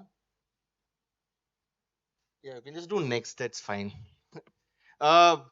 सो शुरुआत करते हैं कि पिछले 10-15 सालों में कहां पे हमें डिजिटल दिखा है, और इस सत्र में हम कोशिश करेंगे लार्जली जो लार्ज सोशल वेलफेयर प्रोग्राम है, नरेगा, राशन, पेंशन वगैरह के ऊपर हम कुछ एग्जांपल्स देखेंगे जो उसके अलावा भी है, पर जो हम टेस्टिमनी सुनेंगे, हमारे साथ जो साथी जुड़े हैं राजस्थान से, झारखंड से, आंध्र प्रदेश से और लोकली तेलंगाना से, वो अपनी बात अभी इन मुद्दों पे रखेंगे। अगर आप नेक्स्ट कर दो, वहीं से कर दो नेक्स्ट, कोई बात नहीं। ओह, तो एनीवे, हाँ चल गया। तो इनमें से सारे ये अलग अलग जो इंटरवेंशन है हम इनके बारे में जानते हैं। आधार है, one nation one ration card है, ई-केवाईसी है, एनएमएमएस ऐप है, ई श्रम, UPI, digi locker, never ending list है। मैं तो कुछ इतना लिस्ट कर पाया जो मैं कर पाया। और ये सारी अलग अलग इंटरवेंशंस के बारे में जब मैं पढ़ रहा था और समझने का कोशिश कर रहा था कि what is the claim of the government, जब ये इंटरवेंशंस लाए गए तब सरकार का क्लेम क्या था, तो लगभग सबके क्लेम सिमिलर है कि वो गुड गवर्नेंस फैसिलिटेट करते हैं, एफिशिएंट बनाते हैं प्रोसेस को, ट्रांसपेरेंट एंड अकाउंटेबल सिस्टम को कर देते हैं। एक आधार के केस में और बाकी कई सारे केसों में एक यूनिक आइडेंटिटी हर व्यक्ति को देते हैं, करप्शन हटाते हैं, डिलीवरी सीमलेस कर देते हैं, इंक्लूजन बढ़ाते हैं, पोर्टेबिलिटी करते हैं। लगभग सारे टेक्नोलॉजिकल इंटरवेंशंस में यही स्टेटेड ऑब्जेक्टिव्स है, चाहे हम उनके पॉलिसी गाइडलाइंस देखें, जो गवर्नमेंट जो डॉक्यूमेंट्स रिलीज करती है वो देखें, आधार एक्ट पढ़े, वो सब में मोटा मोटा यही बातें हैं। अब इतने सारे इंटरवेंशंस का इंपैक्ट या स्कोप क्या है, किन किन लोगों पे इसका एक सीधा असर पड़ता है वो समझना हो तो 25 करोड़ जॉब कार्ड है नरेगा के प्रोग्राम में, which is almost 20% of the population. 20 crore ration card है जो पीडीएस एनएफएसए के अंदर भारत सरकार में आज के दिन इश्यूड है, जो लगभग 15% पॉपुलेशन है। 4.5 करोड़ पेंशनर्स हैं एनएसएपी में, स्टेट और सेंट्रल दोनों के स्कीम्स मिलाकर। लगभग 300 करोड़ बैंक अकाउंट्स है। जब हम ई-केवाईसी की बात करते हैं तो 300 करोड़ एक्टिव बैंक अकाउंट्स है और 55 लाख डीजी यात्रा यूजर्स हैं। मैं डीजी यात्रा यूजर्स भी मैंने इसीलिए डाला है कि अगर हम इसमें फेलियर रेट इमेजिन करें, अगर 10% का जो बहुत सारे इनमें से इंटरवेंशंस में है आज के दिन, तो हम 5 लाख लोगों की बात कर रहे हैं जो गेट पर खड़े हैं और बोर्ड नहीं कर पा रहे हैं। तो आप सोचिए कि आप गेट पे खड़े हो डीजी यात्रा में, आपका चेहरा वो नहीं पहचान पा रहे, बोर्डिंग पास कुछ नहीं समझ पा रहे और आपका फ्लाइट गया। रोज का हम ये क्वांटम बाकी चीजों में एक्सपीरियंस करते हैं, तो आप सोच सकते हैं कि ये कितना गहरा असर नरेगा, राशन, पेंशन वगैरह व्यक्तियों पे करते हैं। तो आज की हियरिंग में जैसे मैंने कहा, हमारे साथ नरेगा वर्कर्स भी है और मेट्स भी है, सोशल सिक्योरिटी पेंशनर्स हैं, राजस्थान से हमारे साथ आए हैं, आंध्र प्रदेश से हैं, राशन कार्ड होल्डर्स हैं और हम एक्टिविस्ट्स हैं जो इनके साथ आए हैं। हम हमारी बात रखेंगे। कोशिश है कि ये पूरी बातचीत में जानने समझने के अलावा अकाउंटेबिलिटी को खोजा जाए। Where is the accountability, who is accountable and how do we seek that accountability. क्या हमारे पास वो माध्यम है, अगर है तो हम उनको कैसे प्रोटेक्ट भी कर सकते हैं, कैसे और मजबूत कर सकते हैं। तो इन पे आज के पब्लिक हियरिंग में हमारी बातचीत होगी। हमने अब जो हम आगे की बात सुनेंगे वो अलग अलग मुद्दों पे सुनेंगे कि डिजिटल एक्सक्लूजन किस किस प्रकार से होता है। तो पहला हम एग्जांपल लेते हैं एनएनएमएस ऐप का, और मैं मुकेश को इनवाइट करता हूं कि आप थोड़ा इस ऐप के बारे में भी बता दीजिए कि क्यों लाया गया है, जिससे इस रूम में जितने भी लोग हैं उनको एक समझ भी बन जाए और फिर हम इसमें एक्सपीरियंसेस सुनेंगे।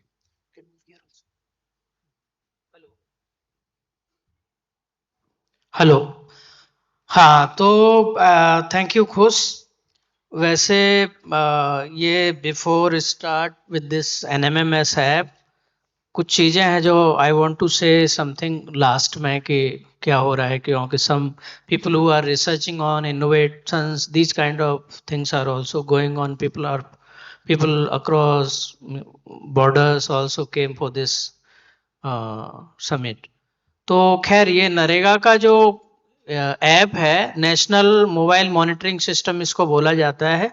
आप सबको पता है कि ये सबसे जो एक तरीके से वंचित तबका है गांव का, जिनके पास कोई रोजगार का साधन नहीं है, उसका हिस्ट्री में I am not going to the history of NREGA का क्या मूवमेंट था, बट क्यों लाया गया था, क्योंकि रोजगार के साधन नहीं थे।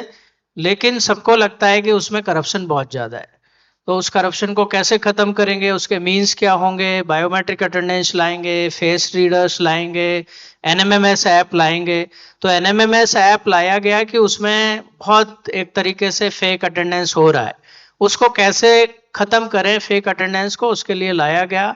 हालांकि I saw many offices, government offices where fake attendance they are filling.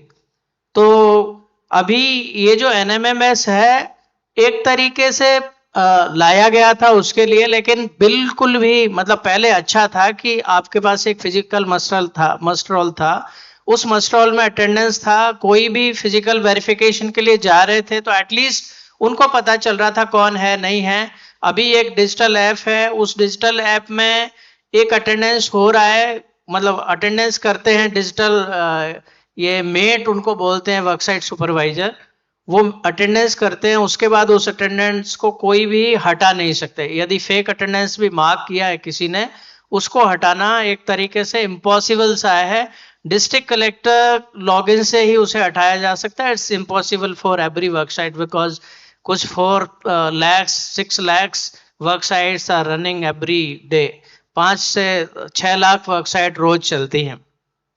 तो थोड़ा सा कैसे काम करता है हम ये समझेंगे। 2 मैट हमारे साथ आए हैं, वर्कसाइट सुपरवाइजर जो वर्कर्स का अटेंडेंस करते हैं, वर्कसाइट को मैनेज करते हैं, उनको मेजर करके काम देते हैं, और ये पूरा ऐप कैसे काम करता है वो हम बात करते हैं।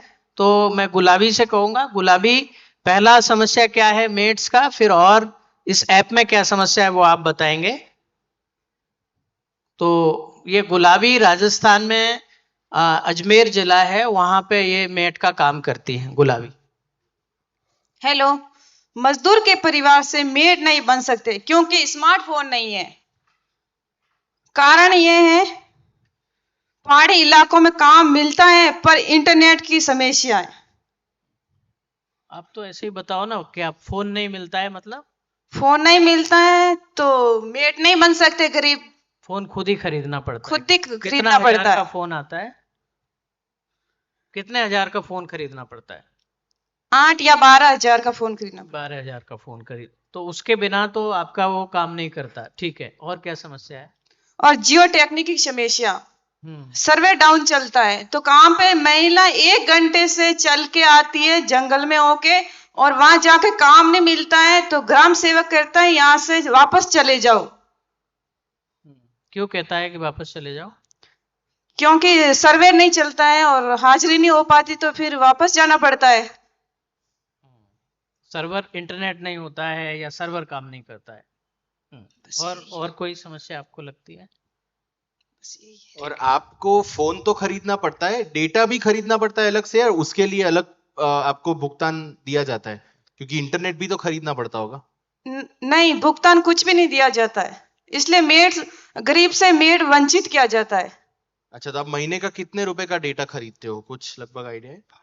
चार्ज कितने का करते हो? 350 का हर महीने? हर महीने। और कभी टॉप अप करना पड़ता है या 350 में चल जाता है? नहीं, 350 में नहीं चलता है। अच्छा, उतने में भी नहीं चलता है? नहीं।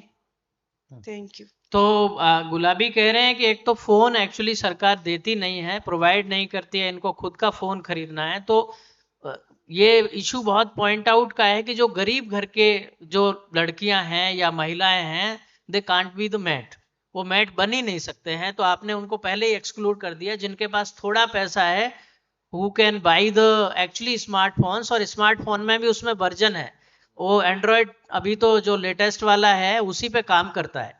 तो वैसा स्थिति है। और फिर बहुत ज़्यादा इंटरनेट के इश्यूज होते हैं। पहाड़ी जैसे राजस्थान बहुत हिली एरिया है, तो हिली एरिया में इंटरनेट नहीं होता है तो घंटों बैठना पड़ता है। सी सेइंग कि एक तरीके से 1 घंटे बैठना है, देन अटेंडेंस नहीं हो रहा है तो पंचायत फंक्शनरीज कहते हैं कि ठीक है घर चले जाओ। तो 1 घंटे आने में लगाया, 1 घंटे बैठे, 1 घंटे वापस जाने में लगेगा, 3 hours दे स्पेंड, वापस जाओ। तो उस दिन का हाजिरी उनका चला गया।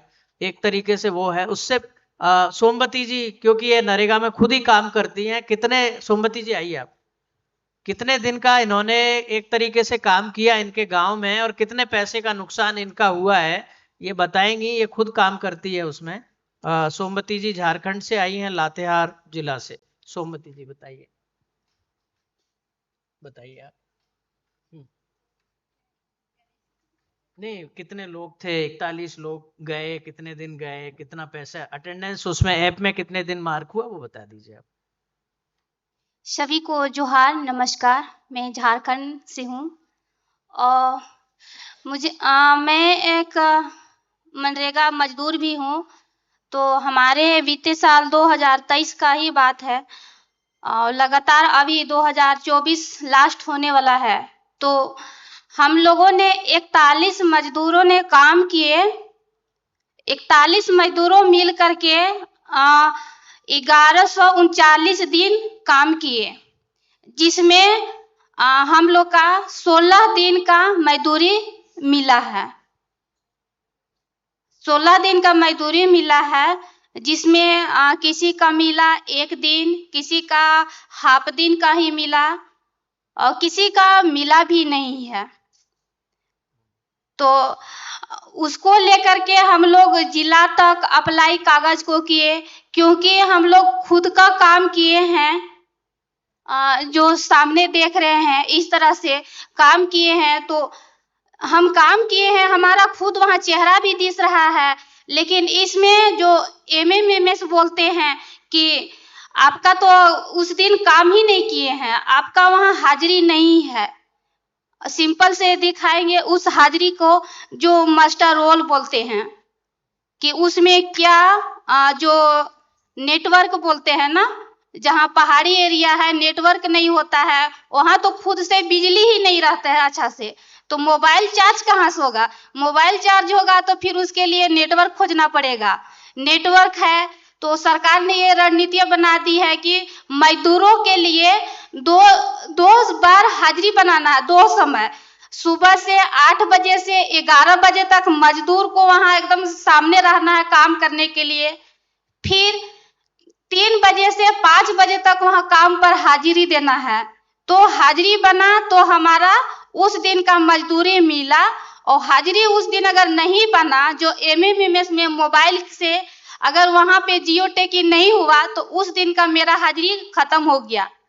तो ये मोबाइल सेवा का इंटरनेट पर है, जो सिंपल से दिखाएंगे, जो मास्टर रोल बोलते हैं उस।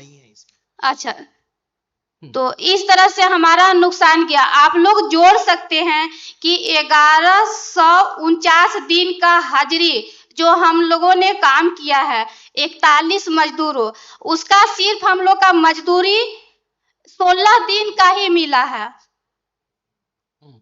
तो आप लोग ये एक्चुअली हम ये कैलकुलेट करेंगे तो लगभग 3 लाख का नुकसान इन्होंने जो काम किया है कर पाए हैं। अदरवाइज तो इनको क्योंकि अटेंडेंस नहीं हो रहा है तो मोस्टली तो मस्टर निकालता ही नहीं है। जो पंचायत फंक्शनरी है, ग्राम पंचायत है, वो मना कर देते हैं कि यहाँ नेटवर्क नहीं आता है, तो माइग्रेट करना पड़ता है। तो अब सोच सकते हैं, ये मैंने कैलकुलेट किया है कि इनका जो पिछले साल का था वो मजदूरी के हिसाब से 2,92,995 रुपीज़ का काम किया है अकॉर्डिंग टू द गवर्नमेंट, इनके रिकॉर्ड के अनुसार। लेकिन 16 डेज का ही उनको मिला है, जो 4,000 का पैसा ही यदि ये इसके रिकॉर्ड के हिसाब से ही मिलता है। अदरवाइज क्योंकि हमने राजस्थान में बहुत देखा है, जिनका अटेंडेंस नहीं हुआ उनका पैसा गया, काम करो नहीं करो वो पैसा उनका चला गया। तो 2,88,915 रुपीज़ का लॉस। तो ये अभी जो ये फोटो आप देख रहे हैं, इन्होंने काम किया है, मौके पे है, सब कुछ है, उसके बावजूद और जब काम नहीं मिला इन लोगों को, क्योंकि उस गांव में तो 300 फैमिलीज रहते हैं, जॉब कार्ड होल्डर्स हैं, यदि 300 का हम यदि एक साल का कैलकुलेट करेंगे तो 76 लाख का एक तरीके से लॉस उस गांव को हो रहा है, जो आदिवासी परिवार है एक तरीके से। तो बहुत बड़ा इस तरीके का डिजिटल डिवाइड ये खड़ा हो गया है NMMS ऐप। और इससे क्या और भी हम बताएंगे। नेहा, अब भी क्या इसमें परेशानियां हैं, और फिर थोड़ा सा हम बताएंगे कि किस तरीके से इस ऐप में क्या क्या फोटो अपलोड हो रही है। नेहा, ये सोमवती झारखंड के लातेहार से आई हैं। नेहा राजस्थान का एक भीलवाड़ा जिला है, वहां पे मेट का काम करती है। Please keep time 4 minutes are left out. 4 minute में। Thank you. ये जो नरेगा एनएमएस है इसमें ये ऑनलाइन हाजिरी में बहुत दिक्कत आती है। जैसे ये साइट से पहले जियो टैग करते हैं, तो जो जेएनजेटी होते हैं वो कहीं भी जियो टैग करके चले जाते हैं। तो हम मेट लोग जो साइट पर जाते हैं तो हमें ये लोकेशन नहीं मिलती है, तो हम कभी पीछे जाते हैं कभी आगे जाते हैं, बहुत ढूंढते हैं तब हमें लोकेशन मिलती है। और लोकेशन मिलने के बाद जब हम हाजिरी करते हैं तो ये हाजिरी ऑनलाइन नहीं होती है, अपलोड होती नहीं है। हम रात की 12 बजे तक अपलोड करते हैं फिर भी हाजिरी अपलोड नहीं होती है। तो नहीं होती है तो दूसरे दिन हमें ये हाजिरी नहीं मिलती है। और ये नरेगा एनएमएस की वजह से पूरा दिन हमारा ऐसे ही जाता है, हमें हाजिरी नहीं मिलती है। और ये जो उसमें महीने में एक बार नरेगा ऐप को अपडेट कर देते हैं जो पंचायत समिति से, तो हमें कभी कभी पता नहीं चलता है कि कब अपडेट किया है, मेटो को कभी सूचना नहीं मिलती है। तो हम उनकी वजह से भी बहुत परेशान होते हैं क्योंकि हमें पता ही नहीं रहता है कि कब ये ऐप अपडेट करना होता है, कब नहीं होता है। ऐसे इसकी वजह से भी हमें बहुत परेशानी होती है।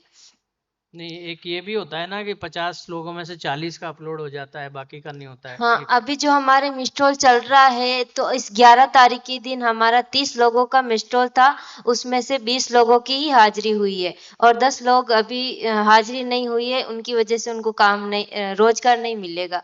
उनकी एक दिन की हाजिरी गई, ऐसे ही मतलब पैसे नहीं मिलेंगे उनको। ऐसे हर महीने में होता है। कभी कभी एक हफ्ते की एक पेज की रह जाती है, कभी 2 पेज की छूट जाती है, ऐसे अपलोड होती नहीं है। क्योंकि फोन भी हमें ये रैम रोम बहुत बड़ी होती है तभी हमारी ये ऐप अपलोड होता है, बाकी ऐप भी नहीं होता इससे।